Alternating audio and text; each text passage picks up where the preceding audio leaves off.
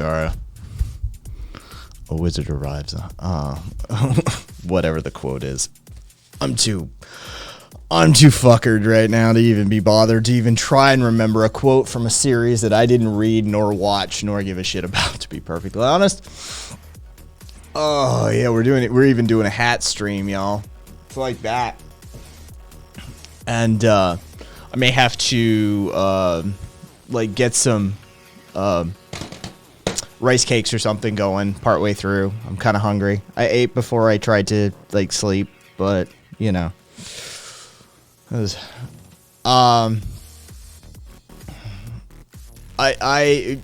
it was a long night. Let's just put it that way. It's a long fucking night. Oh, Karina. I mean, I managed to eke out like a couple of hours of sleep. But that was, you know, yeah, it was definitely. Jesus Christ, that hat's too fucking hot. I may actually end up wearing the hat anyway. Dude, I was up all fucking night. And ended up at the gym at 2 p.m. anyway. So, you know, I put that fucking in up on the board as well. Came home, got some food, like kind of hazed out for a little bit, but that's about it. Oh yeah, Korean, no, it was absolutely, I look like dog shit. I'm looking at myself on the fucking monitor here. I look like dog shit.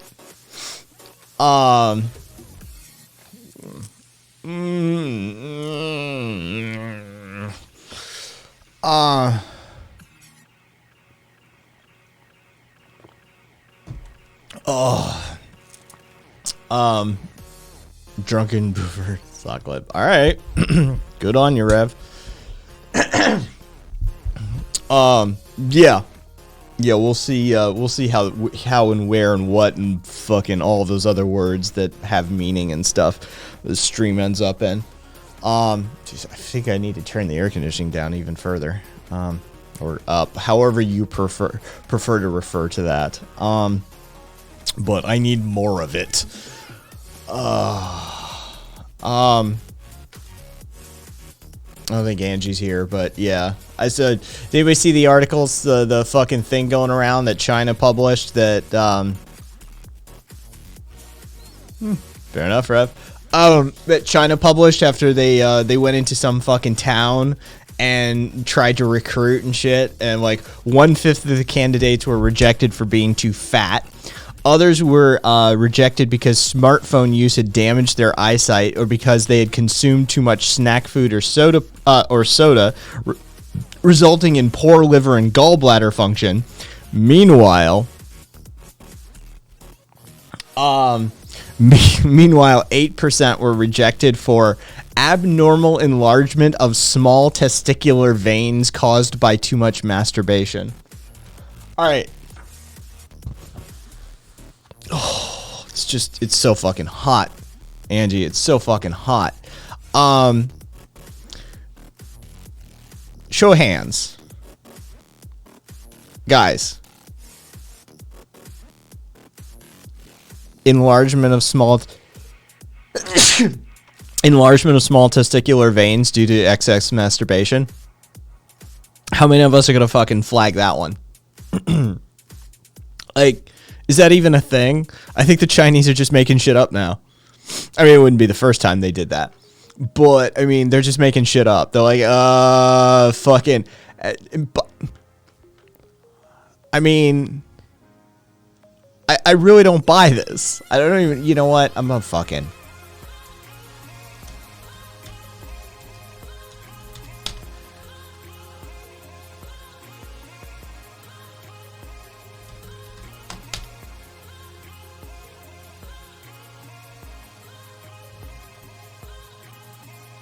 Yeah.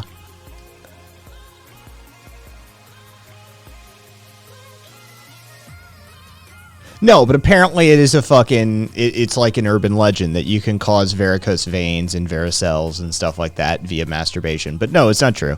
The Chinese are just fucking making shit up as usual.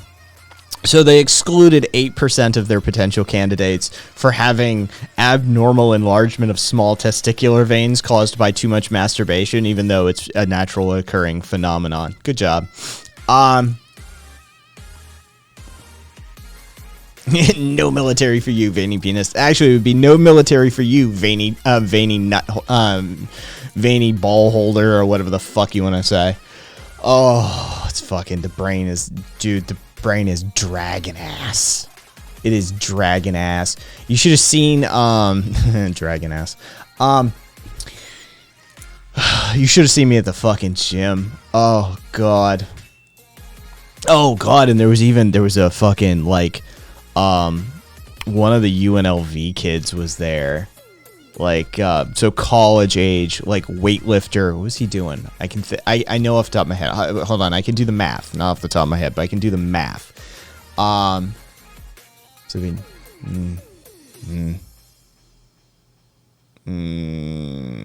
I can do math. All right. All right. So he was doing carries with 290, and he was doing pull-ups with a weight assist on him. So he was doing carries around the gym with 290 on the bar, and he was doing oh god, I think he was doing like 75 or 85 pound added to his pull-ups, and he was a chunky dude to start with. Like, he was thick. So yeah, I had him in the gym with me too, and I'm like, dude, I'm dragging ass today. This dude would make me look fucking weak on my best day, and I gotta fucking exercise next to this jackass when I'm like, I'm barely here, barely checked in. Oh yeah, it was one of those days. Masturbation gulag. Oh, fucking, yeah, watch out, Jara. If we're setting up a masturbation gulag, you're fucked. Run, Jara, run! Run! Yeah, I did see that, though, Angie. I saw that before you even sent it to me, Andrew. Or posted it into chat, or shared content. Yeah. Well, I mean, you're not going to probably successfully do it here, seeing as you just announced it. And I'm aware of you. I didn't do it in like 3 hours, I swear. Oh, God, I remember those days. Those days are horrible. Fucking being like 16, 15, 17. Just cranking them out fucking every few hours. Jesus Christ. Yeah, it's mainly because my hair is absolutely like insane today, Kat, and I am barely awake. I'm barely conscious here. I'm hungry. I'm barely conscious. I'm here. I'm here. That's the body is the spirit is willing. The body is questionable.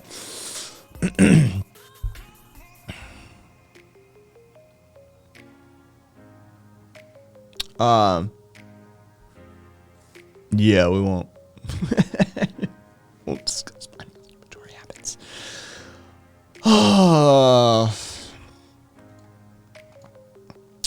Okay, so apparently August 13th is now the new date that Trump will be reinstated. Just FYI. That's the new date, is August 13th. So for those of you keeping track on the pivots and the time shifts and the pushbacks, yep, it's now August 13th. Fucking the My Pillow guy, basically announced it. Hey, Viva.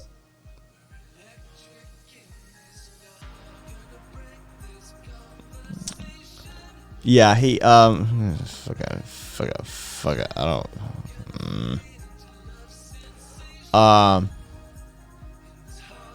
yeah, no, that goalpost got fucking legs on it.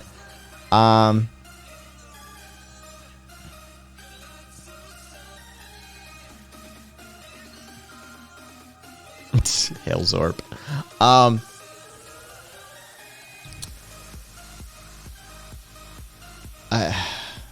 Oh, God. Apparently, August 13th is a Friday.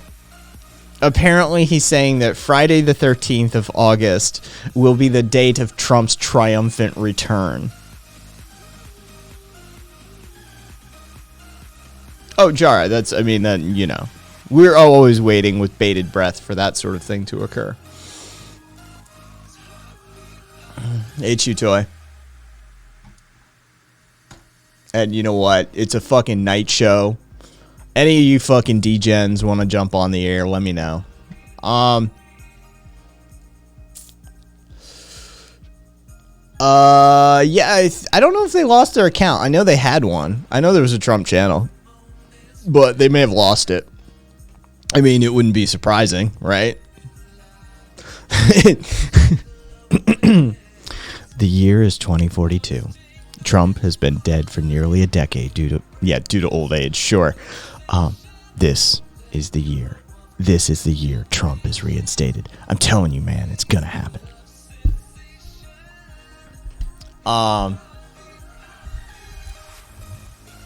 got shit planned. He can't come back on that day.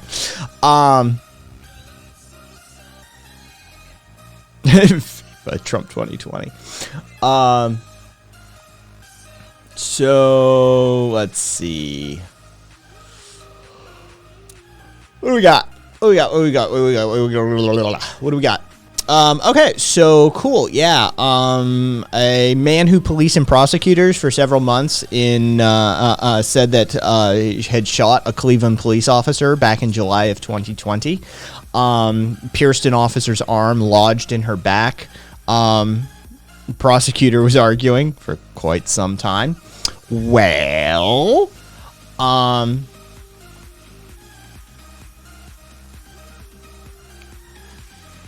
the ballistics testing was finally done in April of this year. It was her partner's gun. So for basically a year, they absolutely fucked with this dude's life. Assault on a police officer, attempted murder on a police officer, all the sorts of bullshit. All right? 2 counts of attempted murder of a police officer, 3 counts of felonious assault of a police officer, charges that could have easily racked up 2 decades, like that. Come to find out, after they spend a year dragging their fucking feet, that in fact, the bullet that pierced her arm and hit her in the back was from her partner's fucking gun. Funny how that works. Funny how that works, huh? Fucking pieces of shit.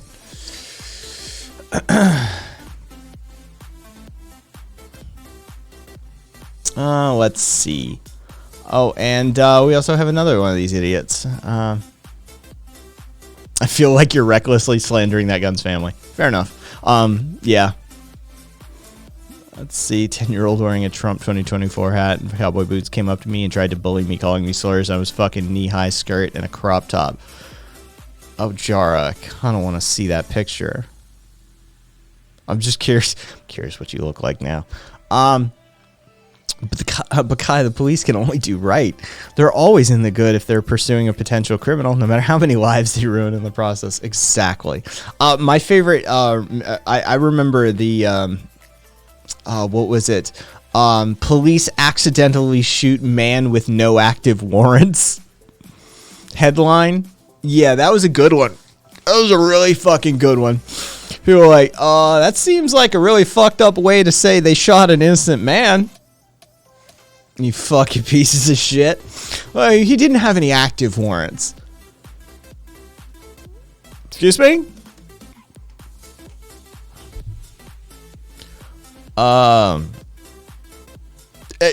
Dirty bong water. Honestly, you kind of don't. You kind of don't. So here's the thing. Still. Here's the deal.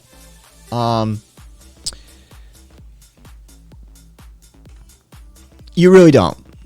We have Fabian Liberty, who's a pair of streamers who are a couple of ANCAPs, who Scott is one of them. I talked to him. He was here last night. They don't believe that. They don't believe that.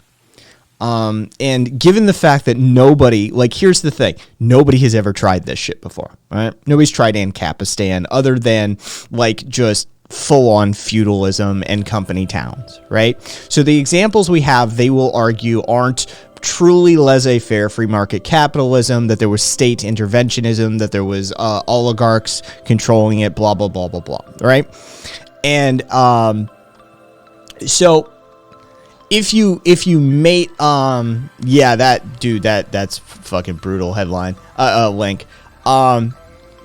If you make the argument, and I have, and I did just last night, that the natural process, and you can walk them through the process of how it, like, I've used tons of examples in this before. I've tried different avenues of attack. I've tried various tactics. You walk them through the process of, like, hey, you know, there's 10 businesses in town and my neighbor and I, you know, work together to, okay, you can walk them through how you can build a monopoly. They will literally say, well, it's a voluntary system and due to creative destruction, that won't happen.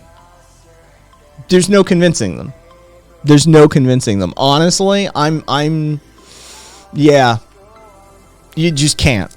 It is, you know, Scott's favorite thing is to say, well, that's what you believe. You know, we have differing beliefs on this. Okay, sure. Whatever. Forget all of capitalism. Yeah, I really don't think you can convince an ANCAP of that.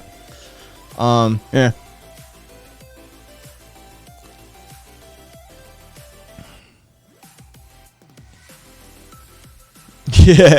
Yeah, were you looking for porn, Exel?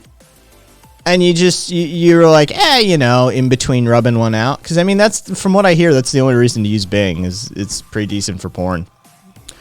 Oh, yeah, we talked about this one. Yeah, we talked about this one last night. About how we slipped out, and it was 2 hours before the base commander even knew we were gone, and we shut the electricity off on the way out. Yeah. It was a good one.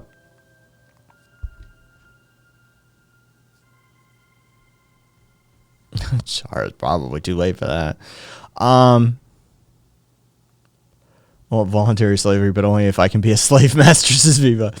I have some websites that I can dude, it's German. I can point you to some things. If that's what you're after, Viva, I can. Yeah, I can only help you with guys though. Sorry.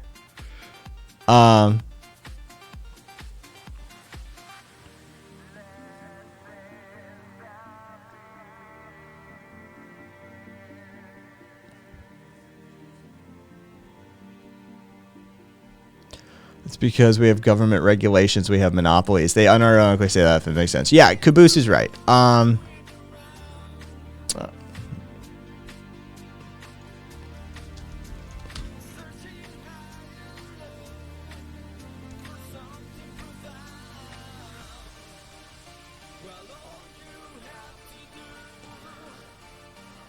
these are not terrible looking men. But who, like, this is a premium site, right? Like, yeah, this is a premium site. Who's paying for porn? Dude, Jara, why are you paying for porn?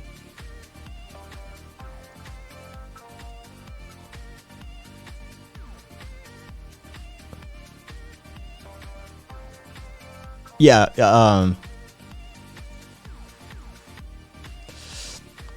duly noted on the torrent thing. Oh, Exol, that's what I use. That's my primary search engine, has been for years and years and years. Yeah. I will back DuckDuckGo. I mean, here, let me just open my browser. There.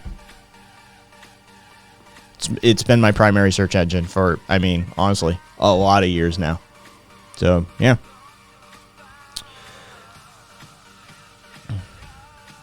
It's re-uploaded on Pornhub. Pornhub's fucking lost quality too, quite frankly. Let's see. At Vivo. Wait, no, not that. No, I mean because of NCAP and oh shit. Yep. Can't slide them shits my way. Yes, I'm aware of why and you know, circumstances leading up to it for sure. Yeah, Caboose Vivaldi. Vivaldi. Vivaldi. That's my primary browser. If you're still looking for something in the Chromium family. Otherwise, Firefox.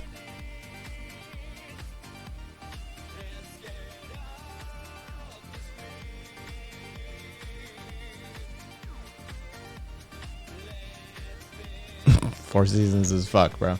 Yeah, Vivaldi's been my primary browser choice for, I don't know, a while now as well.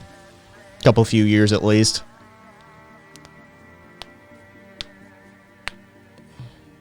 Yeah, if there's some, if you're into like online games, like browser-based games, Opera GX has some shit fuckery you can get up to. Yeah, Spiffing Brit uses Opera GX for click manipulation and stuff like that. But for those of you who aren't trying to click 4,000 times per second on a button in a browser-based game, chances are Opera GX just doesn't fucking matter to you. I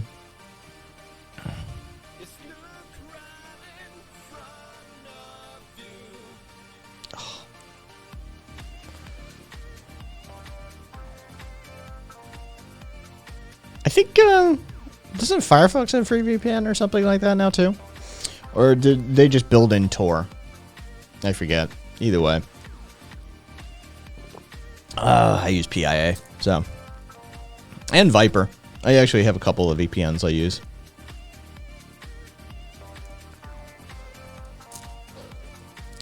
So, it looks like, oh, here. I'll just pass this on. I'm going to put the link in chat for those of you who want to save it. It's going around the Tanky Jerk subreddit. Super useful. Next time an ML or someone in that category tells you to read theory for like the 1,000th time, tell them you already have and share this link. That's a fanfic for Forbidden Love between Stalin and Trotsky. So, yeah, the next time an ML tells you to fucking go read theory, just say, I have, and have you read this? And reply back with it. Yeah. So, yeah. Fucking Tanky Jerk was passing that around. Goldfish, Marxist-Leninist. Yeah, Jari, you're keeping it for different reasons, though.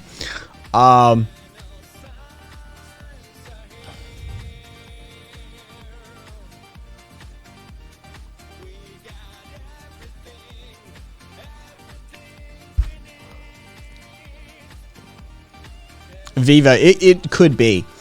Given the closed nature of some of the Soviet archives still to this day, there is a distinct possibility that what you are reading has been secretly released by somebody who had access to those archives. So, yeah, for sure. For sure. You should definitely run with that narrative, though. Yeah.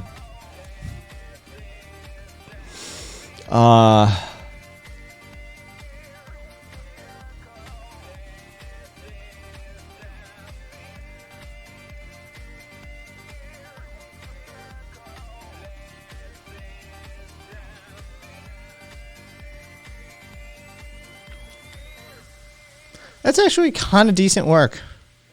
That's better. Yeah, that's better than what we had yesterday. I honestly, yeah, I kind of respect it. It's better. It's so much better than the fucking quality of fucking idiots we had yesterday.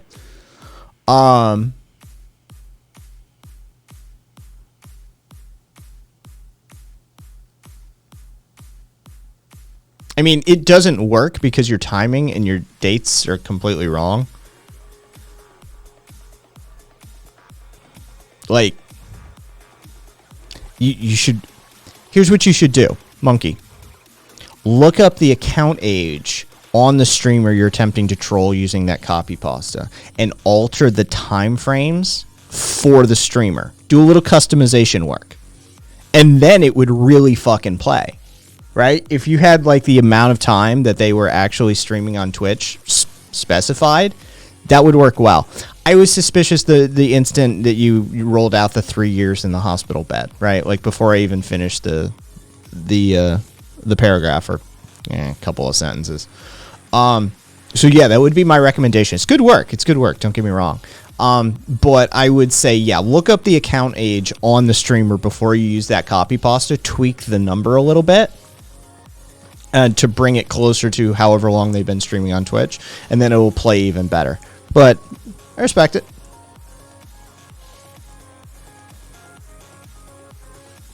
Amber's, it's a solid B. Yeah, yeah. That'll. I mean, it'll definitely pass the class, right? Oh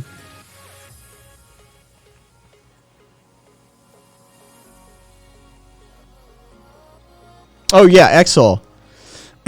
Yeah, Exol. Yeah, it's dude, the fanfic is it's a thing.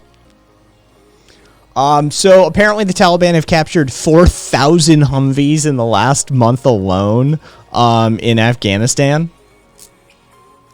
Like this is the okay, so far we think this is the amount. 900 guns, 30 light tactical vehicles, 20 army pickups, and 4,000 Humvees.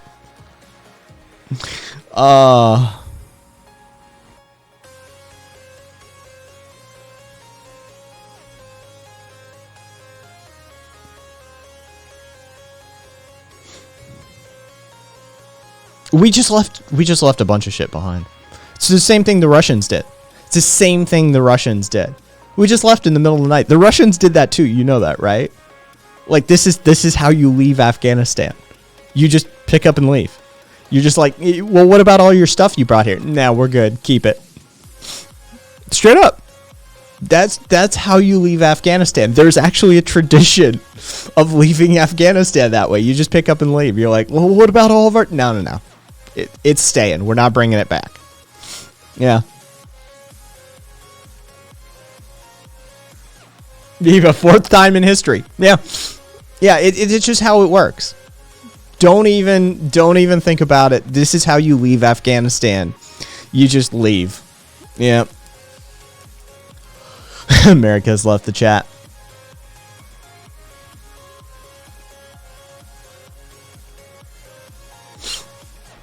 Oh, the imperial history of Afghanistan.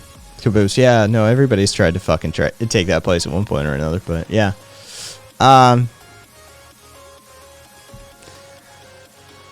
Oh, yeah. They gotta change Exol, yeah, the fucking AKs. Now they gotta go get fucking 5.56 ammo for all the M4s we left behind. Yep. It's gonna be a whole thing. Jara, I can probably hang on.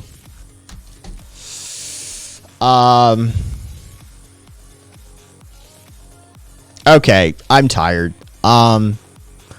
Somebody give me a headline that'll bait these idiots out. And not too goddamn inflammatory. I know some of you fuckers... Cave's not here, right? Alright. Give me a stream title. We want bait.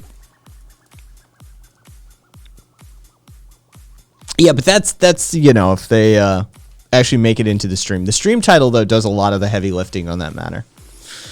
For sure. Don't worry, they left ammo behind, too. They're nice. Nice, Jara. Oh, yeah, okay.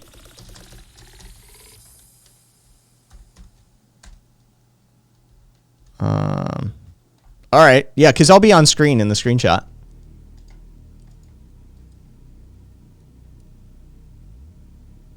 Yeah, we'll go with got a new skirt for a little bit. And we'll see if that can't hook a couple. Oh, Jesus Christ, cat. Yeah, Chuto, you're good. Yeah, we talked about that shit yesterday, Kat, about what Destiny did with the fucking N-word take, and then just fucked off for a week vacation. I still think that's hilarious. I don't give two shits about his take one way or the other on the N-word, but the fact that he dropped that shit on Twitter and then left for a week vacation, I adore. I absolutely adore that shit. That's fucking hilarious. Just smoke bomb, bitch. Oh,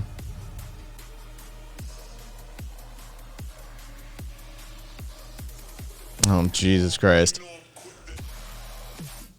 Biden communist vaccine rollout full steam ahead. Something something states rights. Something something Antifa. Am I doing it right? Effects of skirts on testosterone raging men. Oh, you know what? Here we go. I think I've skirts proven to increase testosterone production. Study.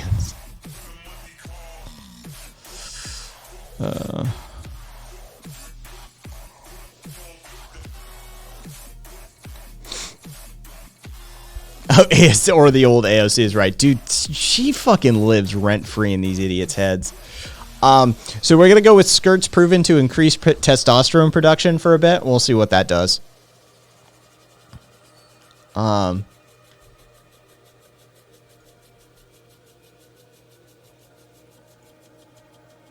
Trump is a lizard person. Oh, man. Yeah, Zippy. Yeah, it may actually be a thing.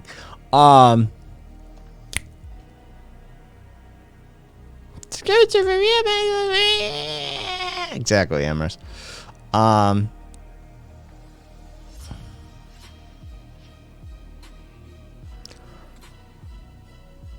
So, Florida cop's going to jail. Don't worry, he didn't kill a black person, so he's actually going to end up in jail. He oh, and his last name was Martinez, so you know. He got 10 years. He was convicted of 2 counts of unlawful compensation, 2 counts of extortion. He basically told 2 teenagers they have a choice. Remove all your clothes and run naked in front of him, or face arrest and jail time.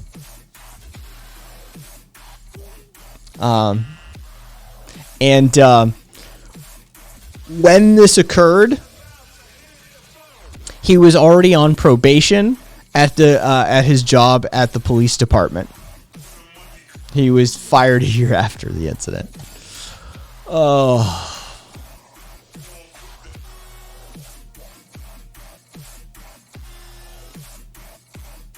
What do you think they chose, Zippy?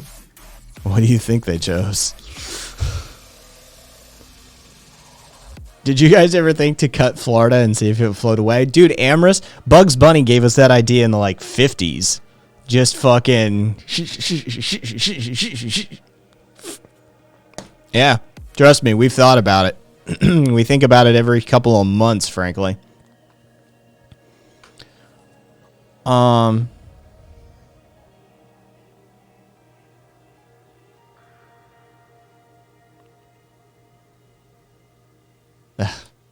Angie, I don't need the extra ammo, but thank you. Oh, I have no idea what you're talking about, Karina. Let's see. Oh, and the police are beating people up in Spain, which always ends well, I might add. So riot police in and around the Madrid area.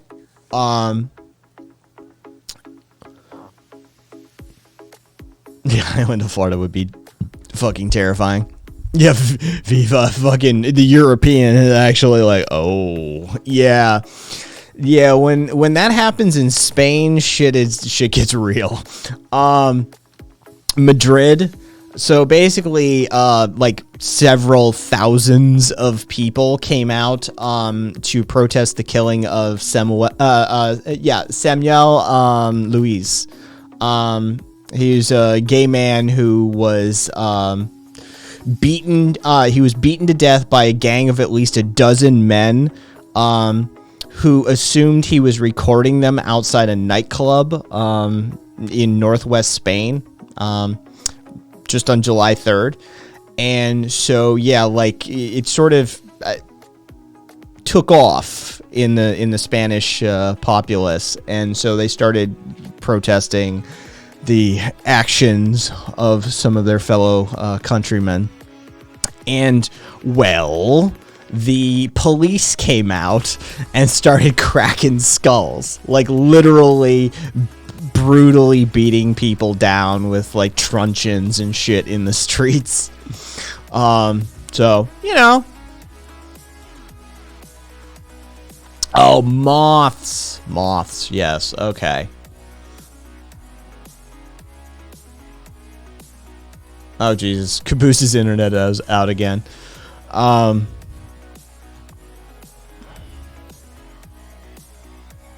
See if I can find some footage here. You know what? I really just don't feel like fucking trolling around looking for it. It's on Pink News. Half of Spain is very based. It's the other half that's a tiny problem. It's just a bit. Just a bit. Got some of that that Spanish toxic masculinity going, for sure.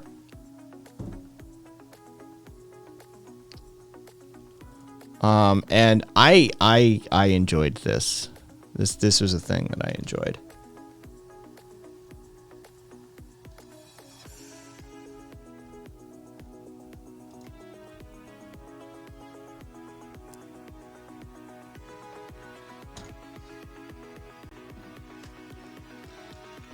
So, there it is.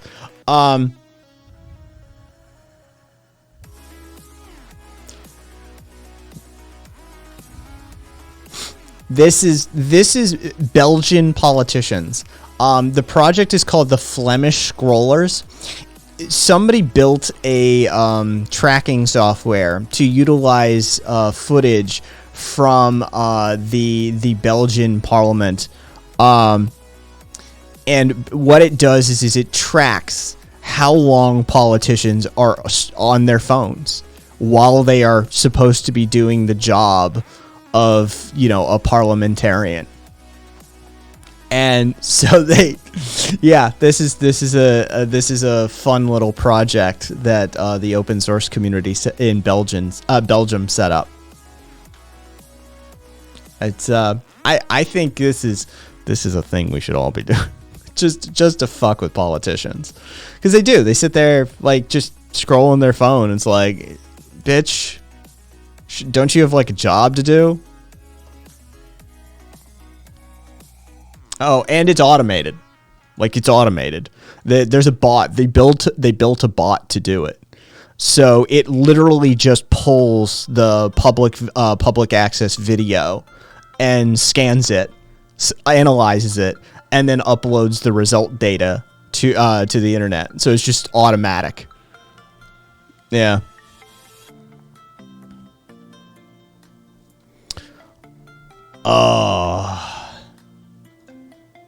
Shiny golden Pepe, created 2 hours ago. Love it. Love it. You're the first fucking fish hook tonight. Sure.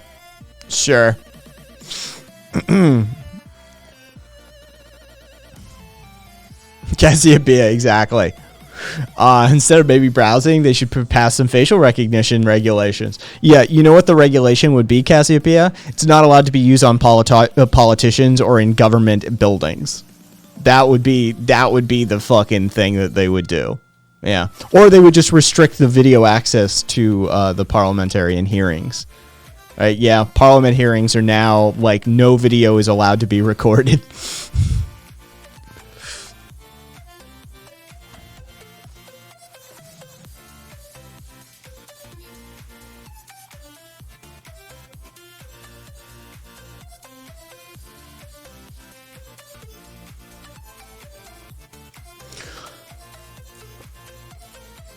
Oh, I'm sure you're used to that feeling though. So just embrace it. Ride the wave. Just as a tip, just have a few backup accounts in your back hands that are months or years old. That's not hard. Viva. Yeah, but Viva, when you burn... Viva, have you considered that maybe you might need to burn through 3 to 5 a week if you engage in some of the practices that some of these geniuses do? I mean, it's difficult to make death threats behind the scenes and not lose your account. So, yeah.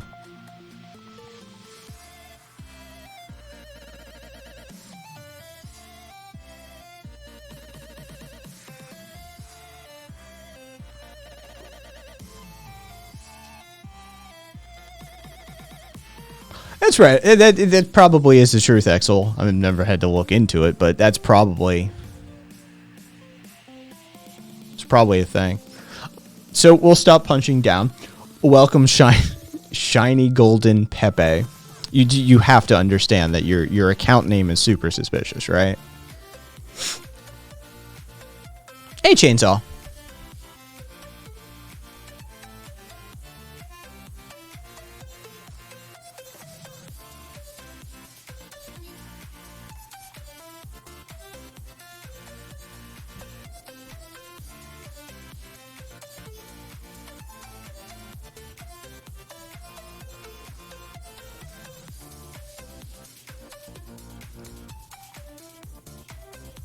It's the Pepe reference that got you, that's gonna get you in trouble. At least in leftist spaces, they get super twitchy about the Pepe memes, because there is an affinity from one group towards towards Pepe, which, I mean, I feel sorry for his creator. His creator's done his very best to try and reel that back.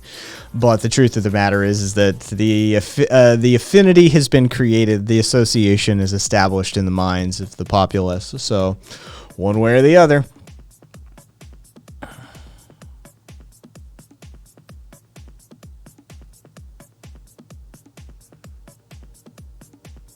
Well, I sure hope so. I like Dick.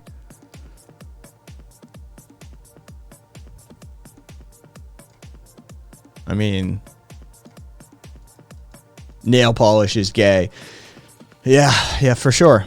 For sure, that's definitely how it works.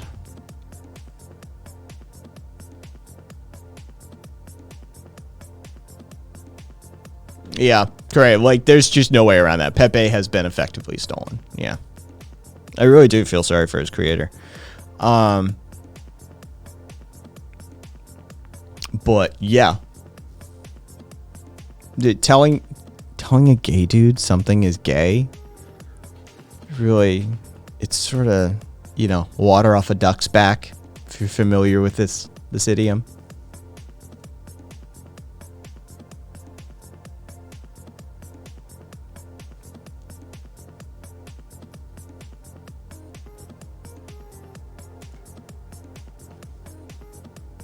Viva, how many right-wing spaces are you spending time in? I mean, you know, what's the ratio balance? Chainsaw again, yeah, don't lob. Hey, I'm just gonna have to fucking, yep, there it is. We'll mute the alerts and we'll kill the overlay. There we go. Holy shit. Hang on. They're still coming in. They're still coming in. We're going to have about 400 maybe? So what was the... Are they randomized this time?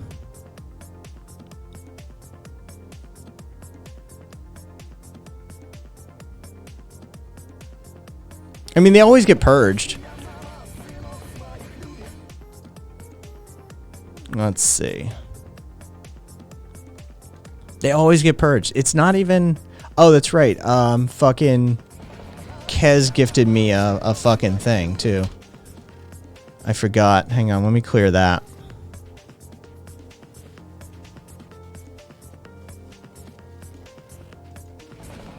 There we go. Cat. I'm guessing, I don't know.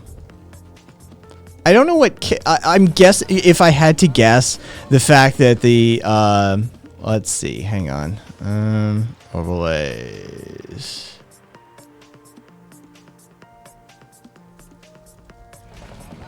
There you go. Oh, that's not what I want. If I had to guess, like they're really kind of worked up over the whole like inquiry and the fact that a bunch of them are going to jail and shit. Let's see, where is the follows? There we go.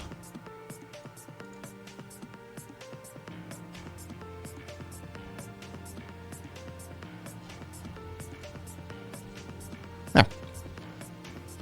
And now I can just, there we go. Hashtag AZ audit. Okay. So whoever just spent money to do that on the channel, it was literally like, I don't know what, 60 seconds worth of interruption on my side. It literally is just nothing. Oh, I'm sorry. It's a little closer to 2 minutes. Get my accuracy spot on that one. Let's see.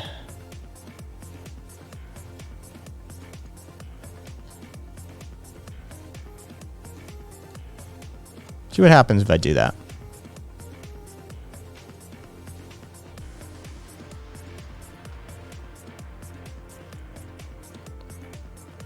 Oh, Karina. Somebody just poured in rough estimate. Oh, you know what? I don't even need to do a rough estimate. Hang on. Give me 1 sec here. Give me 1 fucking sec. Somebody just poured in 200 followers.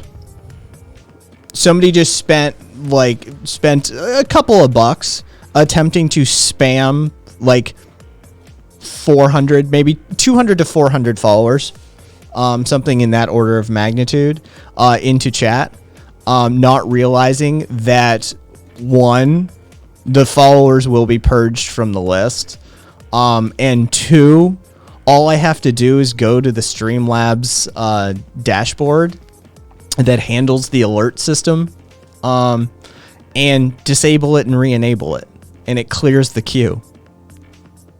Like, it literally, it just takes a couple of minutes, to, 200 hate follows with bots. Yeah, basically. Yeah, it just takes a minute to log into to the back end and fucking disable, re-enable, and it clears them. Like, it's that simple. Like, it's literally money spent for not even a minor irritation. Yeah. Yeah, chainsaw, minor inconvenience at most. Yeah, for sure. I think they think that, like, it might be the first time that it's happened. Right? Like, the first time that it happens, you just sort of put up with it. After that, you quickly learn. You're like, oh, how do I address this? You can clear the alert queue. It's just a thing you can do. So I love whoever just did that. Yeah. They literally, I just cost somebody money. That's all I know. Is somebody was like, oh, I'll get them. These SJW leftists, watch this. Blah. You see all the alerts? This is supposed to cause is like 20 to 30 minutes worth of alerts to irritate the streamer and to disrupt the channel. But it literally doesn't. It's a minor inconvenience at most if you know what's up.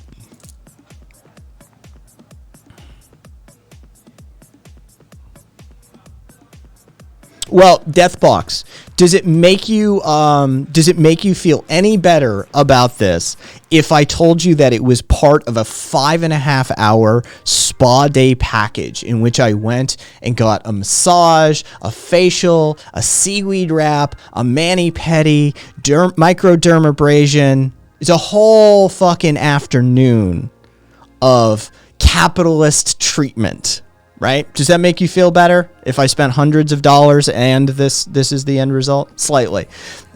Do you wonder if maybe you should look into that, if that actually made you feel better, why that's a thing for you? It's a little weird that actually worked.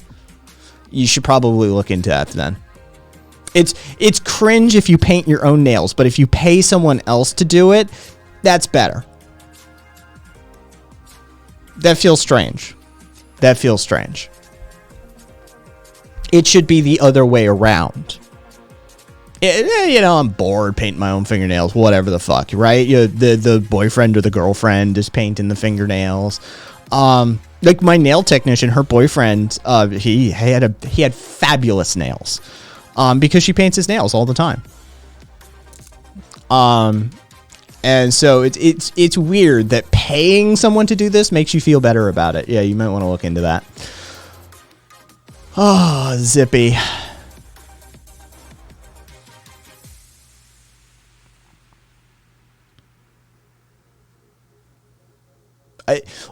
Why does it matter if somebody puts paint on their fingernails? Do tattoos bother you too? How about piercings? Tattoos and piercings. Do body modifications bother you as well on that level? How about henna? How about henna tattoos? Henna tattoos, are those cringe as well? Yeah, chair kicker, I did. Like, where's your cutoff for cringe?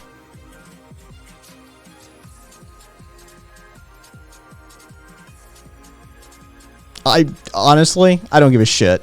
Your opinion literally means less than nothing to me. I'm not offended by it. The amount of stuff I've seen, done, experienced in my life, you couldn't possibly offend me. I'm just trying to figure out if there's a train of logic to your thought and why you find it to be cringe. I honestly, I find it curious. So why do you have like pictures drawn on you? Isn't that a little bit cringe? Like it's literally paintings on your body. That's a little weird, isn't it?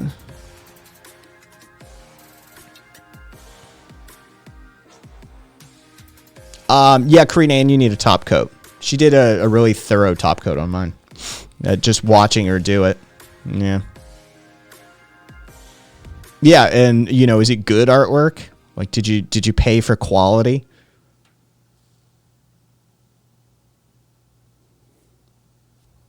Ooh, hang on. Aw, Caboose is out.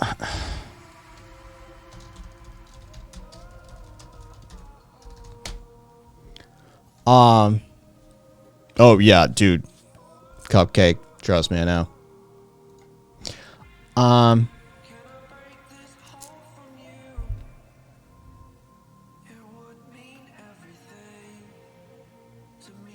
It is, Viva. It really is. If I finally nut up and do it very light, dude, it's barely, if body modification is a 1 to 10 spectrum, this is a like 1 or a 2.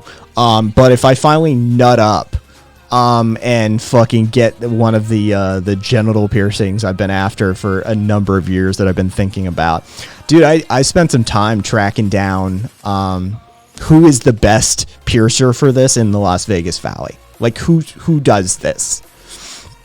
Because you might as well pay for the quality, especially like if you're dealing with ink, or you're dealing with, you know, body mods or piercings or that sort of stuff. For sure. For sure.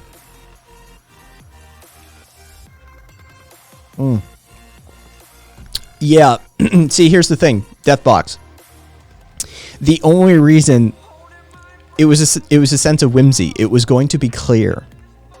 But she said, you don't want color, right? I was like, yeah, why not? Fucking, I just spent the afternoon at the spa. I feel good. I'm a little bit high. Let's, you know, sense of whimsy. Let's get some blues up in here. I like blues. You know, blues. I like the nice color blue, right? And it matches one of my shirts almost perfectly. And I was like, yeah, let's you know, pick. I like blue. Pick something. So she grabbed a selection, and the least toxic one of the batch I picked. It was literally just, why not? It's fucking color on your fingernail. It literally doesn't matter. It's like hair dye. Who gives a shit? It's temporary at most. And it literally impacts nothing. And it's not like I'm sitting here, man, like, look at my nails. Look at my nails. Look at my nails. Look at my nails. Look at my nails. Look at my nails. Look at my nails. Look at my nails. Look at my nails. Look, right? Like, they're on screen. My hands are on screen. Of course they are. It seems that you're the one with the issue with the nail polish more than me. Yeah.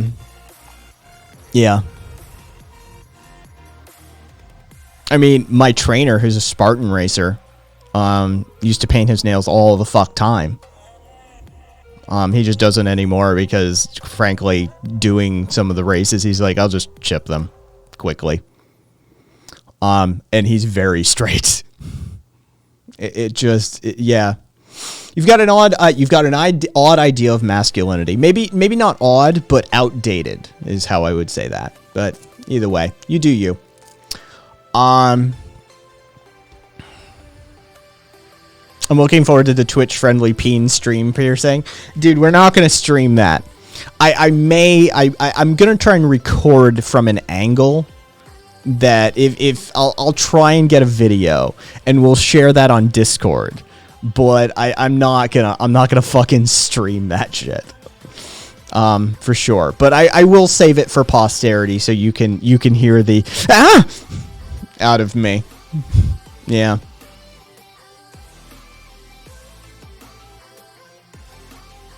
Really? You've never seen a masculine figure with painted...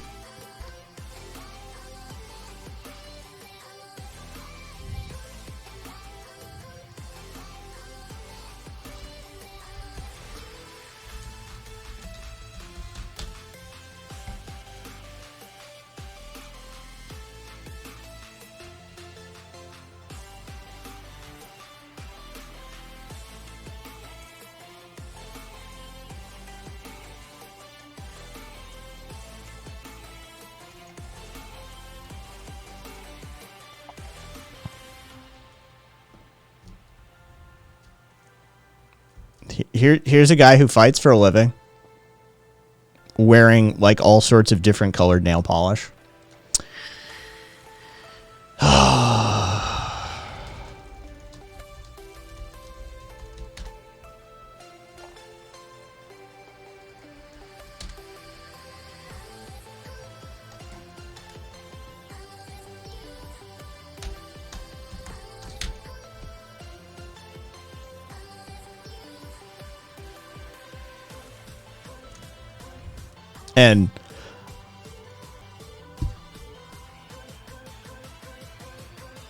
And yeah, as Kat pointed out, we would have to ignore the entirety of the 80s and early 90s and early 2000s.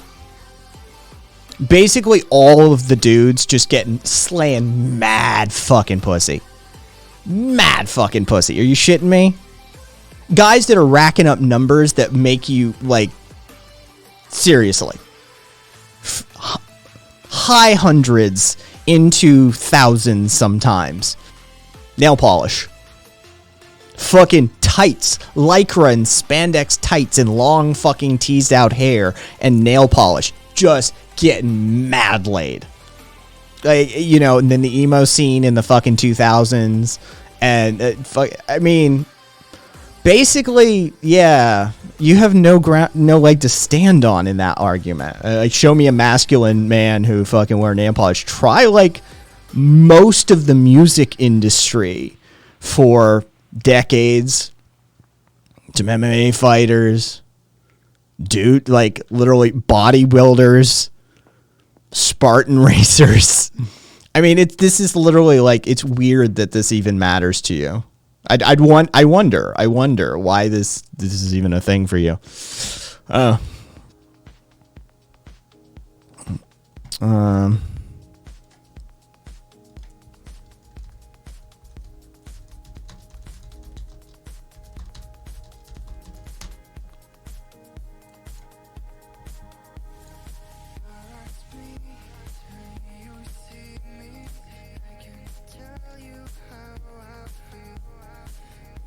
Oh shit, that's Dwayne The Rock Johnson letting his daughter paint his fingernails. Oh my god, and they're like red and pink and shit. Oh my god. Quick, somebody call Dwayne The Rock Johnson and tell him that he's not masculine now because he let his daughter paint his fingernails.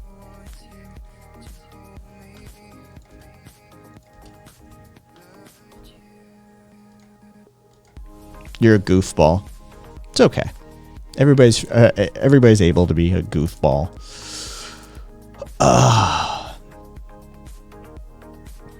Oh, see, the 80s don't count, nor do the early 90s, nor do the early 2000s. Okay, got it. So we just need to eliminate 3 decades worth of time period, and then the argument stands. All right, cool.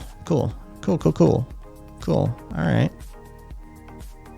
Yeah, it's a slow stream tonight. Usually I kick around the 65 to 75 territory on an average stream. It's a slow stream. It's a fucking Tuesday after a long holiday weekend. No big deal.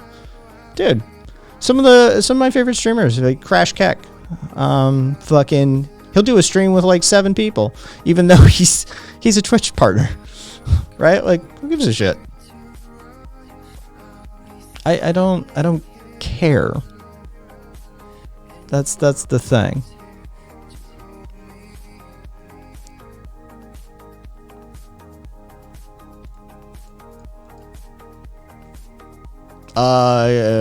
Yeah, sure, why not? Hey, Deathbox, you want to get on the air? Come on. We'll get you the link. We'll get you on the air. You can have this conversation about your perceived cultural norms surrounding masculinity and how those normative values aren't actually a thing, and that they're a perception that has a recency bias to them at the very best. Yeah, we could do a whole sociological analysis of your normative value bias. Yeah, let's do that. You can jump on air. I'll have the conversation. I'm sure right. Masculine men wouldn't back down from a challenge, would they? Hey, T-Dot. Exclamation Discord. Or down below.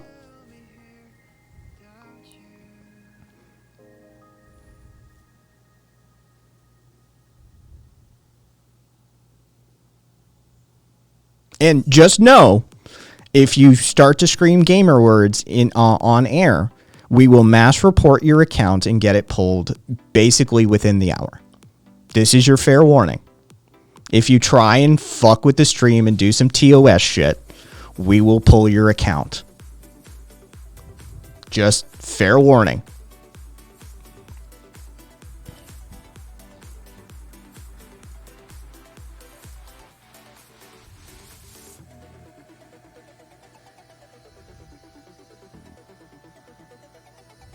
Get into voice chat and I'll pull you into on air.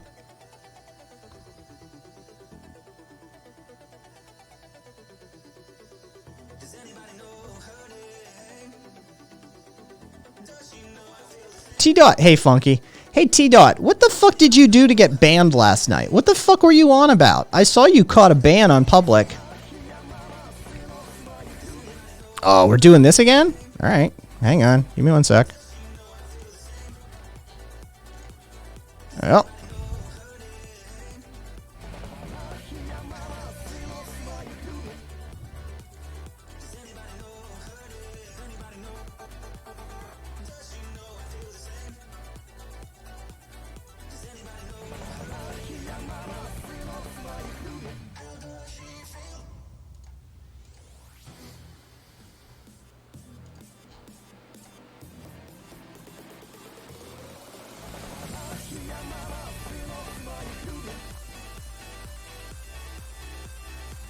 Go on, you can do it. Go over to voice chat.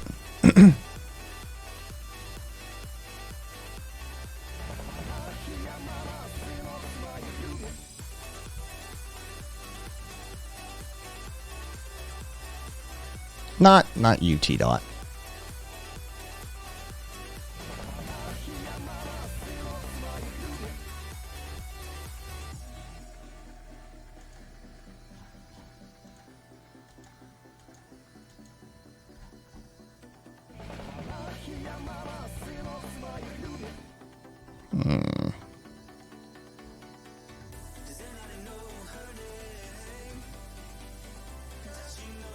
Can I? Oh, interesting. Hang on.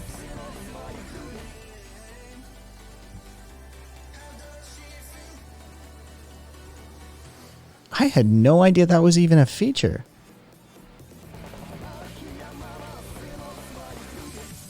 Interesting.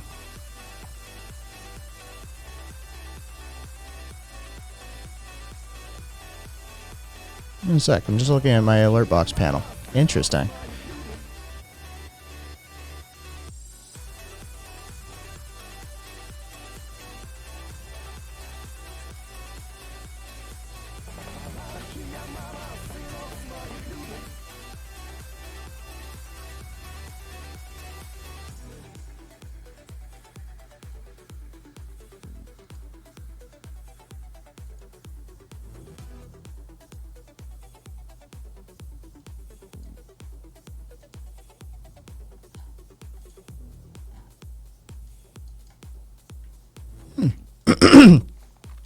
So that was another like amount of money wasted by somebody. Oh, and I found a new feature set. So, hey.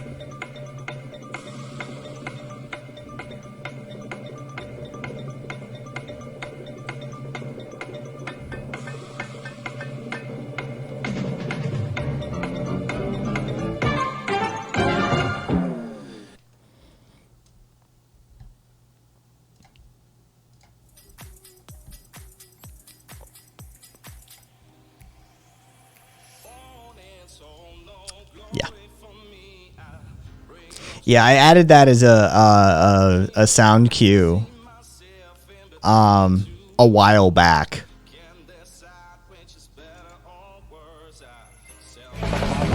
Oh, sorry, my bad. That was my own doing.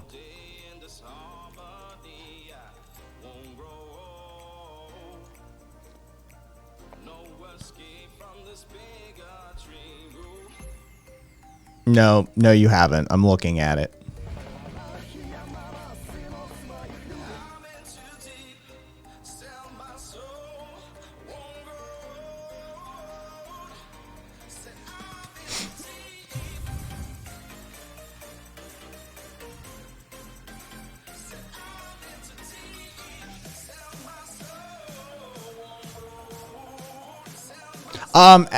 Fucking, who is it? T-Dot.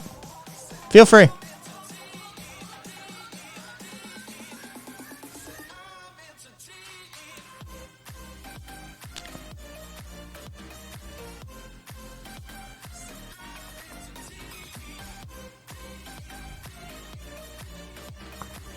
Go on Discord, go to voice chat, I'll move you to on air, and that's that.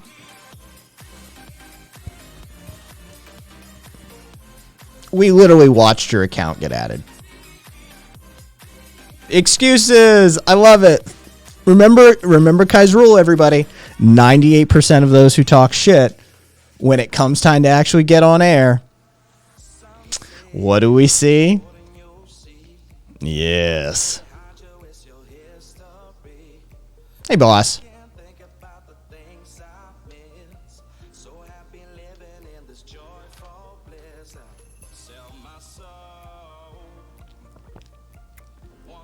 Yes.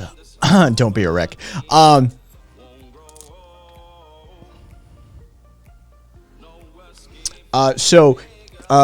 Fucking, what's your name? Deathbox. What's your Discord username? Confirm your Discord username, and we'll be able to tell you whether you're on the server or not.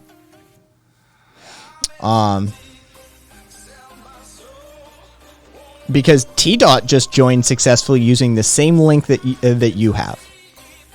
Yeah, you've already joined. You've already joined. As did Boss Hawk. Boss, how are you not on the Discord server? Oh, because you're a boomer. I forgot. Yeah. Just for...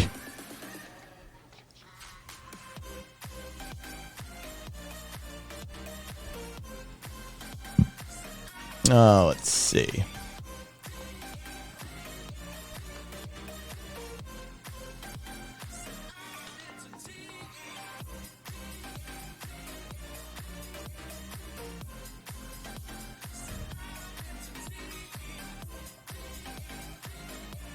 Jaro, which one are you?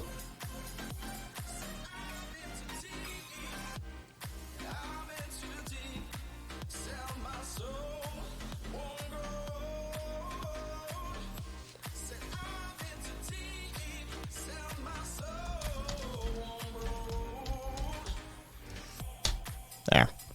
So we can keep track of you. I just added your Twitch username to your nickname. Oh.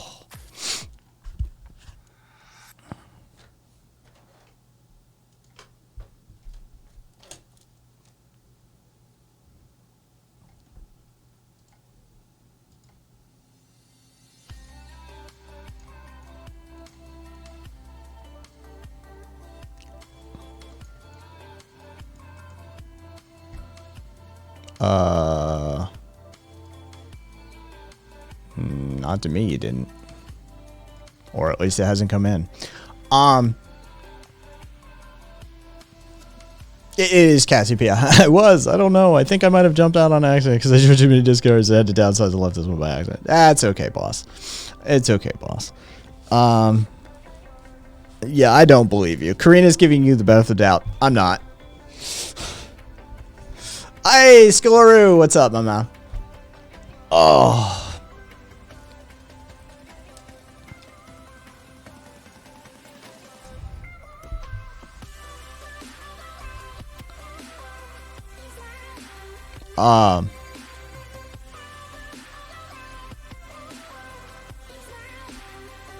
To who?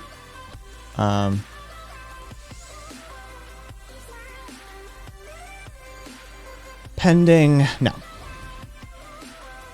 Boo! Boo this man! Yeah, it's not how this works. You move into, so we can see your activity icon. You move into voice chat. I move you on air.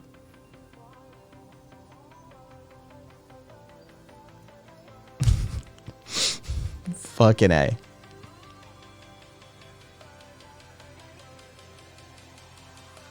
Oh god, Cassiopeia, dude, talk about baiting out the chuds. Hey, one of the regulars do this just to demonstrate it's a possible thing, please.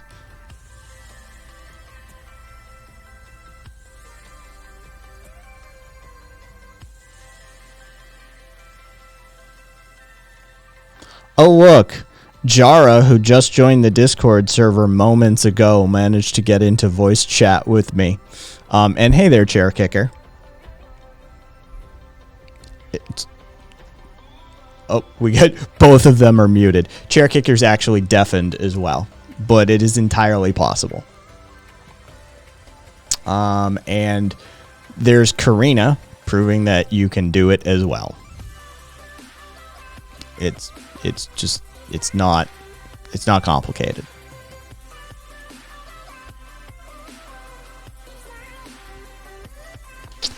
Why doesn't the left exist on economics as a whole and join together to defeat capitalism because fiscal equality is the solution to beating all forms of oppression? No, it isn't. But, you know, fucking...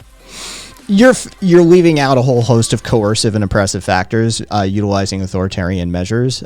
See Taft-Hartley Act, 1947, in response to the National Labor Relations Act of 1935, after the 1880s to 1920s labor movement. If only you bound together and came together as a labor force to, empower yourself economically. This is what we literally did that. We literally did that. Anarchists, socialists, and communists, in coordination with various other labor factors through the 1880s to the 1920s, created a labor movement in the U.S. that basically eliminated child labor, implemented OSHA, a whole host of labor regulations, fair pay, destroyed company towns, these sorts of things, and codified that in the 1935 Labor Relations Act, and then the 1947 Taft-Hartley Act, revised that after basically 10 years of the ownership class of this country saying, yeah, you know what, we're tired of that shit. So then they gutted the labor capabilities of the populace. It is illegal to wildcat strike. It is illegal to general strike. It is illegal to secondary strike. It is illegal to solidarity strike. If you want examples of this, look at the air traffic controller strikes under the Reagan administration for exactly how this goes if the labor movement pools its resources and unifies to cripple America in any way, shape, or form. It becomes a federally enforced legal issue. We've done this. This is a thing. Yeah.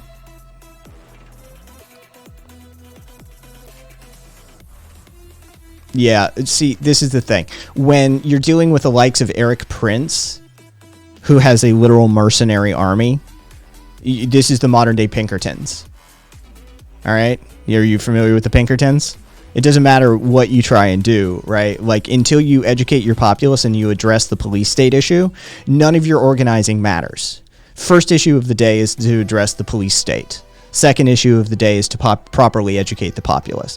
Anarchists do the education thing. The police state has to be a unified matter across more than just the left, because the fact of the matter is as long as you've got right-wingers who are pumping up the militarization of the police via the 1033 militarization program, what you're going to have is a wholly enforceable status quo by the police state. So yeah, it's a bigger issue than just that. Yeah. Theorists, analysts have come at this from 9 different ways for hundreds of years. You're not breaking new ground here. I already am a member. I've taught classes. Yeah. And? Next idea?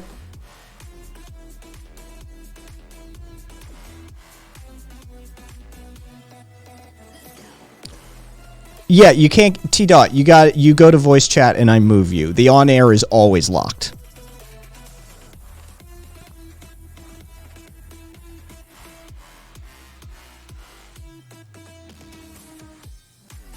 Okay, just like that.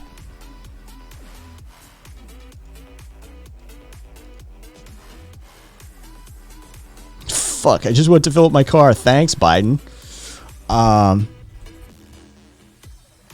With the Maoist Trumpist police state. Biking Cat. I like the name. Gilded Age 2.0 maybe. That you know. Yeah, it's locked for your protection, not Kai's. Yeah. You have to understand. I'm not trapped in here with you. You're trapped in here with me. Yeah, it's bong water here. Essay. 310 Poles of American oppression, but American oppression in parentheses. Right? It's a good read. If I say so myself, I wrote the damn thing, but it's a good read. It elaborates on what I see as the 3 primary tentpoles of the oppressive authoritarian systems: poverty of philosophy, financial hamster wheel, and fear of a police state. And just elaborates a little further on those areas.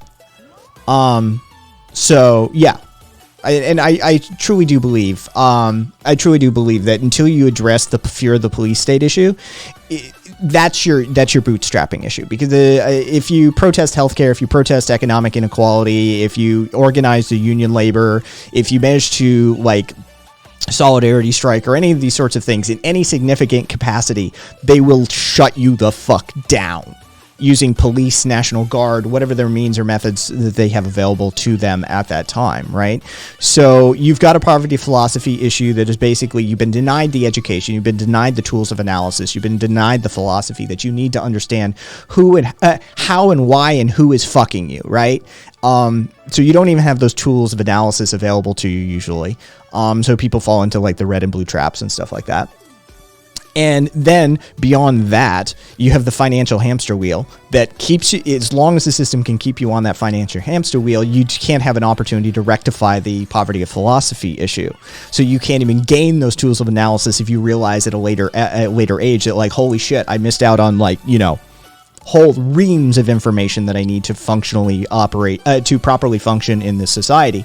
And even if you address the financial hamster wheel and the poverty of philosophy magically, like in the essay I talk about like a magic wand, if you could just resolve these issues magically overnight, you still can't actually make any progress, because chances are you're going to have to do some organizing, chances you're going to have to do some protesting, chances are you're going to have to do some street level direct action work, and the first fucking people to show up are the police. The first fucking people to show up are the police. They're the ones that you have to worry about. So even at the end of the day, if you rectify your poverty philosophy issue, which is a whole undertaking, that's a generational undertaking. You would have to do that, you would have to rectify your financial hamster wheel issue, which is a whole generational undertaking. And even if you do those two, you still have to worry about those that are tasked with maintaining the status quo by the ruling elites of the oligarchical capital owners of society. Police. So yeah, it's a multi-tiered step, like a multi-step process that has to be addressed in a very nuanced way. But it really does all start with police reform, and police reform starts with a cultural shift. So all of this sort of comes back to, it all loops back onto itself, sort of an Ouroboros sort of situation where you have to address education.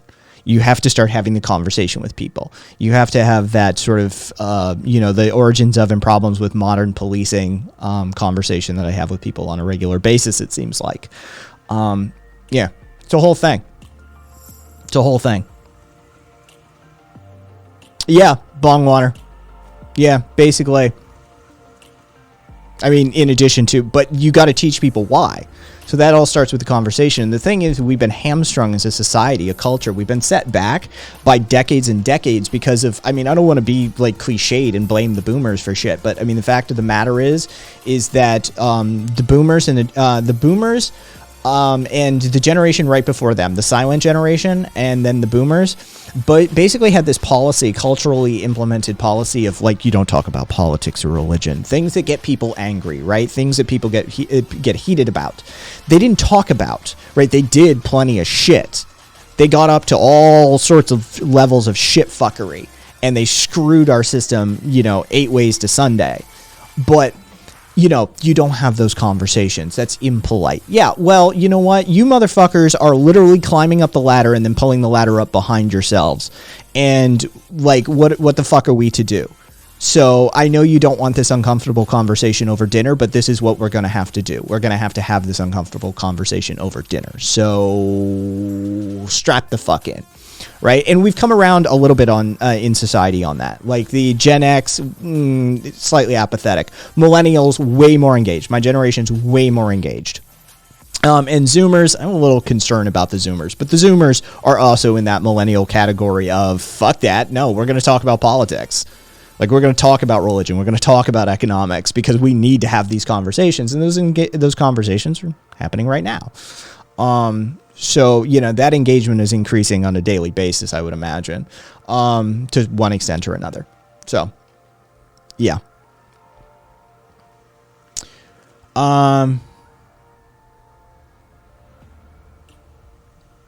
Let's see. Yeah, Cassiopeia. Cruz, I mean, you're never going to do abolition. Not never, but, abolition like that, especially in America, is not a thing. You shouldn't even be having that conversation. It's counterproductive to the entire process to even start talking about police abolishment and shit like that.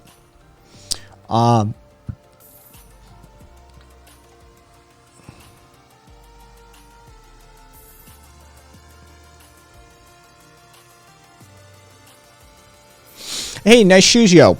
check the channel statement of praxis. Seriously, go read it. It's right down below. Go to the about. Go read the channel statement of praxis.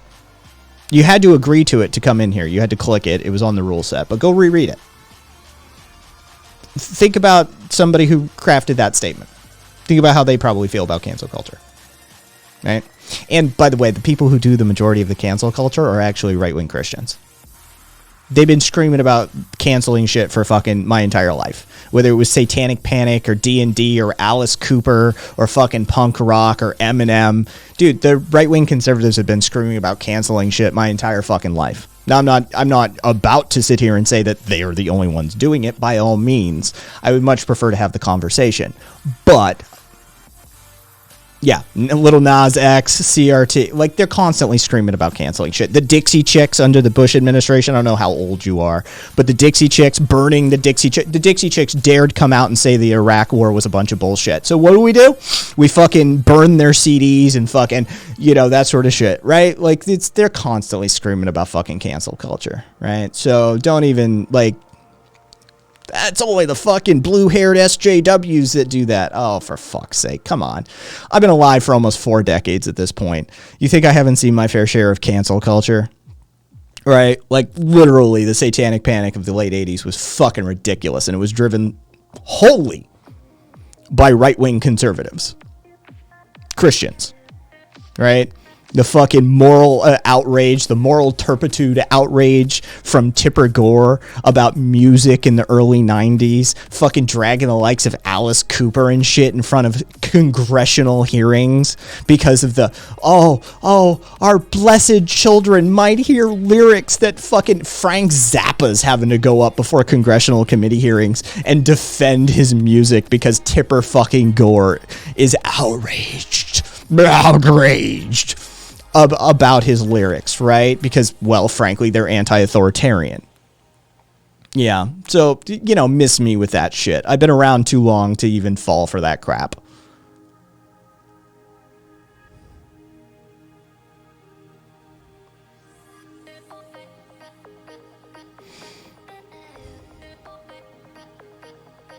Oh, please. They're still doing it. What about Little Nas X? Oh, no, he kissed a man. Oh, come on. They're still doing it. They're still doing it. It never stopped. It never stopped. And again, I won't sit here and say that it's only the right. The left does their fair share too, and sometimes it's the left, fucking left. But sometimes it's also the left. And they've got their fair share of fucking cancel them, drive them from social media, that sort of thing. But do not for a second sit here and tell me that fucking it's only the left doing this shit. Because for the majority of my life, including up to today, it is the right-wingers who are also screaming about fucking canceling shit. So, come on. Just miss me with that delusional bullshit.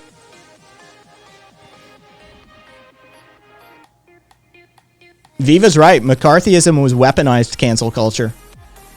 Viva's fucking spot on with that. This shit's been going on for ages.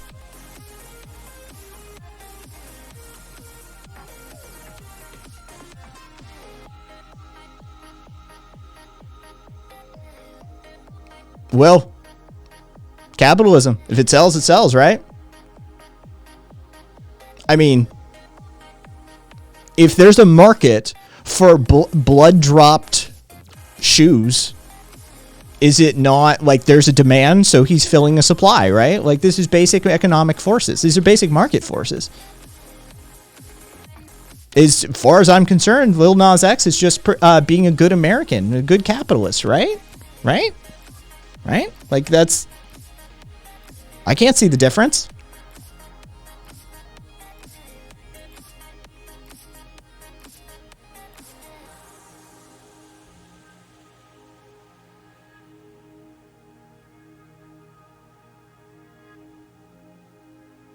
Chair kicker, I'm so gay I can't type straight. Yeah, like, come on.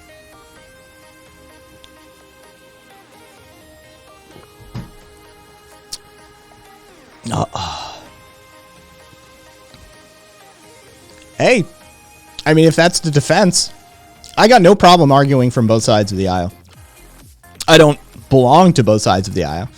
But given the fact that right-wingers argue in bad faith near consistently, especially on this channel, especially with engaging me, I think I'm entitled to my fair share, right?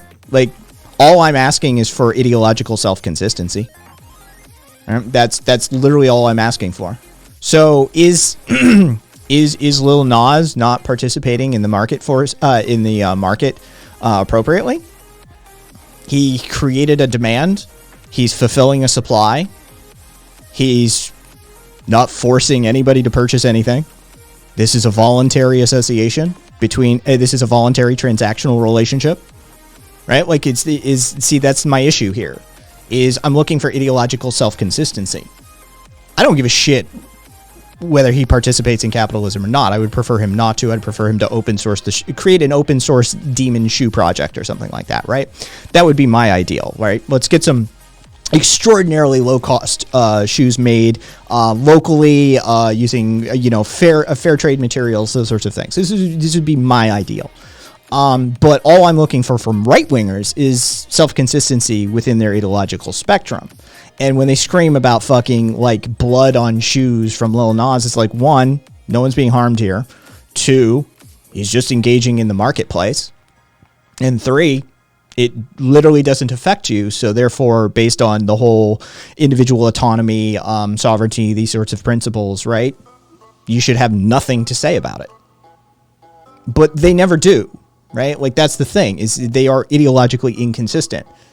And this is where my criticism comes from. So.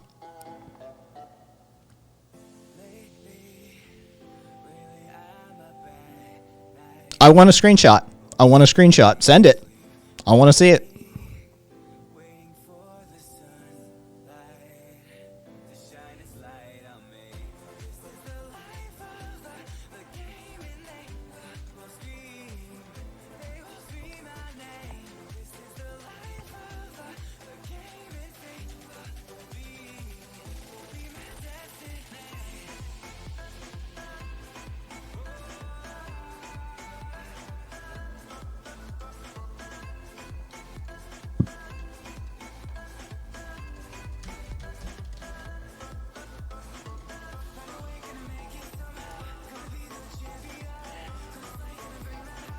What Twitter handle?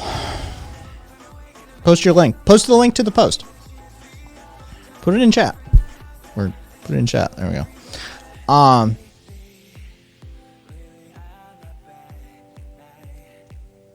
Hey, we got another few. Somebody has just spent like a couple 20, 25, 30 bucks doing false follows.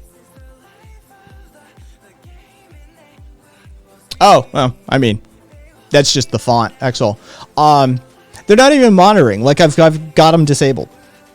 Like, it's literally, it's just piling in over here. Hang on, let me count. Let me check.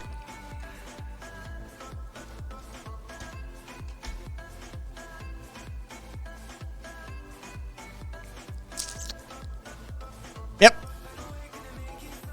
So far tonight, they've spent enough money for about 800 to 900 follows. Yeah. I should contact Twitch support just to get ahead of that. Just to let them know they're not mine.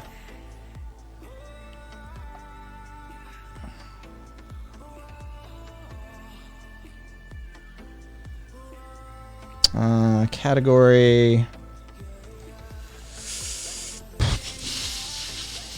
Yeah, let's go with that one.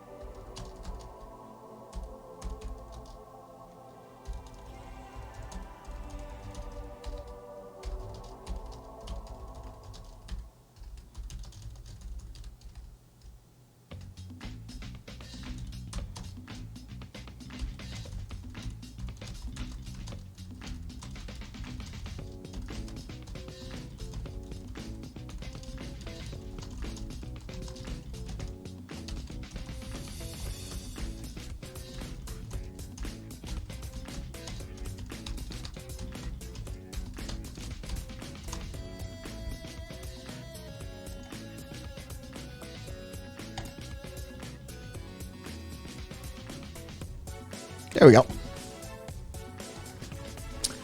Just wanted to get ahead of that. Just in case.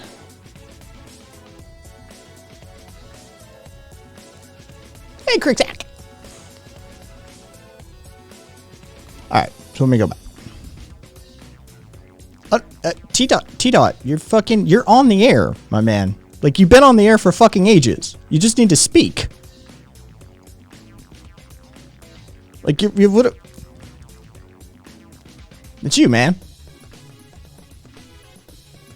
You literally, you just.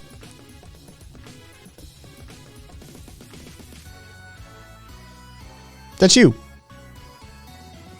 You just need to actually.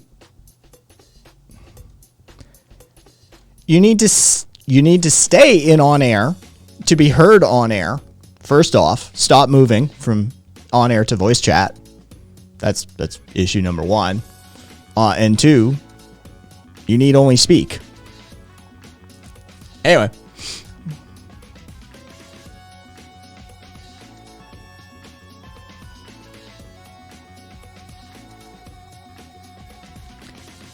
Deathbox, post it to your Twitter account and send us the post link. This isn't that complicated, man. It really isn't. I've had like 65-year-olds figure this shit out. Man. Post it to your Twitter account and link us. Just put the link in chat.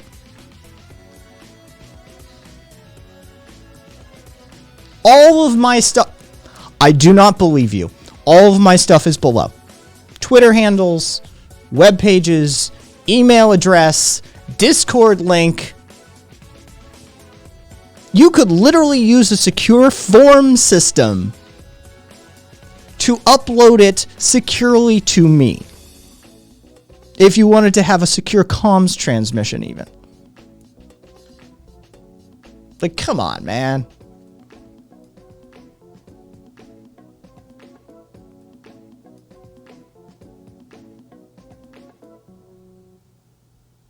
Score. Cool. Let's see.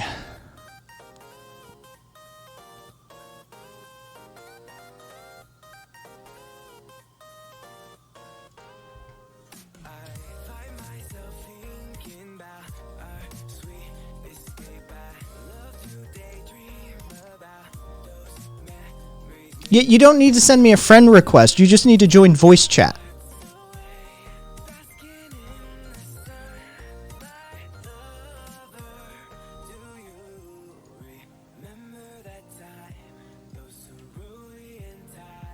You're literally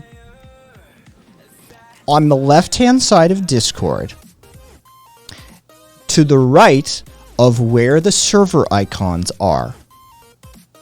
You scroll down and you see a series of voice channels. They will be on air and voice chat to what you can see. There's others. You go to voice chat. I don't know who Chocolate Nova is, so you're not getting on air. Just FYI. Yeah.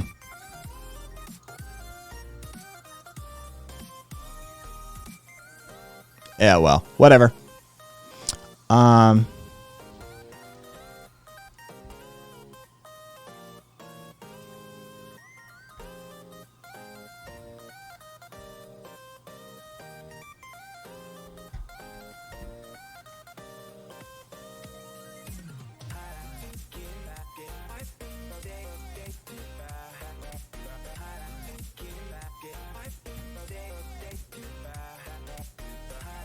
I mean, you say you're the largest. I'm looking at your profile here, but the Twitch Politics Discord is 6415. What do we got? I don't know. No, you're bigger. Credit where credit's due.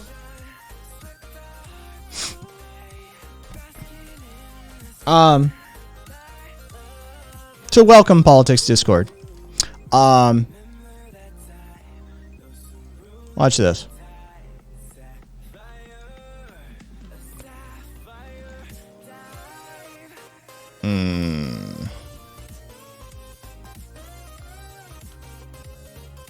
Again,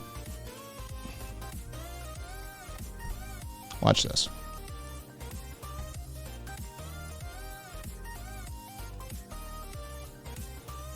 Come to me.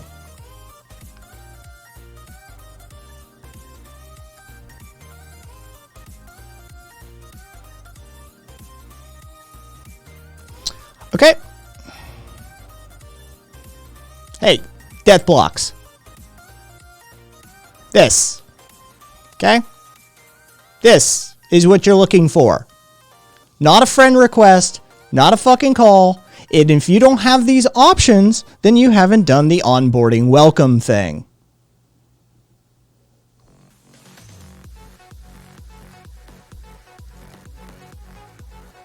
There we go. That simple.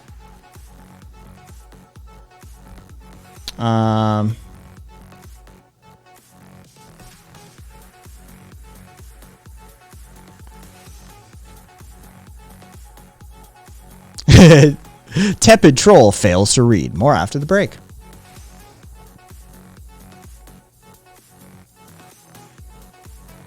All right.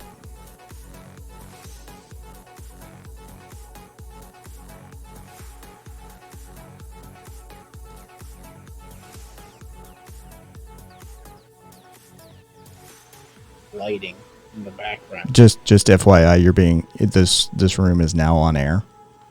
Just fair warning to everybody in here at the moment. I just wanted to prove a point. So yeah, this is not difficult, is it? Say not. Yeah. Okay, so Hans, you're the politics Discord, right? Sir. Okay, cool. I just wanted to get that squared away because I saw the name change. PKXO, may I ask who you are? Yeah, I am PHCAYEXOH on the chat. Okay, cool. Thank you kindly. And Deathbox, you see how easy this was? Like literally everybody does it. So I'm done helping you. I'm done attempting to even hold your hand through this. We've spent enough time on trying to get you to that. You literally haven't. I checked your profile. You haven't clicked the welcome message yet. You literally haven't done the landing page. I looked. You haven't done. I checked your profile. You haven't clicked the welcome message yet. Yeah. Biking. You're probably doing that. Doing the feedback. Let's see. What was your account name? Does anybody remember what this EZZ4CH. Okay, let's see. Let's pull the profile. You have no welcome role. You have no welcome role. You did not do it. It's amazing what happens when you're an administrator for a server. You can check these sorts of things. There's literally one channel you're allowed to look at when you're on the Discord server and you haven't had a welcome role applied yet. There's one fucking channel. If that works. Yeah, it's amazing. Either way, okay. So it's the only one channel. I know, right? Like I thought I made it. See, this is why I love being a former IT guy, because the fact of the matter is that we always, oh, we're gonna make it idiot proof. Yeah, sure you are. Have you met end users? Fucking A. Oh man. So what's have y'all how are y'all tonight? Tell you what. Let me. Okay, so T Dot has yet to speak. So politics Discord. What brings you my way? I just like to look at some of the politics Twitch streamers just to see like if anybody is like I don't know. Fair enough. Curiosity is a good enough reason for anything in this life. I'm perfectly satisfied with that answer. Yeah, hey Kaz. Good morning, Kaz. Yeah, it's been an interesting night. We've had last week we had a bunch of really good trolls, really good like right wingers, chuds and stuff. We had some fun with them, right? We call them toys around these parts. We had some fun. This week they have not been sending their best. Let's just put it that way. So far tonight, I've got over 1,000 automated bot follows in an attempt to disrupt the stream. They clearly don't understand that we can just shut down the alert system. It's not like, oh no, I will have to sit through 30 minutes worth of... No, done. Like, yeah, it's been an interesting evening. Yeah, Angie. Yeah, fair enough, Angie. Yeah, I should start charging him, right? So, oh, hey, he figured it out. He got the welcome roll. Look at that.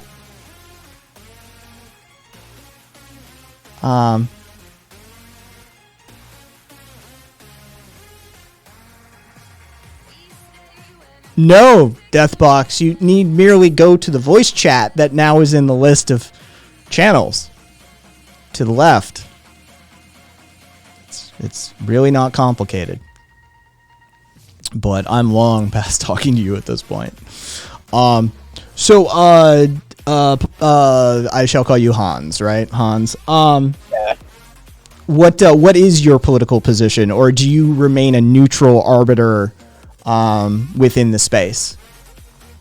It's probably best if I stay neutral. Fair enough. I understand. If that's the sort of space that you're attempting to run, I can understand why you would remove yourself from that level of discourse. That's completely fair. And now we're going to crucify you and burn you at the stake for not answering our questions. It's just, it's a matter of practice. It's just it has to be done. Goddamn fence sitters. No. Oh yeah, okay. In the chat now. All right. Y'all feel free to enjoy the voice chat. This should be interesting. If you wish to participate at some point or another, throw me a message in chat, and I will pull you into on air. But yes, I'm gonna take my leave here for a second.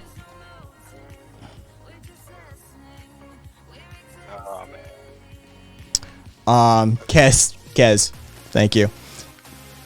That was not complicated, man.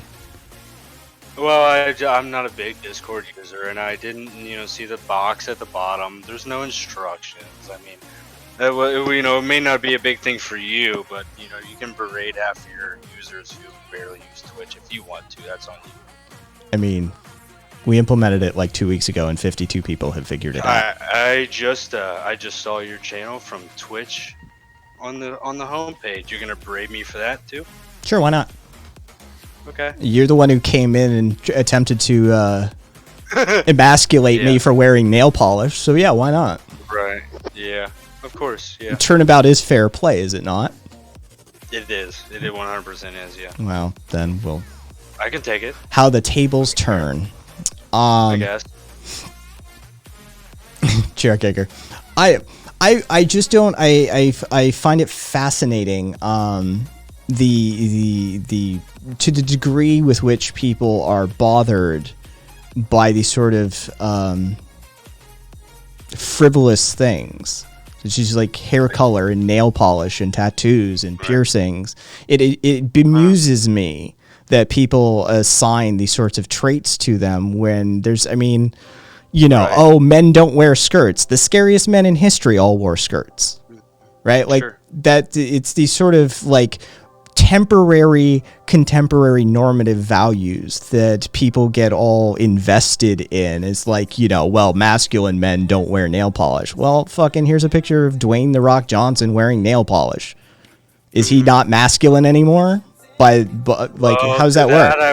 I would say there'd be like special instances where you could find things like that. I think if you look throughout history and in general society, you wouldn't necessarily find that.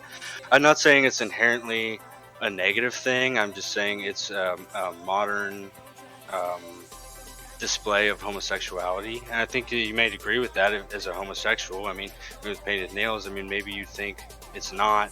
You think it's inherently a male heterosexual. No, thing, it's which I not would inherently disagree with. anything. That's the thing. I Right, honestly, right. I've known probably more Right. like rando straight dudes that have painted their nails over the years than gay guys, and it usually comes from the Sure. music I don't scene. agree with that either, and I will say I don't agree. How with that either. how much time did you spend in the music scene? Do you know many No, many musicians?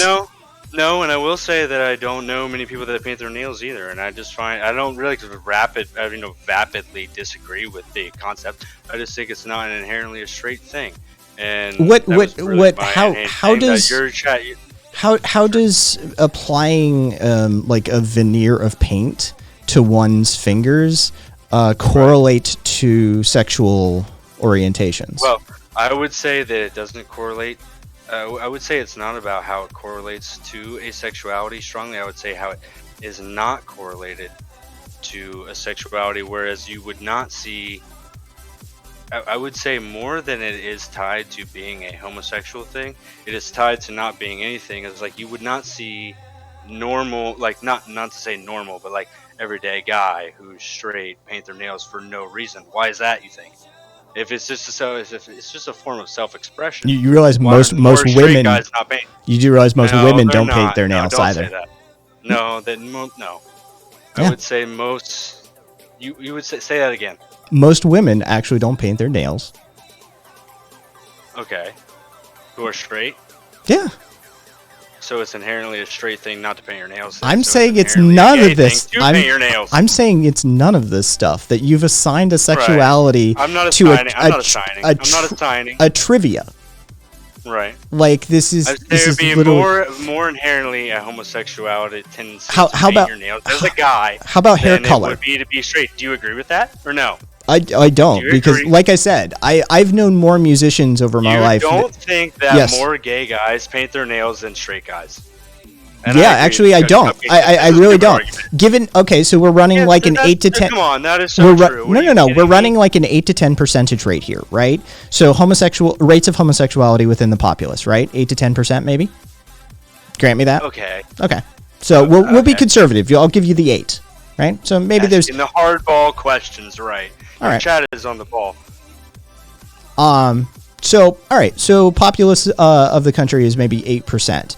Of that, a homosexual populace of the country is maybe taking around 8%, right? Of that 8%, how many of them are actually effeminate gays that would be akin to it? Because there's a lot of bears, there's a lot of fucking otters, there's a lot of those fucking dudes. There's a lot of gym rats. There's a lot there's a significant portion of the gay population that is actually So we're masculine talking, presenting. 32% of the actual population overall. Okay, so yeah, so I would argue that this is actually comparable to people who have been involved in the music scene over the course of their lifetime. And once you start comparing that, then you start to see that rock stars, fucking glam rock, emo, punk rock, all of these categories paint their fingernails People on a who have sem- bisexual tendencies.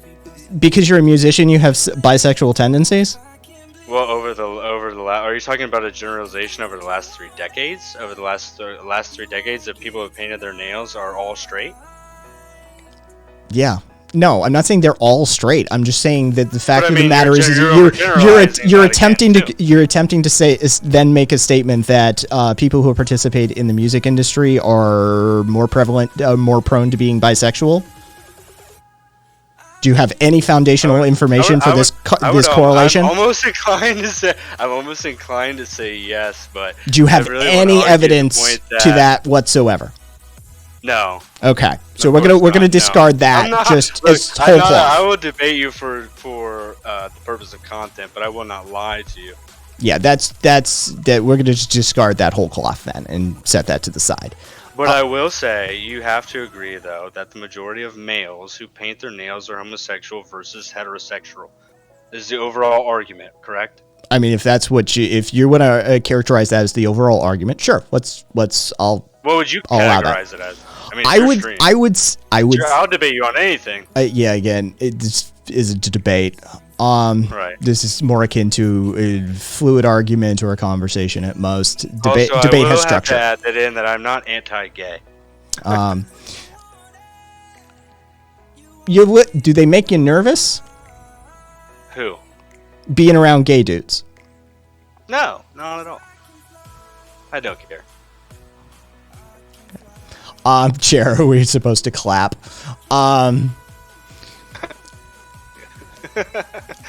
Please don't. No, I don't think it's a matter of clapping or anything like that. I think it's a matter of, and to me, when I see like, when I go to Twitch and I'm not logged in and I saw your stream come up, for instance, immediately, and I clicked on it and your nails are painted. I'm going, why the hell is the guy nail? I didn't know you were homosexual. And the first thing I said is, nail polish is gay. Right. Yeah. Which is Yeah. You'd understand why chat may characterize you in a certain light, given the lack of nuance in that opening statement. What am I supposed to care about Twitch Well, chat? clearly you cared on some level, because you felt strongly enough to make that your opening statement. It was the first thing I saw. There's so many people adding me in your chat. It's ridiculous. Don't pay any attention to chat. It's you and I. It's you and I. Don't pay any attention to chat. Painting your nails is an inherently gay act, and I'm just saying it's a womanly thing. Is coloring your hair for women? Is coloring your hair inherently homosexual? Yeah. Like is that gay? No. Why not? I would say it's not inherently gay because you could have a masculine take on dyeing your hair. Why can't you have a masculine take on painting your fingernails? Oh, what are you gonna paint them black? Yes, that's what heavy metal does all the time. That's not. I mean, that's not I mean, I guess it would. You would have to really. They have gunmetal matte gray nail polish. Sorry, I can't hear you when I'm talking and you're talking. Say what you just They said. have gunmetal matte gray nail polish, for fuck's sake. You think any of those guys still do that? Yes, they do, very much so. It's still very much a thing within the heavy metal scene and the metal scene and the death metal scene, for sure. I would say that most of those guys are anti-homosexual, and I would say that they do that as a and you look it up. Go ahead. Oh. I would say that most of those people do that as a symbol of maintaining their youth, not as their sexuality. But again, you've just doubled back on your own argument. Sure. You've literally doubled back on your own argument, because it's emasculating to paint your nails, but the way they're doing it isn't emasculating. In my view, which is not absolute, yes, it is emasculating, and those guys are doing it. It's emasculating for them too. What do you think that Why? they would say? Why is it emasculating to put just some color on your fingernail? I think at the point that they're doing it for, it's not specifically emasculating, but I do overall I would still disagree with it. But I would say when they're doing it, it's not for a sexual thing. They're doing it because they think it's a punk rock rebel kind of thing to do. Fuck you, you're such an idiot. Your chat's so funny. I would say that people I don't want to say like you, because I just literally watched your stream tonight, and I appreciate you having me on, by the way, so early into your stream. That people do it with the colors and things like that as a way to imitate femininity, modern day femininity. And can you see where I'm coming from at all with that? I think I see where you don't. I understand your perspective. I think it's goofy as fuck. Okay. I think that's okay. I think it lacks any sense of historical context. I think it lacks any sense of sociological context. What world what society are you basing it on of men that had painted nails that conquered the world? You know? I don't need the painted nails to be again, right. But not chat. You and I. Yeah, no, I'm reading the chat, but Okay. that's just between me. It is funny to me because I'm not These taking it to heart, and the chat is taking me in a very wrong way. By the way, I have to ask: have you been drinking?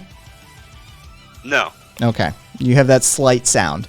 Hans, PKXO, the Politics Discord crew. I have been informed as to your request. I'm happy to fulfill it. Give me 7-10 minutes, something like that. If that is cool with both of you. So no, I would come at it from, and yes, Karina, Egypt did this sort of stuff, and they conquered the known world, but that's neither here nor there. A lot of the Egypt statues have purple painted nails, right? Yeah, it's And blue eyes. so like He said Alex- he's drunk. Alexander of Macedonia wore fucking Sure. skirts, right? Like some of the baddest ass people in the history of the planet break your gender norms, and so I would the to that I would say like to Spartans, the painted nails Romans. thing, it's not a gender norm to me. it very much is. You've demonstrated that A gender norm or a sexual preference norm? gender norm. Gender norm. Men don't paint their nails has been your argument. The only ones who Modern paint their nails are homosexuals. Masculine men. Right, yeah. Okay, that's a Masculine gender men don't norm. paint their nails. That's a gender So norm. it's a sexual preference male, because homosexual men do, but heterosexual. But we've men, already I would say, demonstrated generally do not. heterosexual masculine men in a variety of factors do. We've highlighted some differences and things like that, but not a norm. We haven't highlighted a norm. I would say we've highlighted some exceptions, and maybe The Rock and a statue of. Do you know how many fucking fathers I've known over the years that have had their nails painted by their daughters? It's pretty much standard. It's right up there with. It's on Instagram. It's right up there. It's right up there with pink tutus and doing tea parties. Which is not gay at all, right? Yes, guys who fuck their wives and have daughters and don't give in to toxic masculine stereotypes who play with their daughters are less men than those who don't. Yeah, that's a fucking brilliant take. Right. Yeah, sure. We're twisting my words a little bit. I think that playing with your daughter is one thing, and doing something on a normal, regular basis is another thing. Well, what if your daughter likes why to are you paint trying your to twist my fingernails on a words? regular basis? Is he less of a man now? Stop trying to pin me. Playing with your daughter is a regular thing you're gonna do. I mean, come on, that's playing with your daughter. Stop trying to. Oh, so there are exceptions. Stop trying to pin homosexuality as a regular thing. I mean, It is. what do you- It has existed throughout all of human and animal history, so it is a regular thing. Okay, well, I won't get into whether it's like a natural thing or a nurture thing, but I would say, depending on that, and whether you're debating on that, is what you're going to debate painting your nails upon. Is you're gonna look back through history of all the great civilizations that have lived, and you're gonna tell me that all the great men have taken time out of winning battles, conquering nations, and to paint their fucking nails. Many of them did. kidding me? Many of them actually wore rouge and such things. Yes, our founding fathers actually wore powdered wigs. For fuck's sake. Is that why you do it, or do it? 'Cause I you're do gay? it. I do it because I felt like doing it. My sexuality didn't. Gay. Oh wow, yeah, no, my sexuality didn't come into play. I wasn't like, hey, I really want a cock in my ass right now. think it Oh, was, though. thinking of that, I really want some blue on my nails. No, you did it subconsciously because you want to act like a Oh. woman, and a woman paints her nails, and you want to get fucked by a guy like a woman. I mean, it's not. No, I like to get subconscious. fucked like a man. Well, that's fine, and that's fine. Oh, Go you for it. say it's fine, but Chat you, and I not both for have me. noticed that you've got a hang up on this. You do. About what? The whole homosexuality thing. I don't. You say- seem no, I bothered don't by say it. kind of You derogatory words. I legitimately let you seem do bothered. You. Hey, you do you, buddy. I'll do me. I'm not painting my nails. Oh, so we Is just that got really timed your up. argument that you're mad at me because I don't want to paint my nails and I think I straight don't- guys shouldn't paint their nails? I don't give a shit. I think it's Right, hilarious. neither do I. Dude, You're it was bending literally over the first backwards to words get me out of on your mouth. Your stream It to was argue the with you about first this. words I mean, out of your mouth. You clearly care on Right. some level. I don't really care. I just think it's interesting. So You were think the it's Romans somehow were the related. Romans and Spartans any less masculine? Who made the rule that painting your nails is feminine? Is it a law or something? No, it's not a law or something. It's just fucking gay. There it is. It's a reductive, non-logical argument that you have founded upon contemporary biases. That's all. Because where do you think it came from originally? I mean, does it? Where is it where to does make nail yourself where look- does Let me nail ask you, polish let me come ask from you. originally? It's a thing to make yourself look pretty to get fucked, right? Do men not make themselves look pretty to get fucked? I mean, it's a different kind of courting, but I mean, it's this you're It- courting so it's somebody this- to make it's you the look same pretty, thing, right?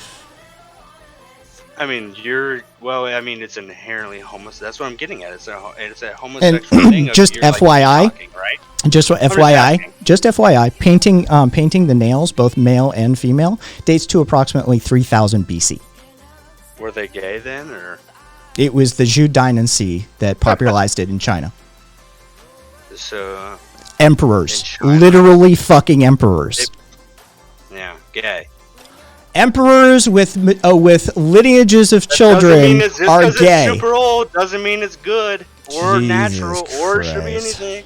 All right, this conversation has ended up pretty much in the place that I expected it to. Well, that's what you get when you. I mean, I got.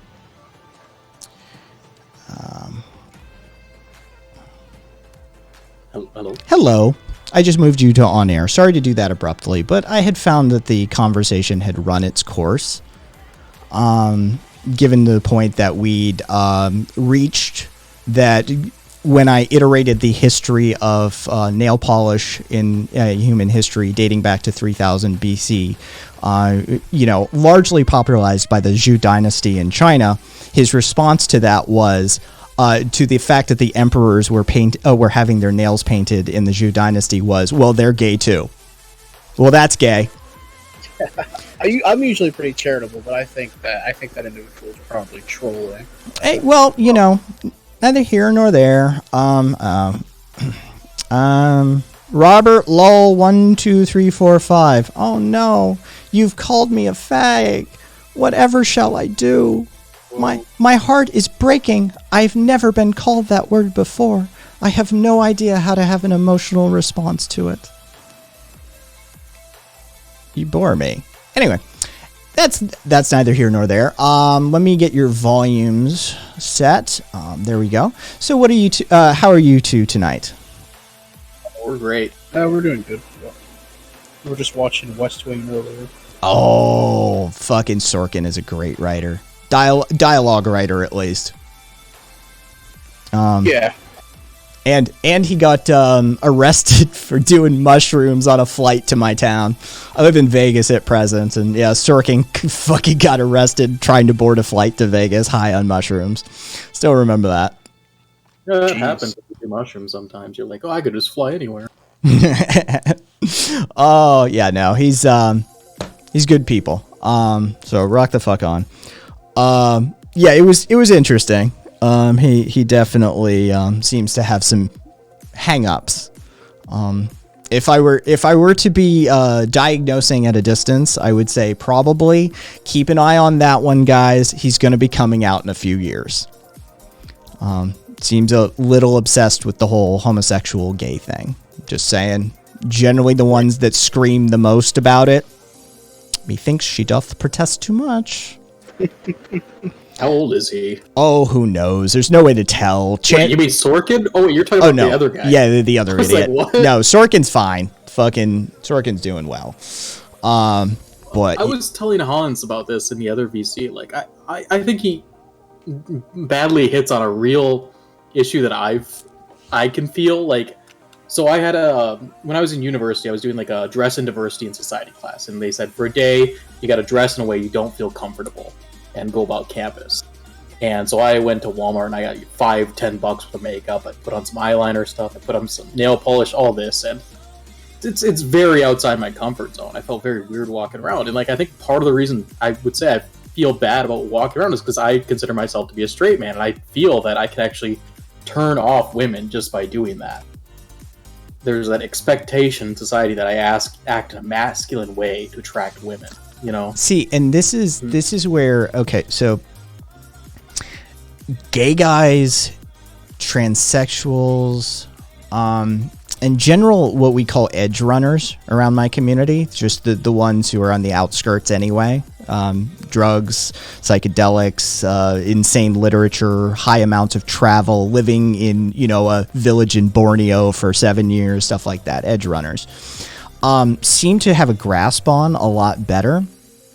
It's about the self-confidence. It really isn't the thing. There have been plenty of men, masculine men, heterosexual men who have worn makeup and painted their fingernails and worn tight Lycra stockings and all sorts of insane shit over the years, and they pull no problem. It's a matter of the fact that you felt a lack of self-esteem due to it, right? There's those cultural normative values that you were subjected to. And since they were inhabiting your psyche, you were uncomfortable wearing it. You were like, well, men don't typically wear makeup, and what are the women gonna think of me? Whereas like Alice Cooper comes out on stage, full fucking glam rock, nails painted, fucking, spandex tights, and he goes backstage and bangs like 15 groupies, right? He owns it. He not only owns it, he fucking rocks the shit out of that look. Right, so it has to do with that level of self-confidence that one can achieve while doing the thing that may run counter-indicated to some culture's gender norms. And, I gotta tell you, like, rocking, nail polish and a skirt doesn't make me feel any less masculine. And in fact, the truth of the matter is when if I wear a skirt, which I started only last week, by the way, I live in the fucking desert. I live in the desert. There's a reason the Saudis wear tobes. There's a reason that, right? Like, there's a reason historically the Middle Eastern region and North Africa wear dress skirt-looking things. It has to do with anatomy, not to put too fine a point on it, but there's better airflow. There is a reason. There's a logical freaking reason, right? The first thing that fucking went through my head when I put on the skirt was I got angry.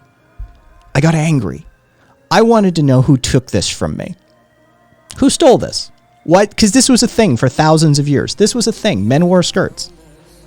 When the Romans and the Spartans came pouring over the hillside to steal your village from you, to rape and pillage, they're rocking skirts, right? When Alexander of Macedonia conquered your civilization, he was rocking a skirt.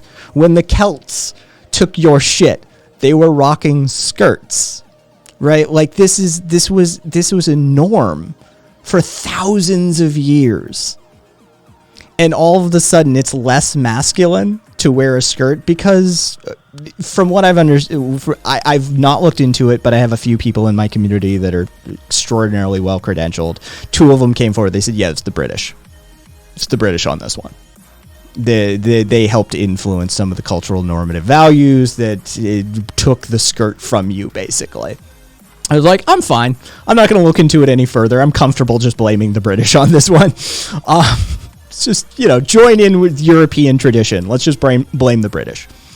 But yeah, it fascinates me because I get that outsider perspective. I get to look in on it as a gay man who, yeah, if I wanted to, I could rock super flamboyant stuff, right? I could go the whole 9 yards.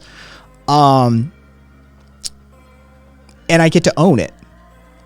And it doesn't make me any less of a man in my head. It doesn't affect my dating chances, really, unless, there's some bears and some older dudes and some, masculine men who are like, no, I want a gym rat, that sort of thing. That, yeah, sure, it would affect my dating chances with them. But it doesn't affect my self-confidence in any way, shape, or form. So it doesn't actually make me uncomfortable. And having that historical context behind me, it empowers me. It's like I'm wearing the same style of clothing that Alexander of Macedonia wore when he conquered most of the known world. Right? Like, does that make me less of a man? Does that make him less of a man? Does the fact that our founding fathers wore like powdered makeup, like cake makeup at times, and powdered wigs make them less manly? Like, was General George Washington, the only 5-star general in the history of the United States, less of a man because he wore makeup from time to time? Because his culture, the cultural norms of the time demanded it of him? And, you know, it just doesn't, it's not a thing for me. And it bemuses me that it bothers people so much. And like the fingernail polish wasn't going to be a thing. It wasn't going to be a thing. I came in on Monday after having a spa day. I spent 5.5 hours in the spa. It's great. And part of it was a mani-pedi. And I was feeling whimsical. So I chose blue. I was like, yeah, let's throw some blue nail polish on, right? First thing, Monday stream. Chuds are pouring in, losing their fucking minds because of the screenshot, the thumbnail. Because they could see it, like just from the hand movement that I do all the time and that stuff. One of the screen grabs that Twitch did had the nail polish up, had the hands up, and they just start pouring in, losing their fucking minds. And I'm like, I'm going to have to make this a thing now. Because if this is such a contentious issue, this is sort of my job as an anarchist. If this is a point that we need to discuss, if this is an aspect of coercive social norms, if this is establishing some level or feeding into some level of hierarchical control, it is my job as an anarchist to challenge this. So the next color, I'm just going to go get a mani-pedi in like a week or two, and my next color is going to be pink. Just because. Yeah, that should definitely be like something that's like normalized, like, and I hope is normalized like in the next like decade, hopefully by the end of this decade. But Well, I think the Zoomers are doing well for us right now. I actually really appreciate that because, you know, I'm a millennial, so I have a different perspective. I have different pressures on me, but they've really been embracing like a lot of crazy shit. And maybe it actually kind of sucks to be a man that actually has to go through that, because you might actually have to spend more on your like wardrobe and like match colors better and stuff like that we used to have to, which that's is fair. Unfortunate, but I'm one of the lazy millennials too. And trust me, you guys don't know me from Adam. There's a whole bunch of fucking community backlore and stuff like that, but I've done okay for myself as an IT consultant in this world. And so I get to dictate most of my own terms. I haven't worn anything I didn't want to wear 13, 14 years now. Most of my days I spend in pajama shorts and a t-shirt, right? Like I get to decide for myself what I wear. I am exceedingly lucky and privileged in that department. And so when I decided I wanted to wear a skirt, I wore a skirt. You know, it was as simple as that. I get to wear a skirt now if I so choose. And I got several of them. Just because, like, fuck it. But I do credit, like, there has been work done. I think the millennials, like, stopped caring. I think that's what the millennials can take credit for. Like, you know, Gen X was still had a few hang-ups. But the millennials are like, yeah, I don't give a shit. Like, can I afford a house yet? Can I afford to eat? Like, that's literally all the millennials really give a shit about on a day-to-day. Is like, how bad is the grind? And the Zoomers came along and were like, well, if nobody gives a shit, let's have some fun. And I credit them with sort of unlocking that. And several, like, my community, you know, God bless them. Luckily, I came over to Twitch from podcasting, so I had people that came with me. And welcome to a night show, by the way. I do two late night shows a week. But, you know, having community members who are non-binary, who are transgender, who are, you know, in various stages of transition, gender non-conforming, gender nihilist, which I can credit one of my oldest, like, just OGs and mods, Kat, with that one. Kat is a gender nihilist, and he just firmly put me on that route. That's like, yeah, it doesn't fucking matter, right? Like, when we're engaging with fucking chuds and like MAGA hatted where like it matters, like, and that's the space to defend it. But when we've got our own spaces and we're hanging out together, like, the gender thing just doesn't matter, because we all have come to that understanding. It's a social construct, and if we choose to ignore it, it's not a thing. You do you live your life how you want to live it, you present however you wish to present, and I will accept you and love you just because you're just another human being. Like it really doesn't factor into it. And the Zoomers did a lot to push that needle. So credit where credit's due. Yeah, 10 years ago, I wouldn't have worn a skirt in public. Now, dude, Kat and I are fucking... We're going to Area 15, not 51, Area 15. It's a Meow Wolf, if you're not familiar. It's an artist collective installation here in Las Vegas. We're going there on Tuesday. Fucking, you better believe, I'm rocking a backwards fitted cap, a t-shirt, and a skirt. And if anybody has anything to say, Kat's a giant Muay Thai fighter. Like, try it. Try it. Just try it. Like, we're not going to be the pair that you want to try that shit with. So, you know, yeah, I much credit to the, you know, non-binary, trans, and Zoomers, for really moving that window along for us. And now, like, hey, we can bootstrap. Since Friday, I've been arguing that, like, men, go get skirts. Hey, Pinko! Go get skirts. Especially if you live in the Southwest. If you live, like, you know, anywhere that it's hot as balls, go get a skirt. It's time. It's pretty bad in Portland right now. I heard y'all were having some problems with your power lines catching on fire. Yeah, it's pretty bad everywhere. The climate isn't looking great. So this seems like something we probably generally agree on. I think there are things we probably disagree on. We're human. I don't know. What is your opinion on the word liberal or people who are liberals? Oh, you just got a raid, by the way. I said, hey, what's up, Pinko? Like, yeah, the automatic links and stuff happen in chat. The bot handles that sort of thing. Oh, that's a big raid. Thank you, Pinko. And so, yeah, what's up? Did you have a good stream, Pinko? Are you getting hit with the, if you're still here, Pinko, are you getting hit with the bot follows as well? I got 1,000 of them tonight. I've killed the alerts because of that very reason. But yeah, I got 1,000 follows. Some I'm guessing right winger, quite frankly, because I'm on a tear, just poking at them right now.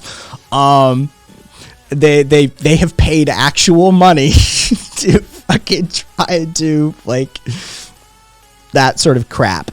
What is my opinion on the word liberal? Okay, so I will give you my stock sort of backlog answer. I run a prescriptive space, right? As far as I'm concerned, when people enter this space, this is a prescriptive space, linguistically speaking, right? There's descriptivism versus prescriptivism. And if you're sitting on a couch talking to your friends, that's a descriptive space, right? Colloquialisms abound, that sort of thing. But for the purposes of having a political science, theological, or economic discussion, which are things that we do on a regular basis in this space, we need a prescriptive linguistic set. So it's akin to working in a mathematics department, working within information technology, anything technical or scientific. You need a prescriptive linguistic set because you have to have an understanding to communicate, because you might crash the rocket into the ground, right? So it matters. So given the fact that we operate a political science space, it is a prescriptive space. So if someone were to say liberal around these parts, we would either, one, be using it as a tongue-in-cheek colloquial pejorative. That you fucking lib, right? And yeah, that's my issue. Okay, so yeah, that would be the thing. But honestly, what we would do is we would try and point them towards some level of analysis to see if they actually are liberal. Are they classically liberal? Because they may actually be. And so that term has a very real meaning attached to it. And so we would default to that within this space.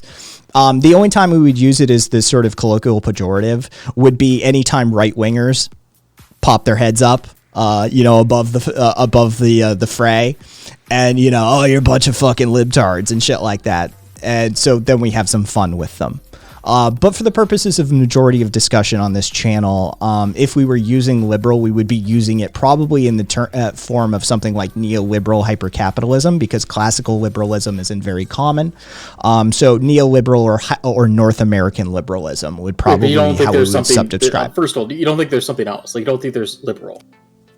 I'm sorry. No, what's I would say, like, my issue is, okay, so I say a liberal, someone that defines themselves as liberal, or they're a classical, Sargon of Akkad classical liberal, or some shit like that. Like, I don't know, whatever those right-wingers embrace that pretended like they were on the left for a while. Like, come on. Like, there is a definitive liberal portion of the Democratic Party, or, like, the left in the U.S., I don't know if it applies anywhere else, that, like, you seem to be discounting. Like, people that just generally say, I'm okay, I embrace being a liberal, this is what I am. Well, I would ask the classical definition. Well, but that's the thing is I would ask them. I don't have to worship Reagan or anything. No. I would just I would further investigate that. I would want to know if they are actually a classical liberal. I would want to know if they're adhering to the tenets of liberalism. I would point them to Enlightenment period and forward, these sorts of things. Are you actually a liberal? Is all I would be concerned with. Is because these terms are abused within, especially the American political spectrum. I find my because I have a heavy contingent from overseas, from the old podcasting days. Like, I've got a fair amount of like European and other, so they tend to use these terms correctly. You generally, if somebody like, where are you from? Oh, the Netherlands. Okay, I don't need to investigate your use of the term liberal any further. There's a high probability that individual is using the term liberal correctly in the classical political science sense. But when somebody is from America, North America, let's put it on that, and they start throwing around terms like liberal, I have to do my due diligence and investigate it a little further and find out. Are they actually liberal? Are they classically liberal? Are they sort of neoliberal? Are they ascribing characteristics or parameters to this terminology that may not be traditionally assigned to it? These sorts of things. Because the fact of the matter is that a poorly educated or miseducated right winger, an anarchist could be a liberal, right? I've heard tankies call anarchists liberals. Right, like this is a very abused term, just like all of the various political terms, especially within the political discourse, the American milieu, as it were. I would have to do my due diligence and just investigate their use of the term further. That's all. Okay, so I think you agree with me about like the term being abused, but yes, the right and the left. That's a frustration. Is like when you get to the communists and the socialists, they attack liberals for different things, but the right wingers do the same thing. And I'm not accusing you of being such. No, I run a pretty tight ship as far as like political science perspective goes. We really do. All ego aside, I'm probably one of the better educated anarchists as far as theory goes on Twitch. Like, I do have people that send people to me. Like, there are larger streamers that, like, if you ask them an anarchist question, they're just like, go talk to Kai. Because I can walk you through the historical context, the contemporary context, these sorts of things. So I understand your frustration. Like, I mean, I deal with it from a different angle all the time. Would you classify yourself as a liberal? Is that the source of your frustration? I'd consider myself to be either a liberal or a progressive, but I honestly feel like the term liberal has been replaced by progressive in American politics. And so I'm still frustrated at that loss of the use of the word liberal. I think people have backed off it because they're scared from both sides, and I think that's What do you mean you're calling for progressive politics? You liberals just want nothing more than anarchy. See what I put up? I'm not a sadist. I don't want anarchy. You see what I put up with? See? All right. I can commiserate. So I feel you. Kez, thank you for the gift sub to Chris Kyle McLaughlin. Congratulations, Chris Kyle McLaughlin. But yeah, Kez, thank you kindly for the gift sub. So yeah, I can empathize and sympathize with your position on that one. I would heartily disagree with a whole host of your politics, as you would with mine. But on that point, for sure, yeah, I can get behind that. Wow, I appreciate that. We run a very big tent. I encourage conversation. I encourage discussion. If you check below on the channel, the channel statement of praxis or exclamation praxis in the chat, you can pull it either way. I don't run a safe space. I do not I warn people, like, keep your mental well-being in mind when engaging this space, because we will have conversations with actual real neo-Nazis, fascists, authoritarians of all stripes, liberals, communists, anarchists, syndicalists, and if your sensibilities are prone to being inflamed by potentially some very inflammatory positions that will be advocated by these people. We even have a fourth positionist that comes through from time to time. Had actually, like, quotes Dugan and shit like that. We've had Hoxaists. I run a very big tent. So yeah, we've got one. Glazy is our token liberal. Because he thought he was, like, right wing. He thought he was sort of X, Y, and Z, and we ran him through my modified 8 values on my website. Because the 8 values test doesn't account for anarchism correctly at all. You have to peg 100% on one of the axes, which I've struggled to think even, like, Emma Goldman wouldn't have even pegged it, like. And she was an absolutist in that regard. Like, I was like, this is the rubric for this test is completely wrong as far as anarchism is concerned. So I ran through, and we've tested probably a few hundred people at this point to verify that it's still accurate, and does it feel correct for that sort of thing. And yeah, we ran Glazy through it, and he came out as I forget what exactly it was, but it was a form of liberalism, and we've been tagging him with it ever since. So I'm not a fucking liberal. Well, are you though? Aren't you though? Like, according to your perspectives and your positions, you're actually a liberal.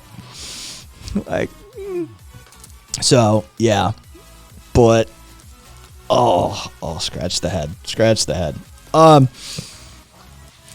Yeah. So while I disagree heartily with liberals, there's far more. I don't know. Oh, some of my community would disagree. I was about to say there's far more harmful and damaging ideologies out there, but I mean, neoliberal capitalism could be argued to be at the root of a lot of our problems right now. So I suppose that I'm not allowed to make that blanket statement.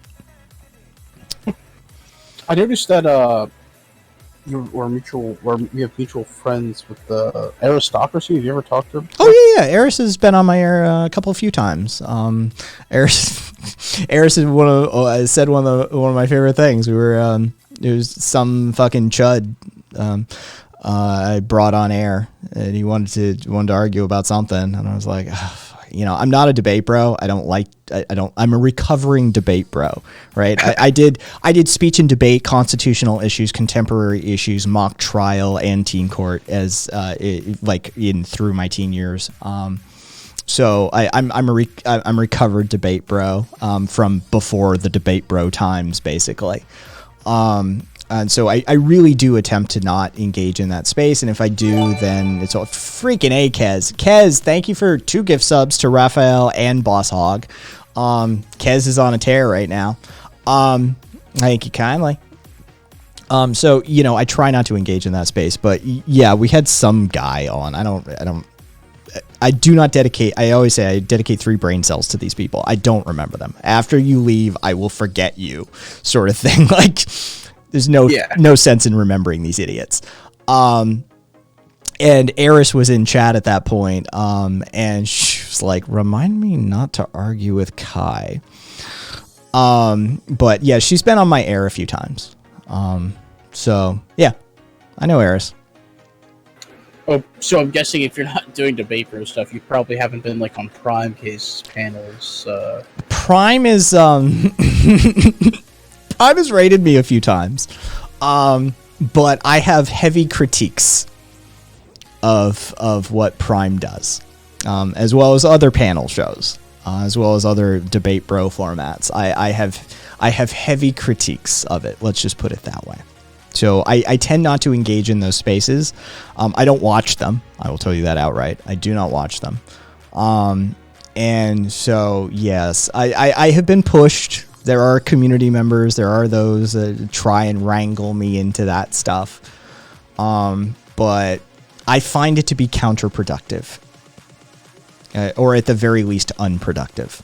So it's good for channel it's good for channel metrics, I suppose. But yeah. Yeah, I think Prime, even though I would not to be, I like what Prime does, but I think that Dylan Burns is probably a better moderator, but Prime really does a good job, like helping like grow like lefty Twitch channels. Yeah, I have points of contention. Let's just put it that way. Yeah, if he removed a couple of features, it would go a long way. Are you talking about like tier 1 guarantees a spot on the panel? And the pay to remove. Yeah, that one especially bothers me. Yeah, the fact that he is capitalizing upon potentially silencing a position. As an anarchist, that one bothers me. Yeah, that's like a meta ethical analysis kind of thing for me. Skoru, thank you. Sorry. Have you so you've met Eris? Have you met Doobie before? I know who Doobie is. I think maybe we've encountered each other in passing once. There's like a hazy memory in there somewhere that I think Doobie and I have had like one interaction. What do you think of Doobie? I have no opinion. Yeah, there's not enough data in there for me to assess anything. So I have no opinion. PKXO, what's like your opinion on? What do I think of Doobie? I think he furthers the use of the R word on his server because he wants to promote that kind of environment. I'm okay with it. With the R word? Yeah. The most harsh form of ableist slur there is. We just had the ableist debate about it last night, and we had a whole host of people who would be classified as that under the ableist umbrella and that sort of thing. You think I haven't ran into those people before while talking about it for years now? I am a proponent of the Kez. Thank you kindly. Oh, and hey there, Lucy. Reclaiming the word. No. It's not about reclaiming the word. It's about the fact that the euphemism treadmill exists and that you're kicking water uphill. How are you kicking water uphill? Because the slur will be changed tomorrow. Okay, and that's fine. Well, but that's, again, counterproductive. You're wasting your energy on something that ultimately you should be changing actual material or subsistence conditions. So this is the issue. This is what you're essentially saying is we shouldn't vaccinate against COVID-19 because this coronavirus might get a new variant that is resistant to the vaccine. That's a terrible. Stopping the use. That's of the a term terrible like mischaracterization of what I have just engaged in. It is, and I would almost go out on a limb and say that was bad faith. I don't think it's bad faith. I apologize if you felt it was bad faith. What I'm saying is, I think reducing the even use chat's of like these huge words false has equivalency. Well, your chat is going to simp for you. That's fine. Oh, come on, man. We were amicable. Okay, Don't do this. But I really think reducing the use of the issue is with something like the R word. You saw a significant increase of this around the 2000s and the 2010s, where it got used more and more in video games and all this, and it became so prevalent that the Special Olympics had to run a campaign called "Spread the Word to End the Word." And what I'm saying is, this word is used pretty much against everyone who goes through school as someone with a disability. I would argue it's used against everybody who goes through school. everybody goes through school. Well, in that's America. my point. Is I'm saying that it's not those with disability. I'm pretty sure my straight friends got called fag more than I did. Whoa.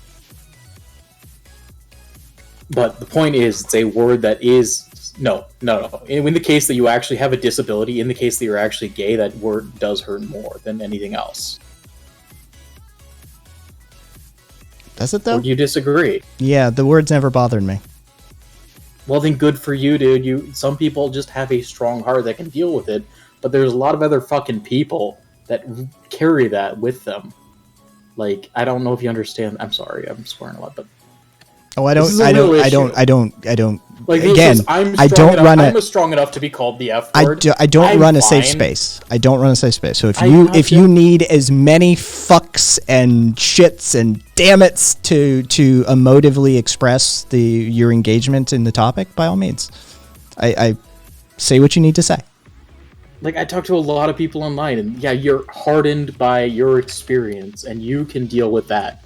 But there's a lot of people that it has a real effect on. Like you don't. Is think there- that, like, is people there a- being called the F word when they're gay in school has like a significant Is there a impact on them? contextual argument here for you? No. So it's an absolutist argument. Okay, I'm just trying to suss it out. And understand your No, position. you're being better. pedantic. That's okay. All right, should we call this? Is this gonna end up in a devolution even further? I'm not trying to devolve anything, but this is something that is important. Like, you were essentially saying, this word doesn't hurt me, therefore it doesn't hurt everyone, or something like that. I don't know if that's what you're saying, but it's okay. I'm saying I think these words do have real effects on people that experience them. Okay, so say that the and don't R say that word. and don't attack me. Okay, I apologize. Okay. I won't personalize it if you don't. We don't need to. I We was don't only need to countering dip into your ad hominems. personalization of it. So, yeah, I'm just trying to understand if you have a contextual argument to this, or whether it's an absolutist argument. It's full. You're going for full abolition of the word. I'm saying I don't think people should use it. Yeah. Okay, so full abolition of the word. Okay, that's. How are you going to actually make that happen?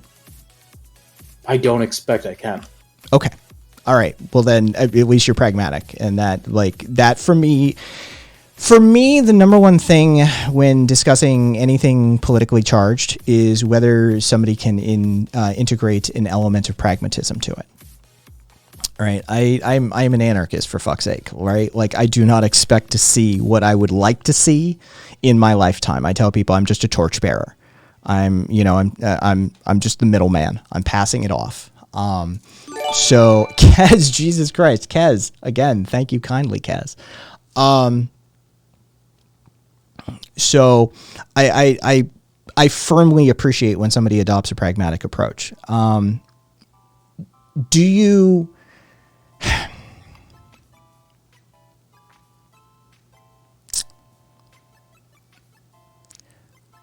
you feel,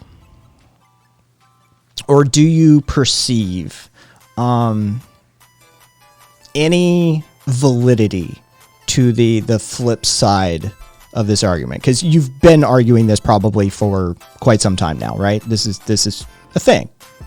Yeah, this is something I care about. This is I understand where they're coming from. Yes. Okay. Absolutely. All right. Again, I'm just trying to suss stuff out and trying to figure it out, because I've sort of stated my position. I'm not going to police anybody's language. It's not a thing I'm going to do. Again, anarchist, right? Anti-authoritarian, anti-oppression, anti-coercion. This is sort of the space we inhabit. Now, if somebody fucking punches you while they're fucking screaming, if that sort of thing, trust me, I got friends. We'll make sure you're safe. But My issue is sorry no, continue. Go ahead. My issue is when you say I'm just gonna police people like directly attacking me. Like, I think there are other ways that people can be attacked that hurt them more than, like, it feels like is everyone just supposed to be this hardened shell of a person that can take everything? That can be pushed like so far over the edge. The cost of freedom of speech is a terrible cost. I'm never going to deny that. It's a horrible looking cost. It really is. It's rough. And I'm not entirely sure we're ready as a species for it. To be perfectly honest, I think we probably have a lot of growing up to do as a species. This is the same conversation I have with people when they talk about the scope and scale issues of anarchism at a sort of like, forgive me, I'm just going to like abbreviate a whole conversation, but at the national scale. That, no, humans aren't ready for that yet. And maybe we're doing the freedom of speech a little bit too early. Right? Maybe it's we aren't ready freedom for of it. speech, right? It's about like people acting as decent human beings with that. But human beings aren't decent human beings. The Spider-Man movie, that Uncle Ben said, "With great power comes great responsibility." And well, again, people this need is to be responsible. Well, but this is my argument that maybe we're not ready, right? But that's an Ouroboros of problems if there ever was. Because the only option that I can see that you've left yourself is education, which is I agree with you 100%. Is education. That and platforms that have the ability to regulate speech to reasonably push people in better directions.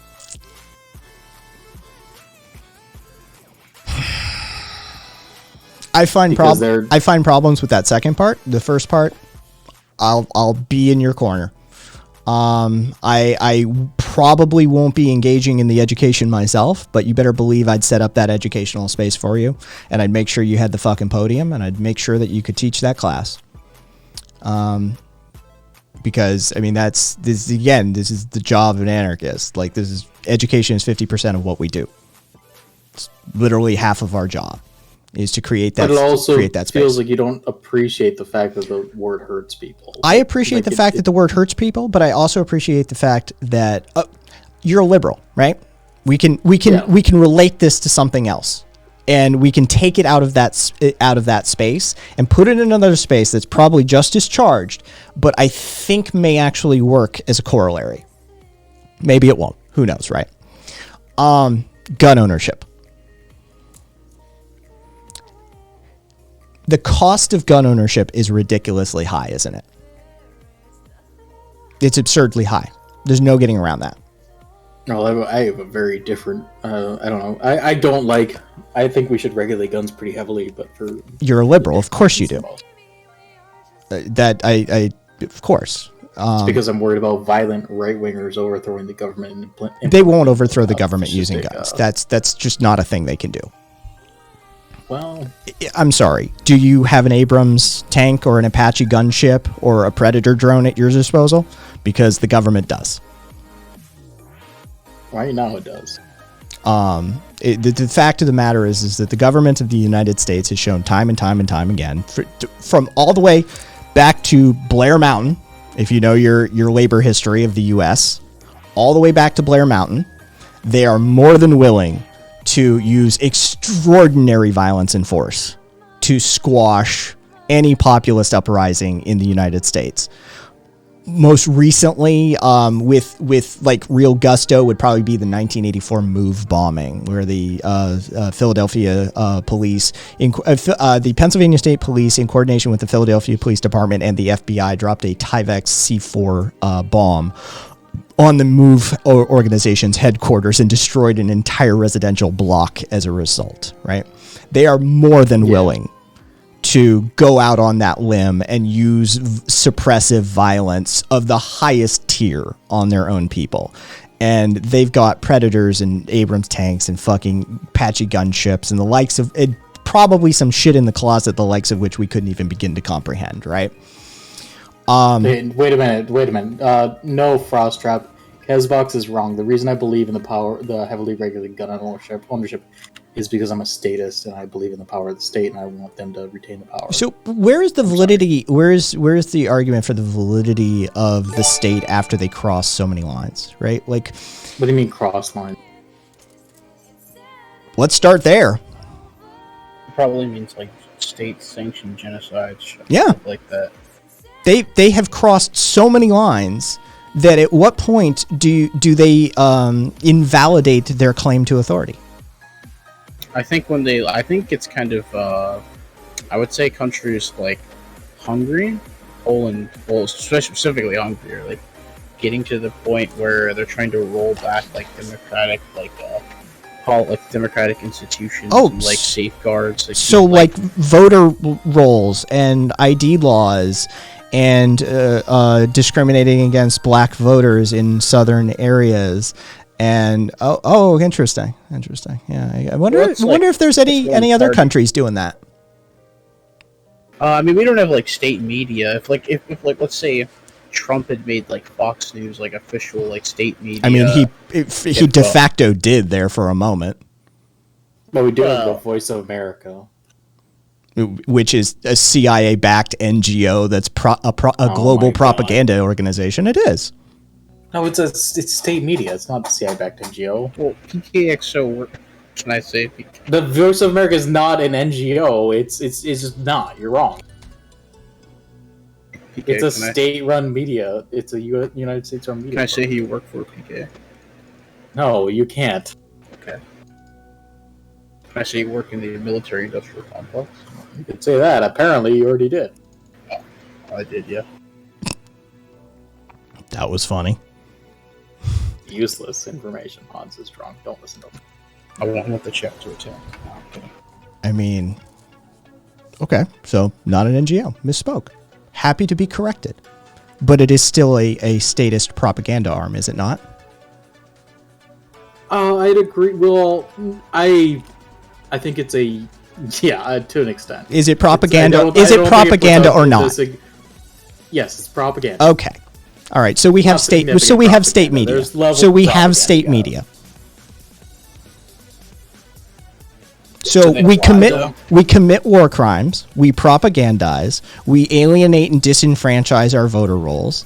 We oppress and coerce. We use. I mean, at what point do those claims start to be philosophically and ethically criticized? So you can have a media company that's like funded by the state, as long as it's not like the only one. It's different. Like they're not like a major like media source, and like are they like preaching lies? It's different. Like it could be propaganda, but are they lying though? But is the propaganda really the primary issue here? Or is it the oppression of the labor forces and the working class and the unjustified violence against their own people that really probably is the primary issue? I don't think VOA is doing that. I feel like this is more the GOP doing most of this. I mean, may I ask ages, approximate, range, something on both of you? I'm 20. I'm in my late 20s. Okay. And I'm 21. Okay. I'm almost 40. I know I don't look it. I'm almost 40. I've been around a minute. Not here, not an immortal, not here for fucking ever, but I've been around a minute, right?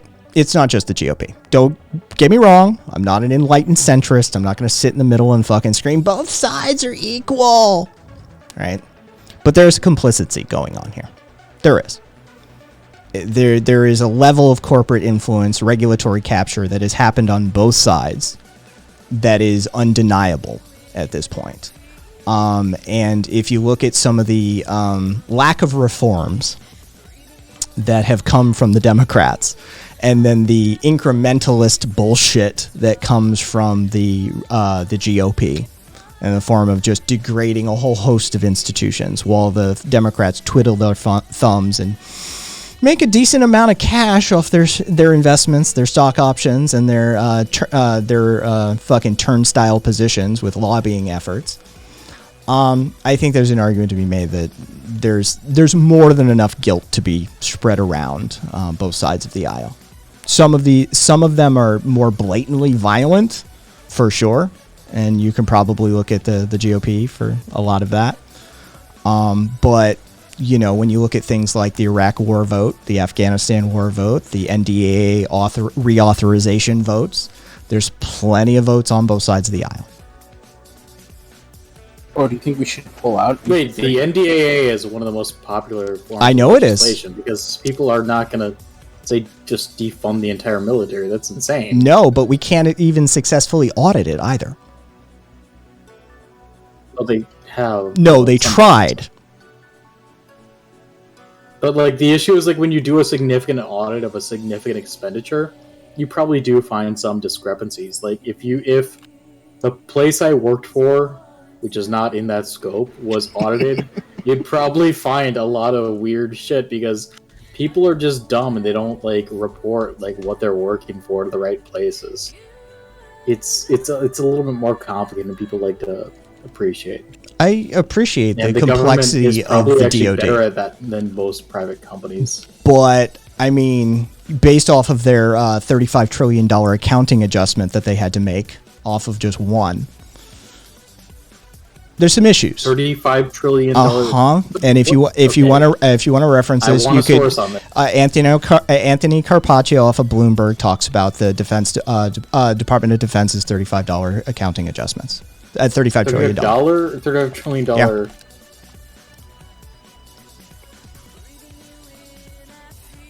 Like they're not keeping track of it very well.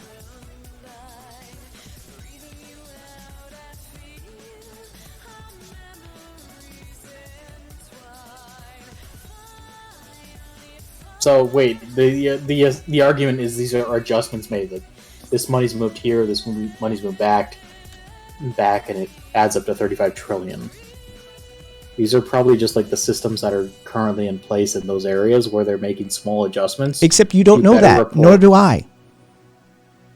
Oh, we don't know, I guess. Okay. Well, but that's the point, is we're talking about systems that have life and death hung in the balance, that we have very little actual control over, utilizing a parliamentarian method that has been so hamstrung by corporate interests that it is functionally useless in a whole host of regards.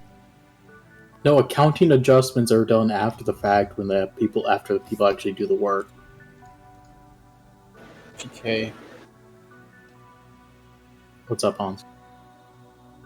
I feel like you may be a little biased.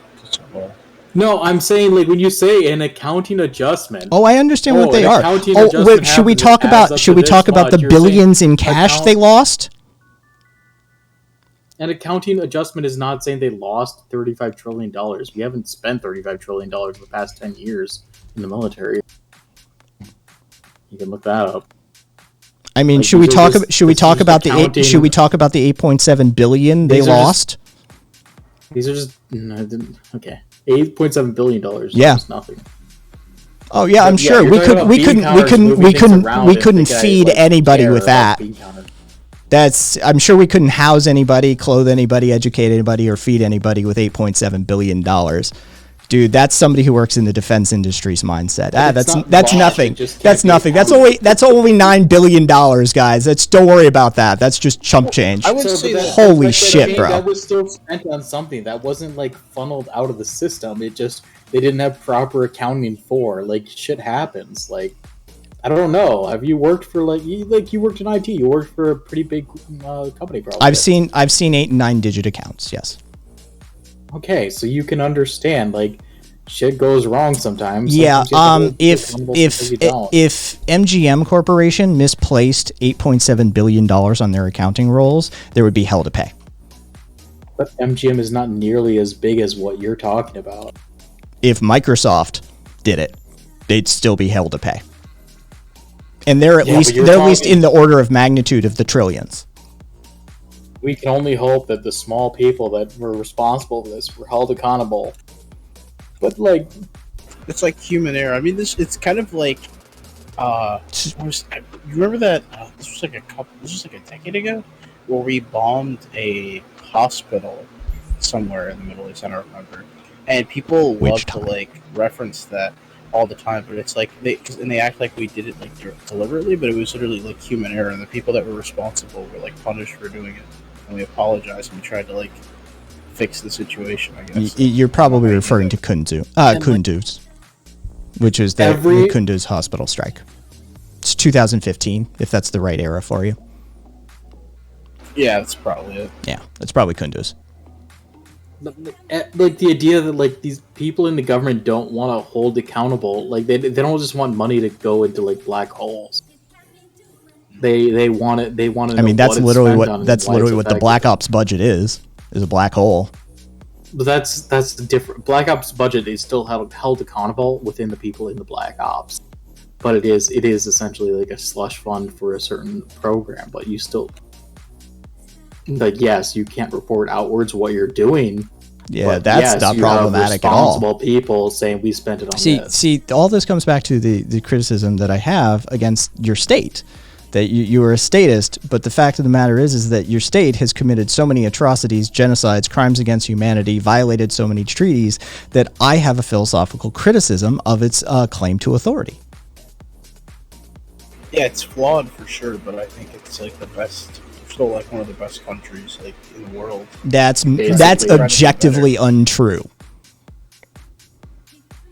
Name the things that the U.S. is best at. So, if we're gonna measure like happiness, like overall happiness, like poverty, like well, sure, okay, it's not education, healthcare outcomes, it's access to housing, clean water, regular food, disposable income. You know, it's not in the top 20. But we have but like the issue is we have our like hot flaming Cheetos are cheaper when we get cheaper iPhones. I would happily pay $500 more for a more expensive iPhone if it meant that we reduced our rates of, I don't know, unfed children, homeless, any of these things. The issue is anything that you can say is doing better than us is also a state. Okay. That's true. Yeah. But again, and so like I think your anarchist state would probably be terrible. The anarchistic republic of Kospaya lasted for 375 years. It's a microcosmic example for sure. But you know, Trumbleplex outside of Detroit is still operating just fine. These sorts of things. We have numerous examples that have operated just fine. And in fact, I mean, the Machnoists fucking ran against the red and white armies successfully a few times, right? 50% of agriculture and industry. Oh, it's happening again. It's happening again. Holy shit. 50% of agriculture and industry within during the Spanish Civil War was produced by anarchistic communes. All right. Forgive me. What's happening right now is somebody is spending more money in an attempt to disrupt the channel. If you want to talk to Deathbox again, you can. There's at present, I think there's probably 200 pouring in, maybe 300 follows. Would you be okay if we advertise your stream? If we give you a shout out? Yeah, by all means. By all means. I understand this is going to be a point of contention. We disagree wholeheartedly. We have varying philosophical and meta-ethical analyses that we rely upon. Probably our schools of economics are entirely different. These sorts of things. But that's okay. I'm fine with that. All I want at the end of the day is if we were to change things just on a proverbial macro scale, if we were to sit down and change things, I just want an anarchist at the table. That's all. That's all I'm after. I just want to be included in the conversation because I understand. The fact of the matter is there's probably the sun is probably setting a little bit on yours as well. The tonality, the polling on things such as, more socialized things such as socialism itself, which trust me, I have to differentiate for people all the time. Socialization of costs and socialism are two different things. Thank you very much. But yeah, the polling rates with Zoomers especially, but even in millennials, it was about a 50-50 split. I think the last I saw was like 54% viewed socialism favorably, and the Zoomers are even higher than that. So I would say that there may be a tonal change in society coming for the liberals as well. But as long as we can sit down and have an amicable conversation and engage in the idiots like to use this one, the marketplace of ideas, twitchy fucking like Ben Shapiro fucking flashback or some shit when I use that turn of phrase. But as long as we can amicably engage in the so-called marketplace of ideas, by all means. You're always welcome here. You're always welcome on my air. You're always welcome to challenge me. You're always welcome to, further the conversation, as it were, because as far as I'm concerned, this is the only way anything moves forward in this world. The history of mankind is written with like 12 dudes sitting in a pub somewhere, drinking a beer or mead, and the next thing you know, shit changes. Like the surface of the planet, the very tone and tenor of society itself changes as a result of some of those conversations. So I do believe in the power of that. So yeah, there will never be any hard feelings around these parts. So you can't imagine an anarchist society coming together and bombing another society that's not there? Of course we can. We've done it. It's the propaganda of the deed. Chilean and Argentinian anarchists in combination with Spanish and Italian anarchists have done this plenty of times.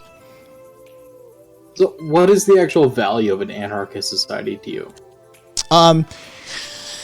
A hierarchical organizational method, which, by the way, if you want to look into hierarchical organizational methods and the productivity outputs that they increase, and the increase in worker production and worker happiness, as well as the overall productivity outputs, the DoD has some of the most interesting studies on this matter.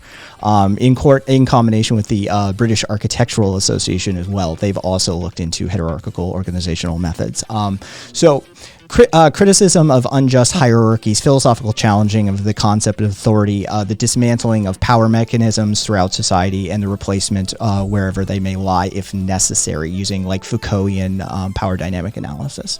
These are some of the benefits of anarchism, especially the direct democracy area of anarchism that requires an educated populace to be involved, consensus decision making, these sorts of things, at very least approval voting, but the direct engagement of them as well. As far as scope and scale goes, you can use iterated federation. Cybernetic theorists have discussed this at length about how a distributed organizational methodology under anarchistic systems operates. So there's a few different groups you can look to for the theory analysis and direct action analyses of how these systems work. Or you can just look to historical examples as well. The Makhnoists managed to successfully organize a series of anarchistic militias that went toe-to-toe with the fucking Red Army, for Christ's sake. There are benefits there to be had. And it tends to increase the productivity, it tends to increase the happiness rate, and it tends to survive downturns and disruptions into the system more so than other network topologies.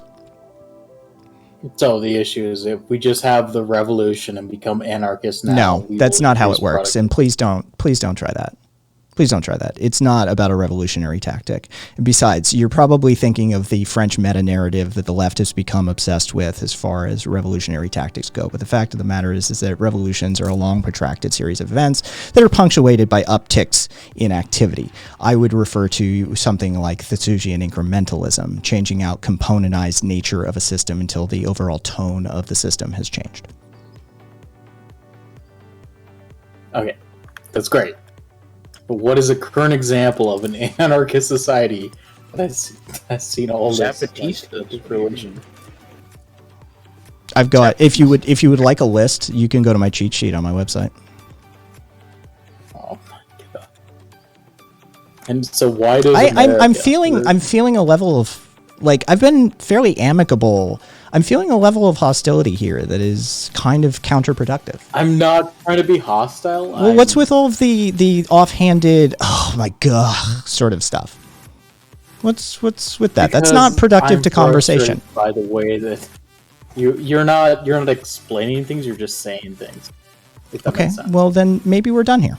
Maybe we've reached the end of the productive conversation. I understand what I just said. I said, you said a lot of words that I don't actually know what the fuck you're referring to without explanation, as if it's making an argument. And maybe I need to go and read for like 4, 5, 10, 12 hours and figure that out, but talk to me, don't talk to your books.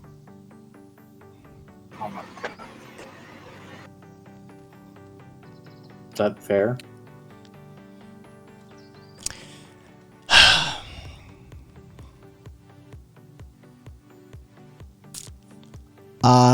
Cupcake, keep a rein on it. Keep a rein on it. And if L says it's not fair, then fuck, it's not fair. L is probably the most level-headed person that I'm aware of. Oh, and hey there, L. It's been a while since I've seen you. Freetown Christiana, Caspia, Trumbleplex, Jinmin, Zomia, Zapatistas. All of these are examples. Some of them exist within a neoliberal capitalist framework, such as Trumbleplex, who interfaces directly, seeing as they are on the outskirts of Detroit, Michigan.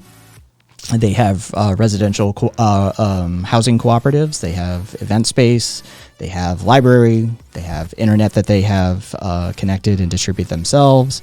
You have Zapatistas that have engaged in revolutionary actions in Mexico that use, amongst other tactics and techniques, anarchistic organizing principles. So I, again, point you to my cheat sheet if you need further explanation and examples. As far as cybernetic topology, network topological theory goes, that's probably not a lesson that's best suited for on-air discussion, but long and short of it is, there are, for all intents and purposes, 3 different styles of network topology. There is centralized, decentralized, and distributed. Anarchistic organizing uses a distributed model. So I would point you to that sort of thing. Yeah, they like big. Go ahead. Sorry. Oh, was it just another smarmy remark? It was just another smart. Like We're done here. We're done. I've attempted to operate in good faith. I've had a very, this is again, no hard feelings, but come back when you're prepared to not respond like that. All right, thank you for having us on. Hans, you and I didn't really have much discussion, to be true, perfectly honest. But thanks for hanging out. And if there's anything you wish to discuss or, query or have further discussion on, but I found that avenue of conversation had probably reached its peak of productivity. Yeah. I'll send you a message later. But yeah, thank you for letting us come on. Right. Have a good night. You have a good night as well.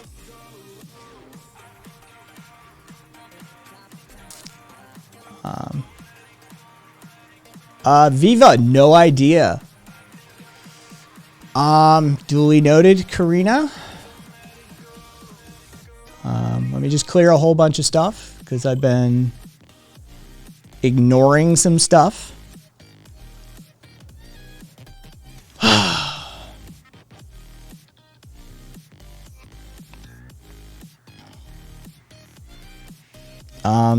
Yeah. I mean, that was, for the majority of that conversation, I felt that was amicable and productive. But if all you've got is smarmy responses, and you're not willing to do your own level of research or your own be responsible for your own education, there's not much I can do. It's not much I can do. Hey, Al, of course. You know I love you, Al.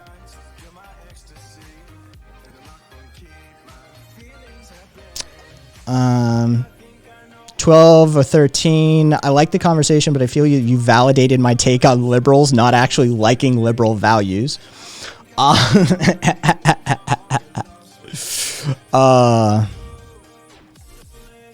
That's fucking. That's a take.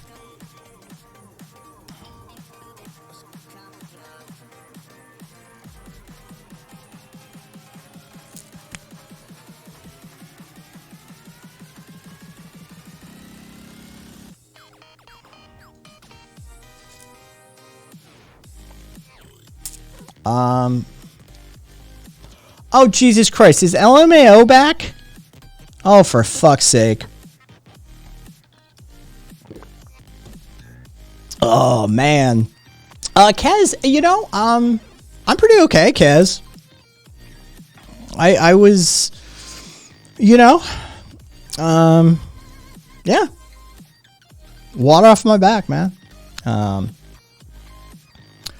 Marxist Oberist, operating good faith in chat. What should you do if you're interested in a discussion with me? Operating good faith in chat.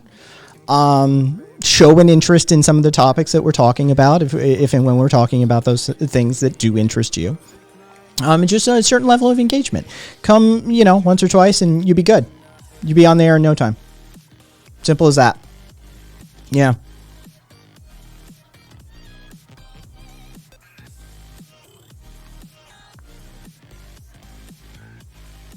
Kez, no, Kez, no, I haven't gotten around to that yet.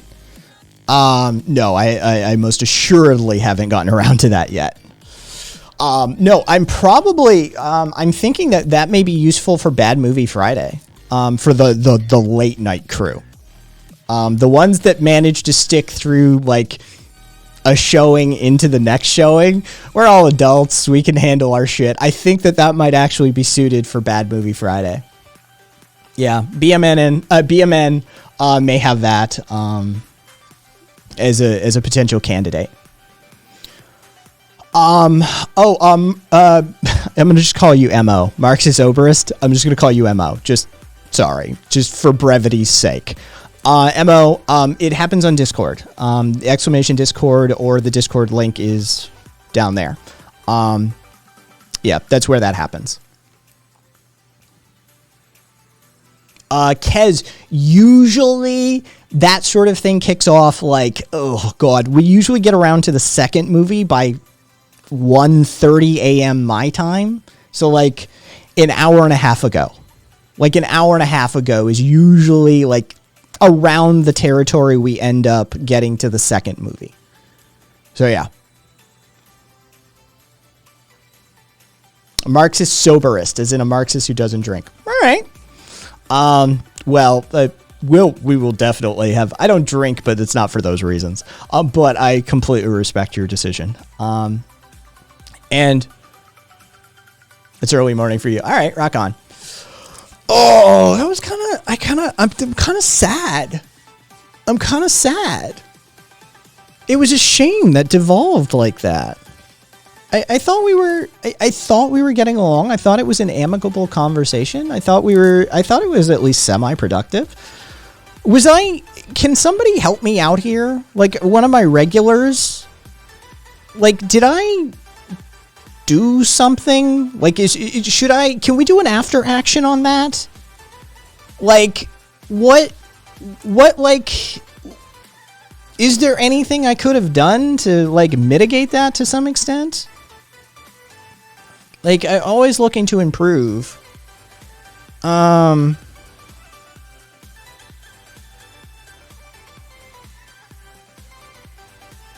Okay. All right, Kez. Maybe a little patronizing on my part. All right, fair enough. I have trouble reining that in, though, sometimes. Could have gone slower. Astamite. That is fair. I do have a patter. And I do have a speed I hit. For sure. There's not much I can do to control that, though. That is just sort of how I operate. That's sort of a love me or hate me sort of situation. But I feel that. I feel like you could have used more layman language. Exel, I felt that since he was so prescriptive within the sort of political science realm, that he was specific definitional sets for the terminology liberal, that he was prepared for that. Right, like I made an assumption, right? Like I made an assumption, and that is a failure on my part. I made an assumption that he was prepared for a political science discussion at that level because of his sort of demanding or necessitating this sort of opening the conversation with this sort of prescriptive, this case for prescriptive language surrounding the term liberal, right? I thought, and maybe I was wrong in that judgment. Kez, you know I'll call you on your shit if you do fuck up. All right, thank you, guys. The one thing I think is assuming too much theory, technical terminology might have come off as condescending. Seemed fine for me though. It seemed fine to me though, Marcus. All right, fair enough. Raphael, speed is, I think, because you know your shit.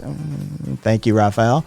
I only saw the end and the main point that you get very annoyed when someone is very behind in theory, not willing to go to their level. See, Amorous, see my previous argument. You weren't there. Yeah, you weren't there for the beginning. I didn't think I was doing like tier 1 education. I really didn't think I was doing that. Like I thought I was having like a two-way dialogue with somebody who was prepared for a prescriptive political science space. That was the impression that I was given. That was the impression I got. Maybe I inferred incorrectly from that. Clearly I did.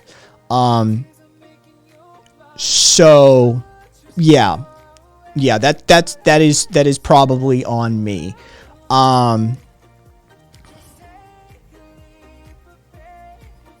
Kez, they should have asked for clarification as opposed to getting shitty because he didn't understand. Oh, LMAO, you're adorable. By the way, if LMAO is out of hand and saying shit that needs, we can just handle this. Like, just let me know. Oh, yep, there it is. We're good.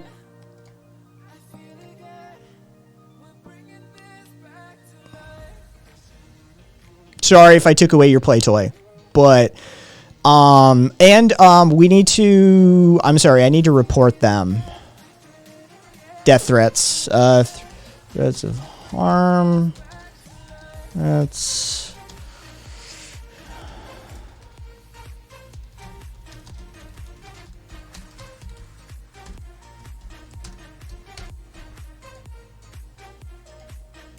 Yeah, you can't let that TOS shit fly.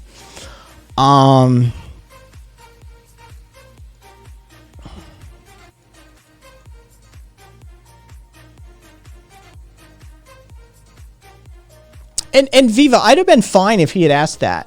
If he had fucking taken a moment and just been like, hey, look, I'm not educated on this stuff. Like you're talking about a whole bunch of stuff, and that, you know, look, I engage in politics at sort of this level, and a lot of the terminology you're using is something that I'm not familiar with. Is it possible? Like, do you have a lexicon? Do you have a guide, or do you mind taking a moment to explain some of this stuff? But he got snarky and smarmy. And that's where I sort of decided that maybe the conversation was over. Especially given that earlier he had devolved into ad hominems and personalized attacks like near immediately. He went there like within the first 7 to 8 minutes of the conversation.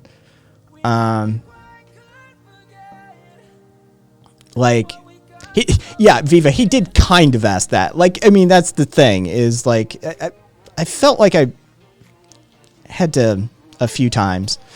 Rock on, Kez. Congratulations. Yeah. Pulled him. Let's see.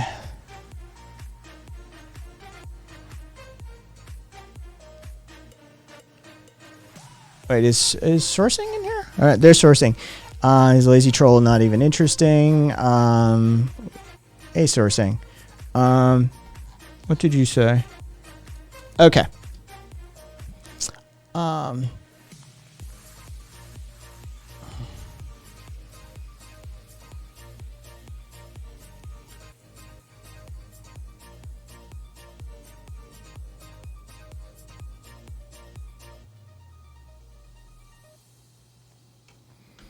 Okay, Karina, fair enough.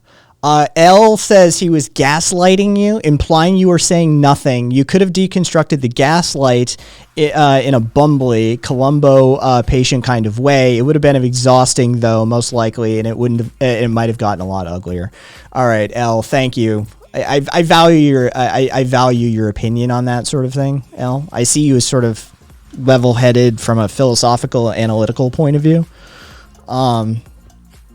Maybe not completely level-headed. I've seen you get heated. But as far as like philosophical analysis goes, I know you know your shit, and you can sort of see that. So thank you. That's useful. Bumbly Columbo. That's gonna be my next band name. Rock on, James. Fell out of their element at a certain point and got defensive. I'd probably give them a second chance, but I don't know if it's worth the time. I don't know. Hans seemed to be like in charge of that person or something or other. I don't want to say in charge. That seems diminutive. Like I'm speaking towards him diminutively. But Hans seemed to be bearing him to some degree or another. And yeah, Hans said he's going to contact me some other time. Like, so I don't know what that was about.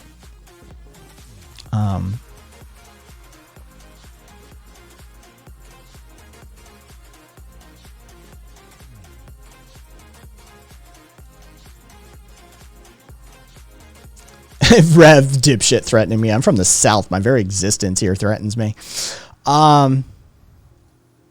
They're the person who reins them in. Move on, Jenkins. Is that actually a thing? Like, do we know that? Like, is that actually like the nature of the relationship? Or are you just fucking, doing a little dunk on? 'Cause that, I mean, could be a thing.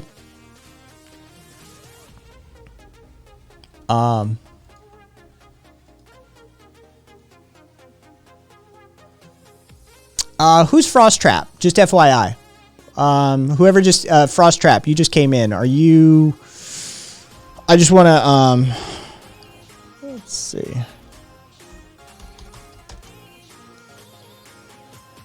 Move on. Okay, that's what I felt like. What it felt like. Okay, fair enough. Okay. Oh, okay. You're actually sorry. My bad.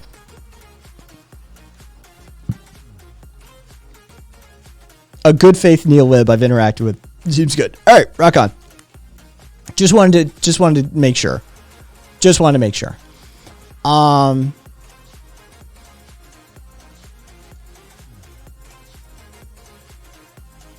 Hey, Lucy just went. All right, so yeah, like the I'm sorry for my friend type. Fair enough. Yeah, boss's handler. Yeah, that was... man, I'm disappointed. That actually bothers me. Right? Alright, who's gonna come on air and talk to me? Like, who's gonna talk me down? Oh, and Casual. Nice message from LMAO. I saw that.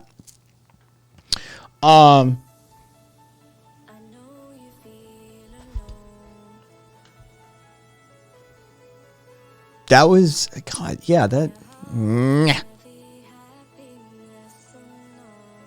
12 or 13. Marxists aren't consistent either. But hey. Hey, Friezo. How long have you been here? Debate the toddler. Yes, Kez. I could probably, once I get more coffee, but toddlers exist. Debate the toddler. Okay. Yeah, that dude, that was a little champagne anarchist. You want to talk about IP and free software? Sure, Friezo. Sure. I'm down. I need a palate cleanser after that. I need a good boss. Take care. Much love. Yeah, I need a palate cleanser after that. That was ugh. All right, Kaz. That was bad.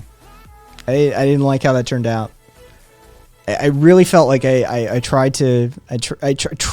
Like, I felt like I tried. Like, there's times that I feel like, look, I'm punching down and I'm purposefully talking above and I'm talking around, but I felt like I had a handle on it. And I felt like I put in a good faith effort, and that's frustrating. I don't mind like the typical bad faith fucking bullshit, right? They come on, they try and scream the N-word or some shit like that, right? That's water off a duck's back. But when you actually put in the effort, like you're like, oh, hey, we're actually going to have like a conversation here, right? Like this is a two-way street sort of thing. That one kind of got to me. Can I get a volume check, Frieza? Second. Okay. Take your time. How about now? Yeah, you're good. Yay! Hello. Hey, it's been a while. Oh, that was In a bit. frustrating. That was frustrating. I don't know. I got the ban of that, and I immediately went to ban them everywhere. So. Oh, LMAO. Yeah. Oh yeah, no, I'm talking about who I had on the air, and the LMAO is a fucking known quantity. Oh, really? They weren't banned in most of the places I were in. So I just, yeah, fucking LMAO has been a thorn in the side for like multiple streams, but yeah. Unless this is like an alt account or like another account. Oh, it's entirely possible. Account. It's usually LMAO plus 4 digits. Yeah. So yeah, well, this specific account wasn't banned in most places. yeah, I think it's a new one. Actually, I can tell you because we just timed him out the other day. Like I've got like, hang on, let me pull the window here. I can pull mod actions and see what.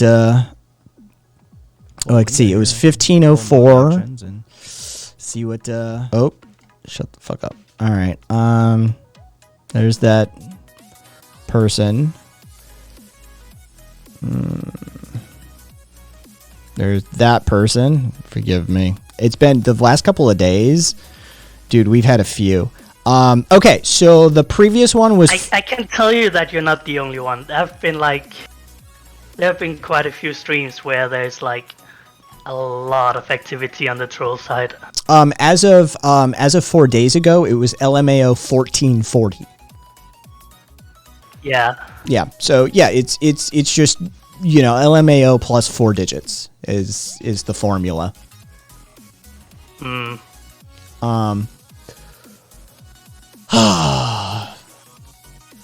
It's totally the same 2 people making new accounts. I'd be surprised if it's 2 new people, but 2 different people. But yeah, like sending death threats and shit to Cupcake because she's Jewish. That's fucked up. Oh yeah. Yeah, like the last one, we've got it posted in shared content. Cupcake put it up. I think it'll be funny, very funny to kill a few Gulag guards in the way. Who knows? Maybe I'll kill you too. Wow. Yeah. He's a known quantity. Yeah. Yeah. Oh yeah. Yeah. The dog whistle and the 4 digits as always. I hope people getting their follow age. Yeah. Rev, follow age. There's the command. The chat is demonstrating for you, Rev. So what's your favorite? What's your favorite open? Days, go ahead. I just wanna note that these days, if you're on non-mobile, if you're on a computer, you can click a username and it will pop up like a little little box with some information about the user, including their account age and their when they followed and how long they've been subscribed for. So that usually gives a bit more information than just the follow age command.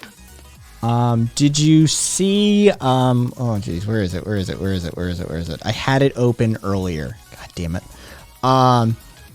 Belgium. Oh god, hang on. I did not see anything about Belgium recently. Okay, so hang on, let me try and find it. I have to. Okay, there we go. I'll find it. I gotta go through all my pictures of men wearing makeup and shit because of that other idiot. Fucking men who wear makeup, men who put nail polish on aren't masculine. They're emasculating themselves. So I'm like, here's a picture of Dwayne "The Rock" Johnson wearing nail polish because his little daughter painted it on him.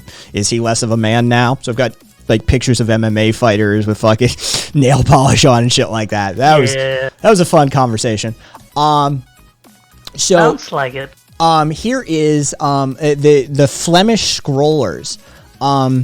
It'll be on screen in a second for you.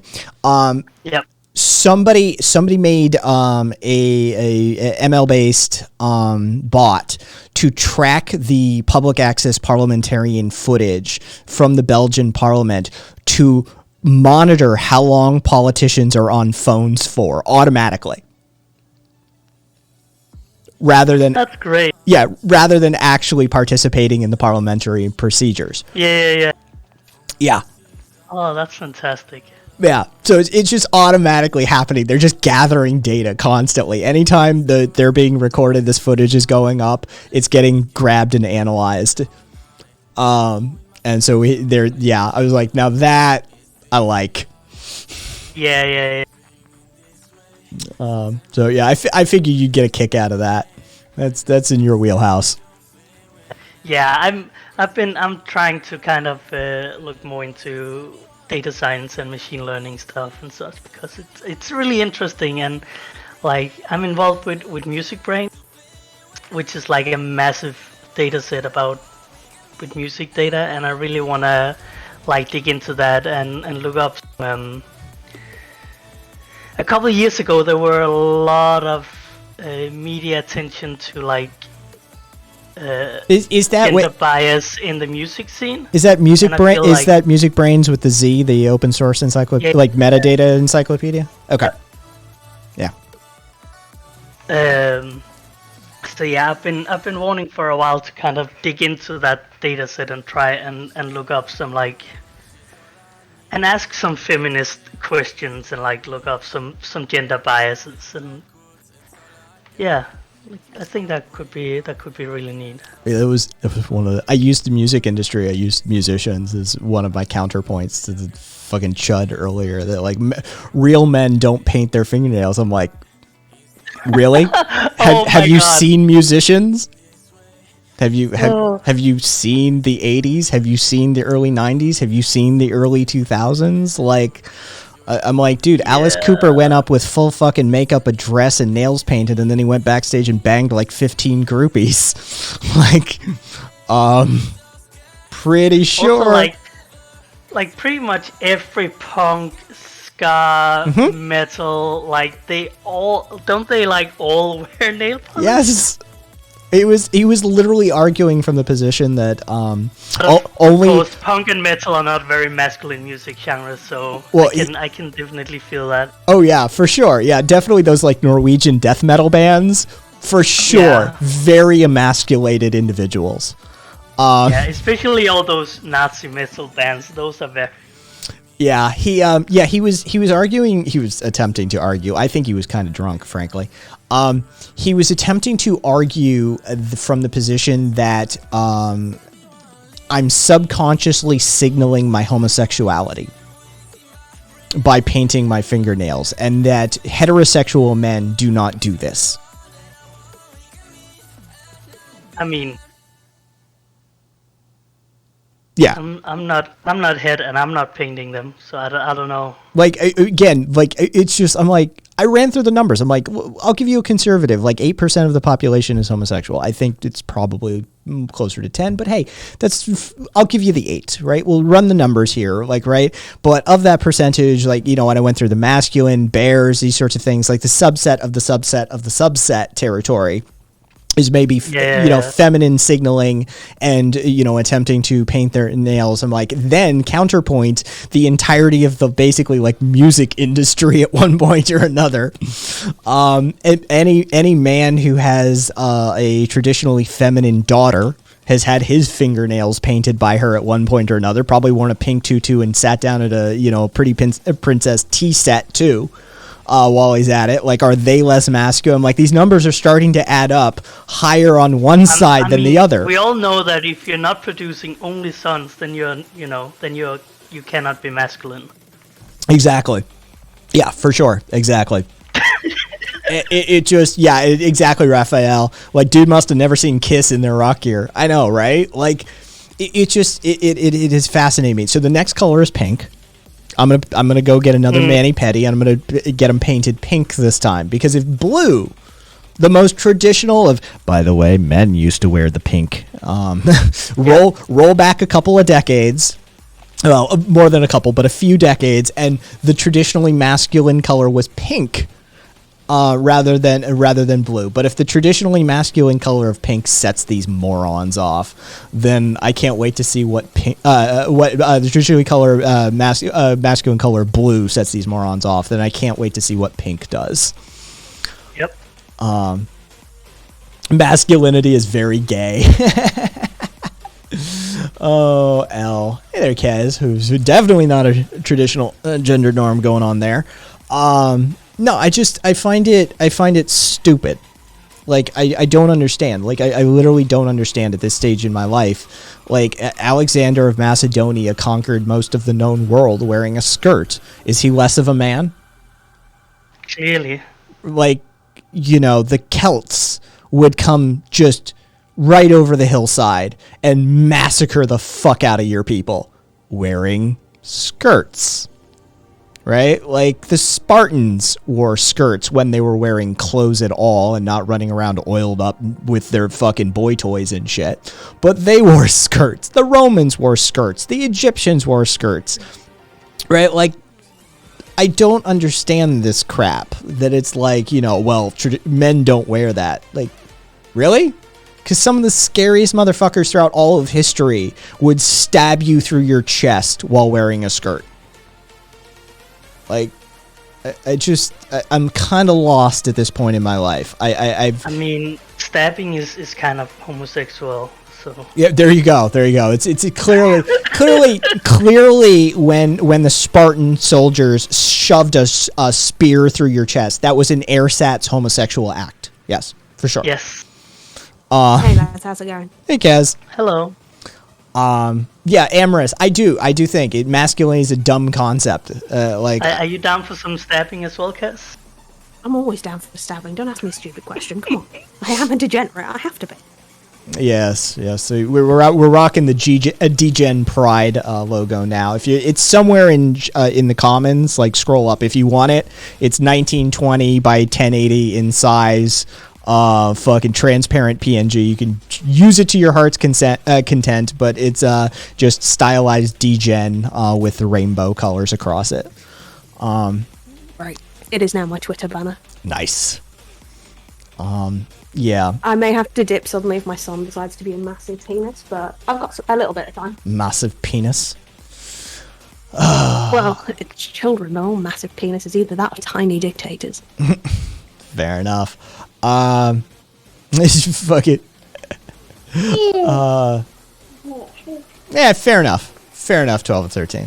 Fair enough. But Rumblefish. What I did say was he any less of a man? The whole concept of heterosexuality is like fairly recent, isn't it? I mean, I can only imagine what some of those early, like prehistory, right? Early eras of humanity looked like, right? You know, getting fucked up on fermented honey and eating mushrooms out of the savanna of Africa and shit, like just tripping balls. You know, in the cradle of civilization. Oh, I'm sure there was some interesting interactions going on there. Ref Kiss is Irish. Yeah, no, I'm absolutely not British. I sound British because I had to, because I used to get the shit kicked out of me for sounding Irish. Hang on, let me turn it off. There, how's that? Is that better? That'll be fucking normal now. Yeah. Don't. Unfortunately, because I live here, I'm so used to putting the British mask on that it's really hard for me to switch it back off again. British. Yeah, I get that. Yeah, you have to decolonize your mind, Kez. Welcome to code switching. This is what vocal cords. Welcome to code switching. This is what happens when you spend months while you're going to work getting the shit kicked out of you in the same place every week by the same group of people because you happen to be Irish. Oh. Yeah. And I mean, to be fair, the Irish are cooler than the British, so they should shut the fuck up. I mean, fucking clearly. Yeah. According to statistics, we have better sex, certainly. Oh. It must be all that Catholicism over the years. Oh yeah, that'll. Catholics, don't get me started on the fucking Catholic. A little bit of repression goes a long ways to creating a lot of degeneracy. Yep. Yeah. Oh yeah, no, some of the best people you will ever screw if you swing that way is Catholic girls. Genuinely, I've they're heard- some of the freakiest motherfuckers you will ever find. Heard that over the years from a few friends. Oh, I have intimate experience. 12 or 13. All right, 12 or 13. Are you a Catholic or Protestant Muslim?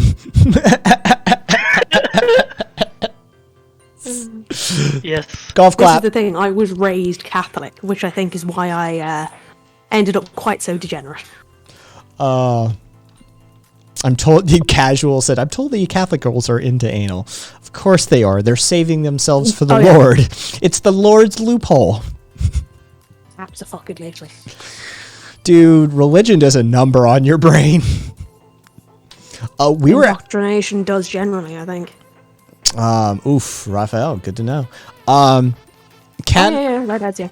Kat and I were actually, we're gonna do this for a minute too now, just cause fuck it. God, you are so fucking white. Yeah, aren't I though? You're more white than I am, and Yeah, I'm nearly blue. no.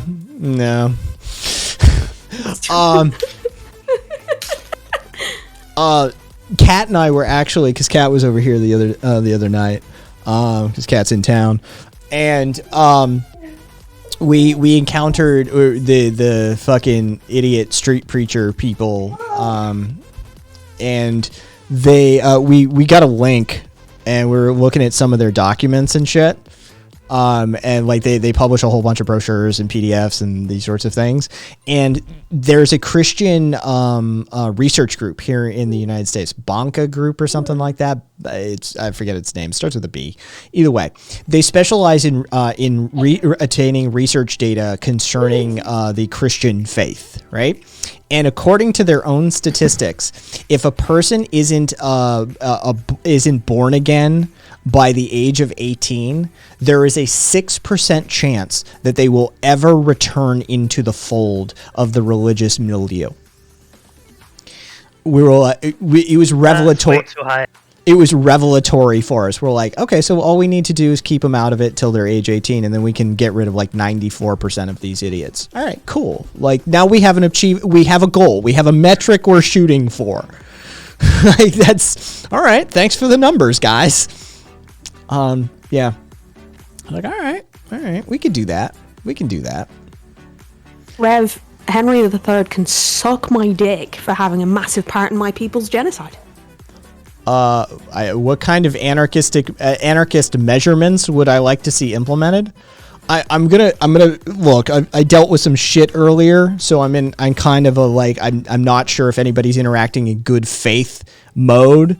But I'm gonna go out on a limb and say that like you're asking like what kind of changes or anarchistic measures that I would implement, these sorts of things. Good night, Zippy. Take care of yourself.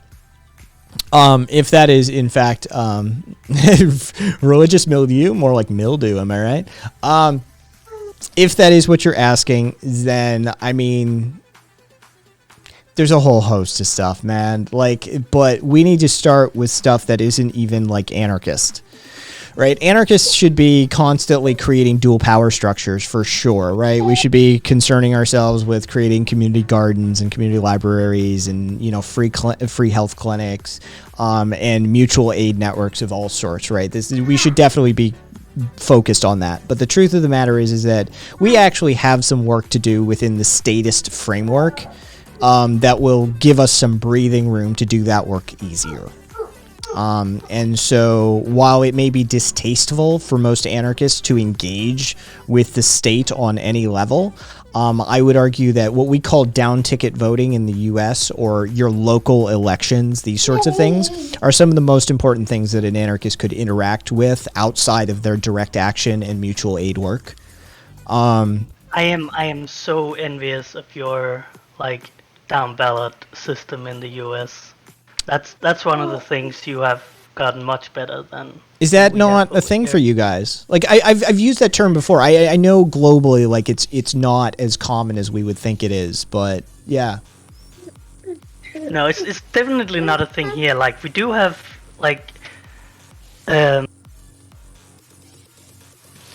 we don't have the all the different positions that you have. Like in Denmark and in Sweden, we have like every 4 years we get the election for parliament, and then we have elections for the that would be kind of like the state, I guess, would be the equivalent in the US, and then we have like the municipality, and those are kind of like the 3 levels we get to vote on. So we don't get like all these other offices that you have direct voting influence on, and a lot of the positions are then filled by the people that have been elected. So like the prime minister of Denmark and Sweden is not someone who's elected like the president of the US. It's someone who the people we elected into parliament chooses. Okay. So it's like the quote unquote democracy here is like way more indirect. It's than it is in the representarian. US. Yeah, it's closer to representarian than it is direct democracy. Very much so. Okay. Very much so. Yeah, it works similarly here. The Prime Minister is the leader of whatever party gets the most seats in Parliament. Rev, Those seats are based upon really weird gerrymandering lines, because of course. Yeah, well, I mean, trust me, if you want a lesson in gerrymandering, come on over to the U.S. We turned it into a science. Y'all turned it into a fucking sport. Yeah. Fucking Rev said arguably the U.S. president isn't elected either. Fucking. I mean, yeah. Fucking goddamn electoral college, etc. Wouldn't you rather support an ideology that's proven to work and still functioning now? Yeah, like feudalism, right? This is Cube. Whatever, XDL. Cube. Like feudalism, right? See, there was this moment in like European history where feudalism was the normative political and economic system, right? Totally the status quo. But there came a moment when feudalism was phased out and constitutional monarchism was phased in due to a variety of factors. You've got a whole host of like intersectional analysis that could occur there, but the driving factor was actually the plague. Killed off a shit ton of people, rebalanced the labor power dynamics of the land really fucking quickly. But there were a whole host of contributing factors. So feudalism wasn't the most favorable system to be operating under at that time, right? There is a point where humans outgrow a system. And there's an argument to be made that under neoliberal hypercapitalism, crony capitalism, oligarchicalism, whatever you want to characterize this as, choose your term. It's up to you. But there's an argument to be made that the cost-benefit analysis of this system is starting to tip the other direction. Some would say it tipped that way ages ago. But there's at least an argument to be made that it is tipping that direction. And if you happen to live in a developed nation, chances are most of those costs that I'm referring to, you offshored years and years and years ago, probably long before your lifetime. And so they were hidden from you. The actual costs of that liberal capitalism were offshored and hidden, so you didn't have to see the devolution of a society due to the waste, resource raping, the absolute overworking, child labor, these sorts of things, right? They were distant so you could find it more palatable. But a lot of that is coming home now. And a lot of those birds are coming home to roost, right? Especially in the form of like climate change, right? Infinite growth within a capitalistic model is not possible in a finite system. And so this system, at the very least, the conversation starts with it needs retooled, right? Very least, it needs retooled. It needs rebalancing. But the conversation is started, right? Once you're starting to have that conversation, the question you should ask yourself, are there better alternatives? Are there other methodologies that we could implement that may be more equitable? So, as for, well, the system is working, for who? For you, maybe. But is it working for the majority of the world? Is it working for the environment itself? Are we creating a host of circumstances that make it increasingly more difficult to solve our own problems? Are we creating greater disparities via education inequalities, via growing wealth disparities? Are we seeing the ramifications of this rampant resource exploitation on a global scale? So this is the conversation, all right? I mean, again, anarchists don't do states. That's hilarious. So you admit there's no functioning anarchist states. There has never been a functioning anarchist state because anarchists don't do states. That's just sort of our thing. We're big into the stateless part. So anyway, Kez, you were saying, sorry. You have to remember as well that anarchism's been a thing since before it was called anarchism, right? like the original, I say original loosely, but the ancient, or the other half, sorry, he's singing back there. I say original loosely, but like even old like Celtic tribal structure was heavily anarchist, heavily anarchist, and like the tribes would work together. And if you didn't do your part in terms of bartering, then you would likely go to war with the other tribes who were kind of pissed off at you for not doing your part. But for the most part, it was a heavily anarchistic structure, and it worked until we were fucking invaded by the fucking Normans. I tend to make the distinction for people that anarchism is a formalized theory put forth by anarchists. Anarchy is a naturalistic organizational phenomenon that has been occurring since way before time immemorial. Yeah. I draw the parallel just because without those original tribes, I don't think anarchist thought would be as well thought out as it is. If that makes sense. Yeah, and Ambrose. But point me to a successful stateless state. You can't. Owned. I'm very smart. I mean, to be fair, Amherst did ask me to explain dirt fetishes earlier, which on stream I don't think is very smart, so 6 of one, half a dozen of the other? No, technically it isn't, Marco Nexo. That's the point, is if you're going to have this discussion at a technical level, which would be political science, technically it is not. I know most people use technically mean to be like some level of small minutia, but technically means in a formalized framework in a prescriptive linguistic set. Technically, no, it is not. Most assuredly, it is not. Viva, what is a dirt fetish? Do I want to know? No, you don't. No, if you need to ask, you don't want to know. Yeah, it's just a thing. It's just a thing. But if you need to buy some like sex dirt, Kez has a line on that for you, so you can. Yeah, no. Apparently, they sell it in quickie marts. Yeah. In New England, apparently. Yeah. It's we can hook you up with some sex dirt if you need it. But I don't know, Amherst. I don't know how the math works out. I really don't fucking know.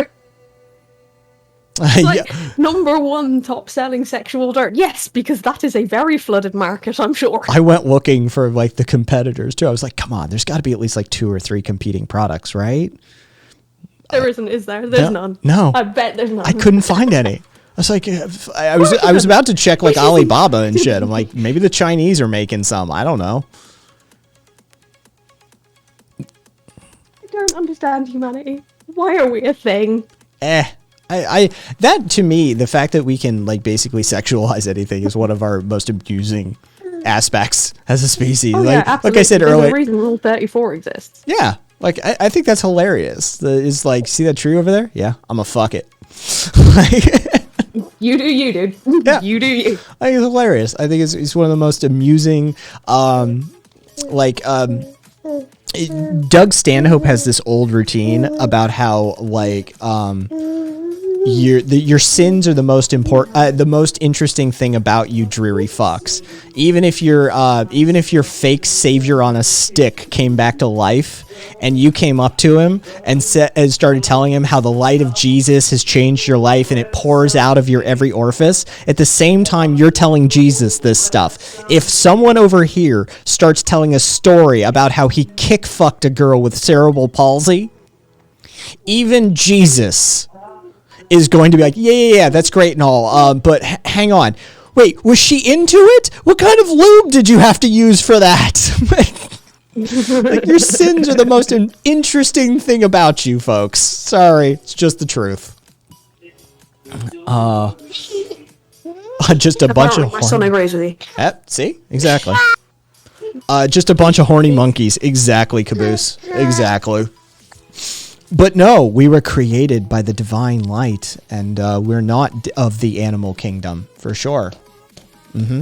Yeah, definitely. That's an interesting. How much do you guys have to fight that in Europe still? And I'm counting like the Isles still as part of Europe, even though they did their thing. I mean, there are lots of countries in Europe. Well, there are a number of countries in Europe that are not part of the EU, so... Well, again, the EU is different from Europe. And so, like... I means the continent, not the political body. Yes. Like, how much do you guys have to fight? Because that's a constant fight for us here in America. Because, you know, we're created by God and not of the animal kingdom and shit like that. Like, how much are you guys having to, like, fight that fight?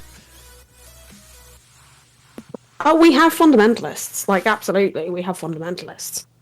There's a lot of it about. Not as much as they used to be, or at least they're not as vocal as they used to be. Woo, stop it. But there's still quite a lot of it about. It is incredibly frustrating a lot of the time. One thing I do get that I never used to experience before, because it was always like Catholic or Protestant preachers. You walk down the high street now in the middle of the city that's not too far away from me, and I shit you not, you will stumble across Buddhist monks. Robes and all. Drums and all. Interesting. In orange Very bizarre. ropes. Yeah, no, it's like they're lifted out of a Terry Pratchett book. Viva says, thanks to the USA, it's increasing here too. You're welcome. You all need to keep your bigotry the fuck away from us. Look. All we have as an export anymore is our culture. All right? So don't. That's colonizer mentality. How dare you criticize our culture? Our culture is bigoted and ruins other cultures. But hey, this is like kink shaming. You're not allowed. Dude, we're like, honestly, man, we... Okay, may I address a thing from chat? Let him back. Because go ahead. Can't let this go. So Marcus asked what I think about the DUP. I am from the Republic of Ireland, first of all. Second of all, my ancestors, right up to my grandfather and my uncles, were heavily involved in the Republican movement, including the fact that my great-grandfather fought in the war and in the 1916 Rising. So bear that in mind when I go on this tirade, but quite frankly, the incredibly fascist right-wing DUP can suck my massive dong out because I do not care. They are heavily pushing Protestantism. They are still segregating Belfast and a lot of Northern Ireland. They are heavily discriminating against Catholics, and I'm not a fan of Catholics either, but no one deserves to be discriminated against. They're incredibly homophobic, they're anti-abortion, they're incredibly transphobic, and it never ends. And to your question, both of those are Democratic, but I think the bonobos have a more studied democracy within their social structure, but I could be wrong on that one. Either way, yeah, of course. Like, and again, this falls into that like tolerance paradox territory that, like, you know, makes it's an uncomfortable conversation to have, but it's like, look, especially Europe, you guys have a history with this, right? It's like, if you let these fuckers just do what they want to do, you'll end up with another Spanish Inquisition, right? Like they do. Exactly. They do have a track record. Like this is a proven quantity. It's not a hypothetical. Yep. So, yeah. Yeah, Marcus, I didn't want to blow out other people's ears. Yeah. I could properly go off on one, but I've only had 2 cups of coffee so far today, and I'm running on 3 hours sleep. And B, ain't nobody have time for that. God is based. God can suck my dick. Well, first, my first question is, God is not dead, he is surely alive. what God? Which God? Dionysus is fucking based as shit, right? Let's bring back Dionysian rituals. I wanna pray. I wanna frolic through the fields naked, drunk, and high, right? Like Yes, give me all of that. Yeah, like let's bring back fucking make Dionysian rituals great again. The creator, only one God. Again, who's God? Who's God? Like, Zeus? Jehovah? We need to stop praying to atoms, everybody, because they're talking about creators now. Oh, The creator of the earth. Oh, interesting. All right. Good luck with that. so Good luck. gravity? Yeah. Apparently. Gravity and atoms. Yeah, weak forces. The Yeah. strong force and weak A weak force, yeah. It's just like let's physics. Like we could math fucking Shiva, yeah. Like it's a goof. Look, I'm not gonna. I don't. I'm never gonna come into your house and take it from you. But the fact of the matter is you have to understand the context to the claims that you make.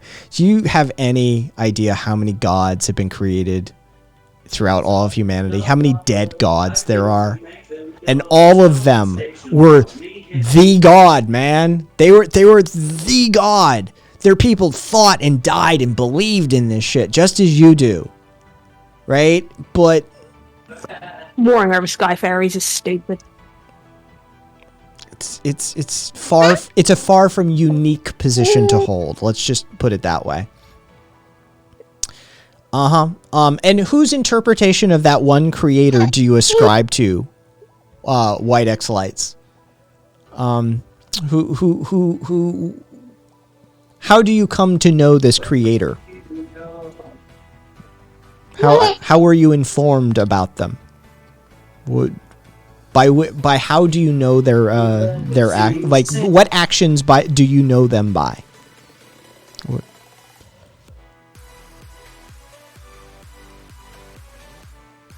Nathaniel, there are so many leftists who think religious tolerance means not criticizing religion. Hey, fucking come on my shores. Like, dude, I've been an ordained minister for 18 fucking years. I have theological conversations on this channel all the time. My favorite thing is when Bible thumpers come in. My community can tell you, I light up when somebody comes in fucking thumping the Bible. I am well prepared for that conversation. Yeah. It's just a goofy idea. It's a goofy idea. And look, humans need things to believe in. We do. We do. Human beings need things to believe in. It's very much a function of who we are as a creature. And I would never, take your belief from you in an authoritative fashion. But the fact of the matter is that many people make so many biased assumptions about the world, founded upon those beliefs. And that is the cause for a lot, untold amounts of harm. And so that's generally where the criticism comes from.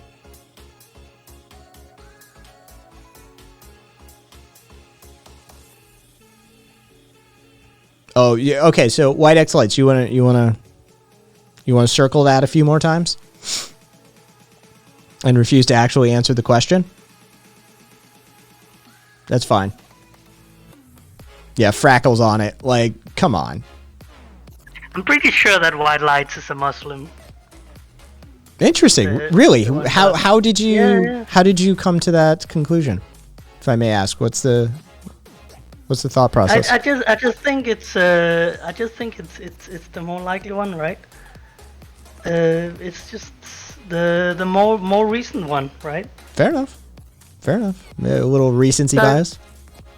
I had a little look, and I can find of that most people are aware of. There are at least like 16 pretty major monotheistic religions. So, I mean, you can say the creator until, you know, the sun shines out of your ass, but it doesn't mean anything unless you quantify it somehow. Yeah, again, you're being intentionally vague in order to not be pinned down.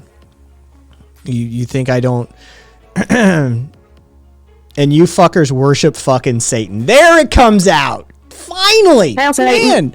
Man, finally. God, I was honestly, I respect you more now. I'm not joking. I'm not memeing. I'm not fucking punching down. Holy shit. Didn't that feel good? Didn't that feel good to finally just come out and say it? Oh, no, To no. be fair, right? If hell is actually a thing, we're going to have considerably more fun than these boring fucks. Oh. Fucking Satin. No, Rumblefish. I saw what you did, and I had a little chuckle over it. Trust me, that was solid wordplay, Rumblefish.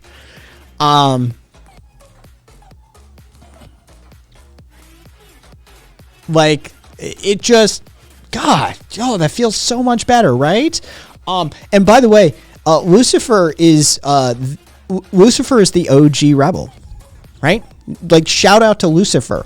This, as far as that mythology goes, Lucifer said, hey, you're a hierarchical dickhead, you're an authoritarian, and I am going to rebel against you. And not only did Lucifer successfully rebel, I mean, some would say, well, he was cast out from heaven. He gained his own kingdom. Right? Like, that's a successful rebellion. If I fucking rebel against the United States government and they give me California, that's a win. Right? Like, that's actually a win. And so, and by the way, we never hear from Satan. We never hear from Satan. Right? Like, who's the bigger man in this relationship? Who's the bigger man? We hear God's side all the time. Boo hoo hoo, Satan bad, Satan bad. But did you ever hear Satan talk shit about God? No. One of these people is the bigger man in the relationship. Just saying. There it is. Finally. God, doesn't it feel good? White Lights. Doesn't it feel good to just... You were trying to tap dance and it wasn't working for you. You were trying to be purposely vague. Lucifer runs our world pretty much, or the elite worships him rather. Man. I don't think this person understands how power dynamics work. Fucking yeah. Oh yeah, we're gonna do a Foucaultian analysis for the person who thinks that fucking Satan runs the world through the elites. Sure. That's work for another day, Cass. Have fun in hell. We will. We're gonna have all the best musicians, all of the best artists, all of the best sex. Right? And wouldn't Satan be down with me? Right? Like, that's the thing. Like, we're his people. You just replied to yourself, White Lights. It's all the weed. Yeah, Nathaniel, I know. Trust me, it's light bearer. You know, the Statue of Liberty is a Lucifer. Yeah. Yeah. I just. Should we not be ableist in chat? Thank you. Wait, what? The S word after commie. That is using autism as a derogative. I don't even know this word. It's a play on Asperger's. Oh, okay. All right. That's a new one on me. Also, like, you know, honestly, I prefer them to have their masks off, Frezzo. Oh, absolutely. I But- much prefer. I don't run a safe space. Like everybody gets the praxis I warning know. as they enter the channel. Like I much prefer these fuckers to be firmly mask off when they're around. That way I don't have to guess. Yeah, Oh, it's easier when they're mask sure. off, certainly. Yeah. Right. Can I say one more thing, and then I've got to bounce because I've got some laundry I got to sort out. Because it never ends being a parent and an adult. You do you? Ever. What you got? So I've studied theology because I actually come from a fundamentalist background. I was raised Catholic, then I ended up being pulled into fundamentalist Pentecostal churches.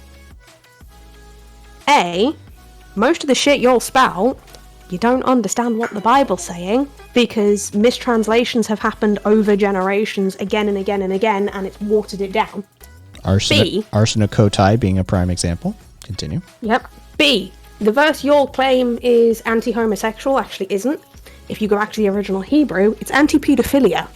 There is nothing wrong with homosexuals according to the Bible. It's never mentioned. Not once. It's not if a man lies with a man, it's if a man lies with a boy. The term, if you want to double check this work for yourself, you can utilize two sources. You can utilize a Greek Bible and an old Germanic Bible that predates the English language.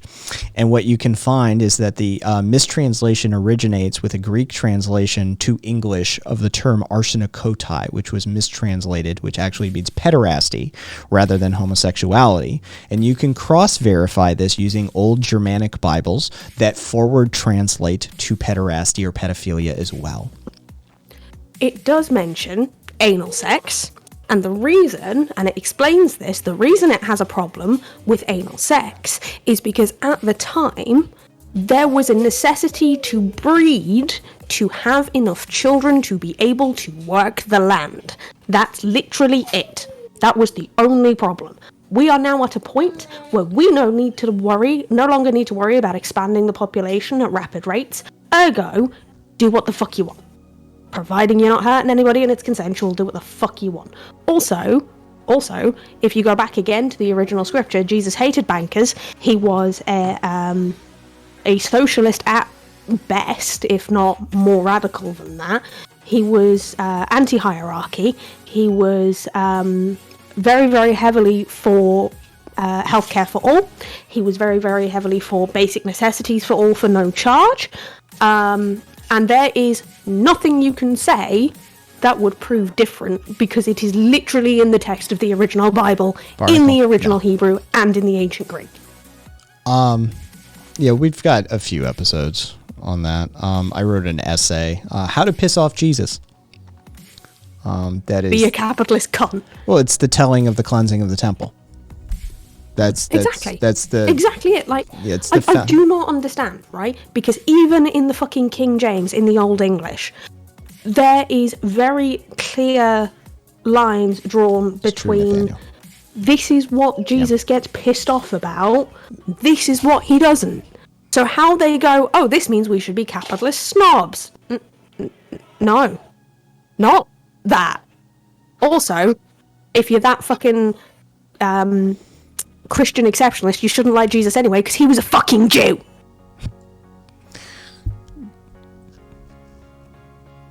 Sorry, I had to go on a theologist rant. Good luck with your laundry. Thank you. I very almost got my diploma and then got to a point where I was like, nope, too many pastors, I'm out. James from the internet. Is that Hey, your... James. Yeah, I was just say that was you. Like, I remember. Thank you for the sub, James. God hates us all. God hates us all. Okay, I love all of you. I'll be lurking in chat while I potter about with housework. Thanks for having me, Kai. Later, Kaz. Later, Twink. Yeah, no, it's theological. It's always fun. Kezbox and Friezo in the same place seems dangerous. I'm here for it. Yeah, I would argue, I would add nuance to that and say that no, Jesus isn't anti-hierarchy, or at least in a whole host of ways he isn't, as far as, you know, maybe earthbound, but he's very much pro-hierarchy as far as the Father and shit like that goes, right? But that's neither here nor there. The point stands that Jesus was basically a commie, just straight up. Like, there's very few ways around that. He definitely would have been anti-capitalist. He's definitely anti-ownership class. He was definitely anti-exploitation, anti-coercion. Yeah. So, you know, all that stuff. I know, Kez. Oh, I just wanted to add that extra nuance. And as for, like, you know, Jesus even exists, there's probably like 100 Jesuses. That's the truth of the matter. Right? Like, I'm not saying that, like, there's 100 fucking deities actually walking around the planet. Don't get me wrong. But yeah, as far as, like, you know, the construct of Jesus, yeah, there's fucking tons of them. Throughout all sorts of societies across the, you know, the old world, shall we say.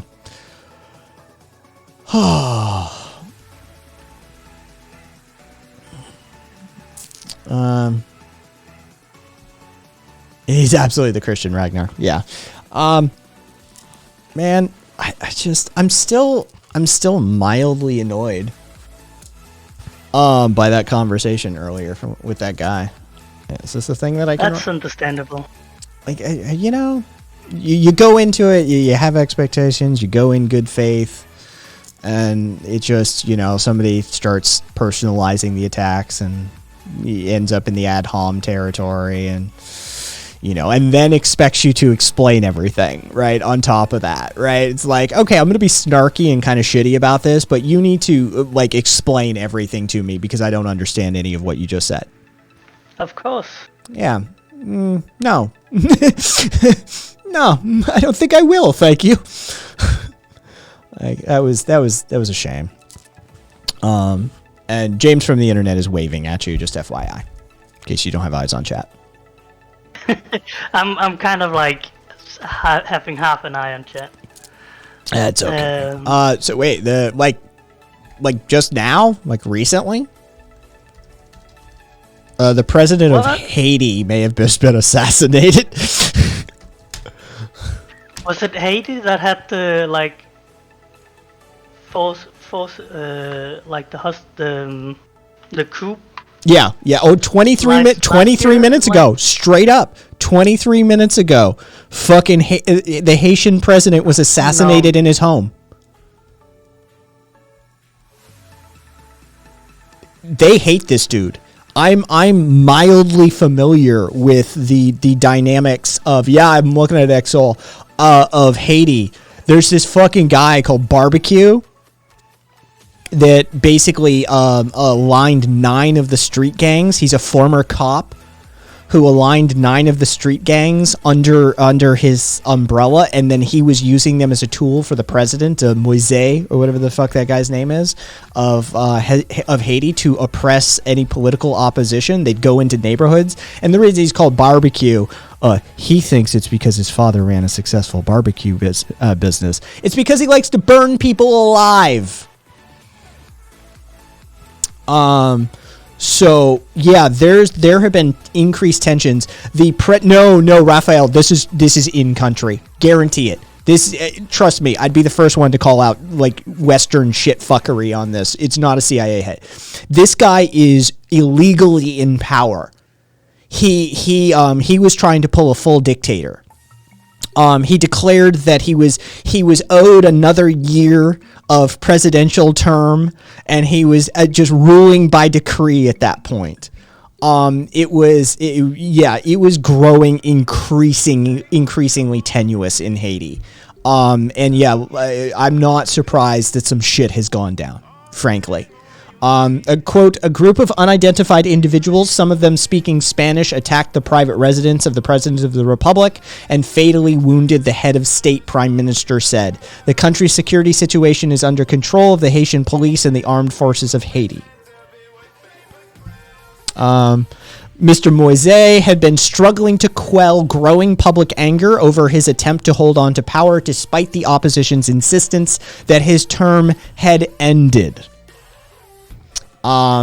His 5-year term should have ended on February 7th, but he refused to step down. So You know, in response to this, his government arrested 23 people, including senior police officers, top judges, these sorts of things, right? So he's like, yeah, not only am I still president, I'm going to arrest a whole bunch of you who say I'm not. So yeah, that's actually not terribly surprising. James from the internet, guess his term is over now. Dictators don't have a retirement plan usually. It's kind of a, hold on to it for as long as you can, and if you can, get house arrest in some like Western European nation or something like that, because otherwise, well, history tends to repeat itself, or rather, maybe not repeats, but it certainly rhymes. He's going to Hades now.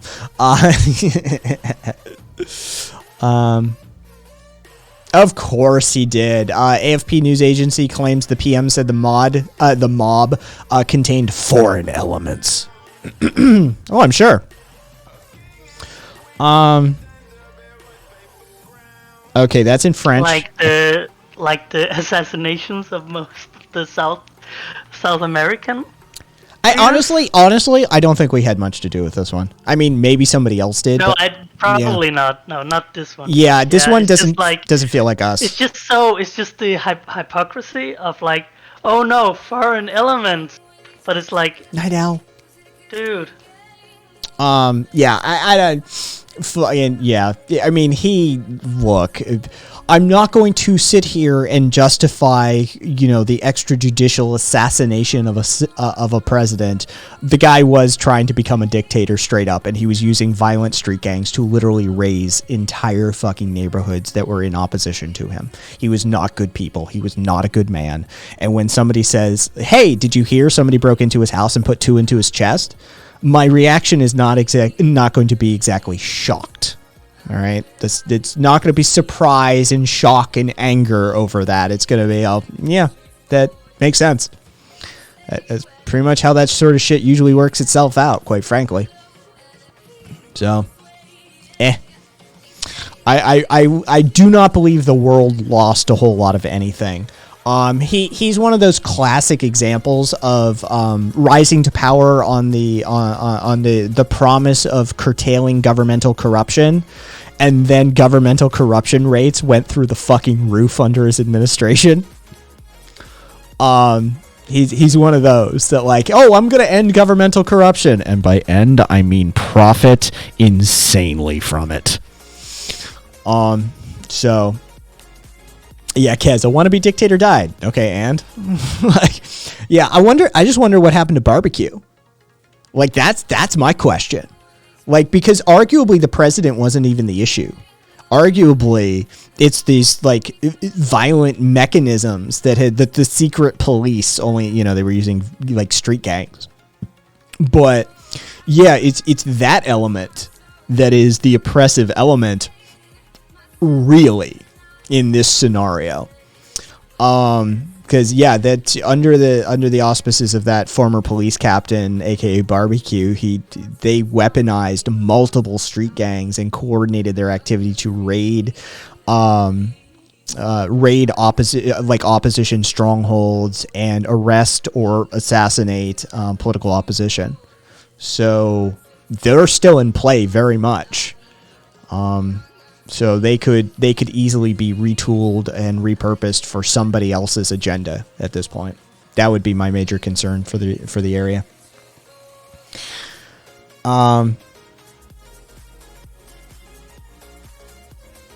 That's fair, Nathaniel. Yeah. Pastique. I mean, it's gonna. I mean, yeah. That's fair, Marcus. Well, Kez, good luck with that shit. Karina, finally I can read chat. I'm pretty sure they drained the swamp in Haiti. Oh, Jesus. Rumblefish. Let's see. The one who walks through fire. It's been a minute. Hey there, man.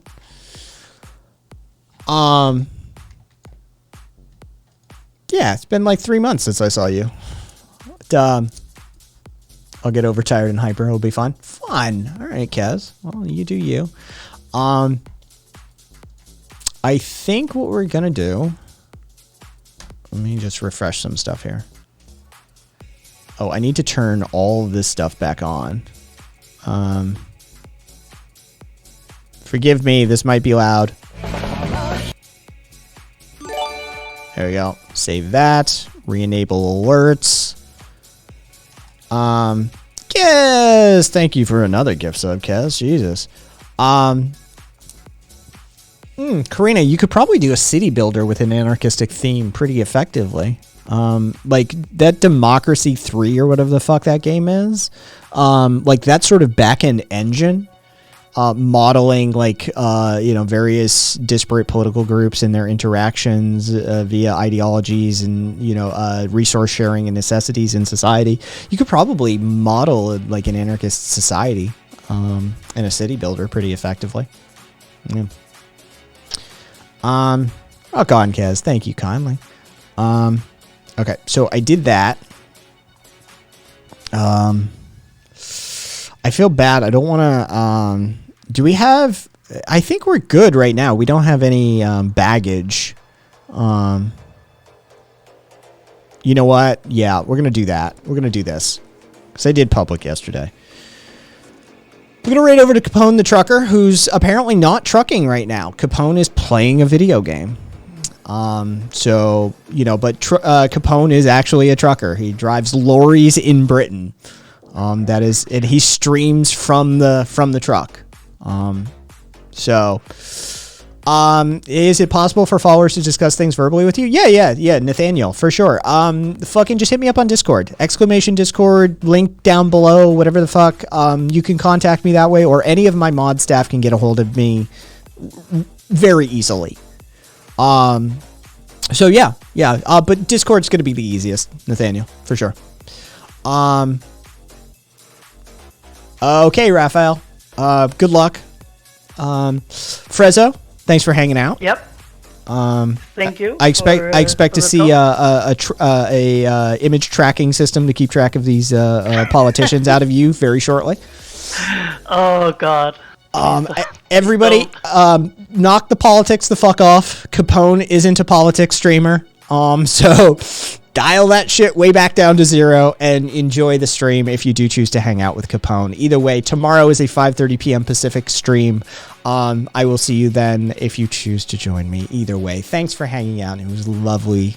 It was lovely with most of you. Catch y'all later.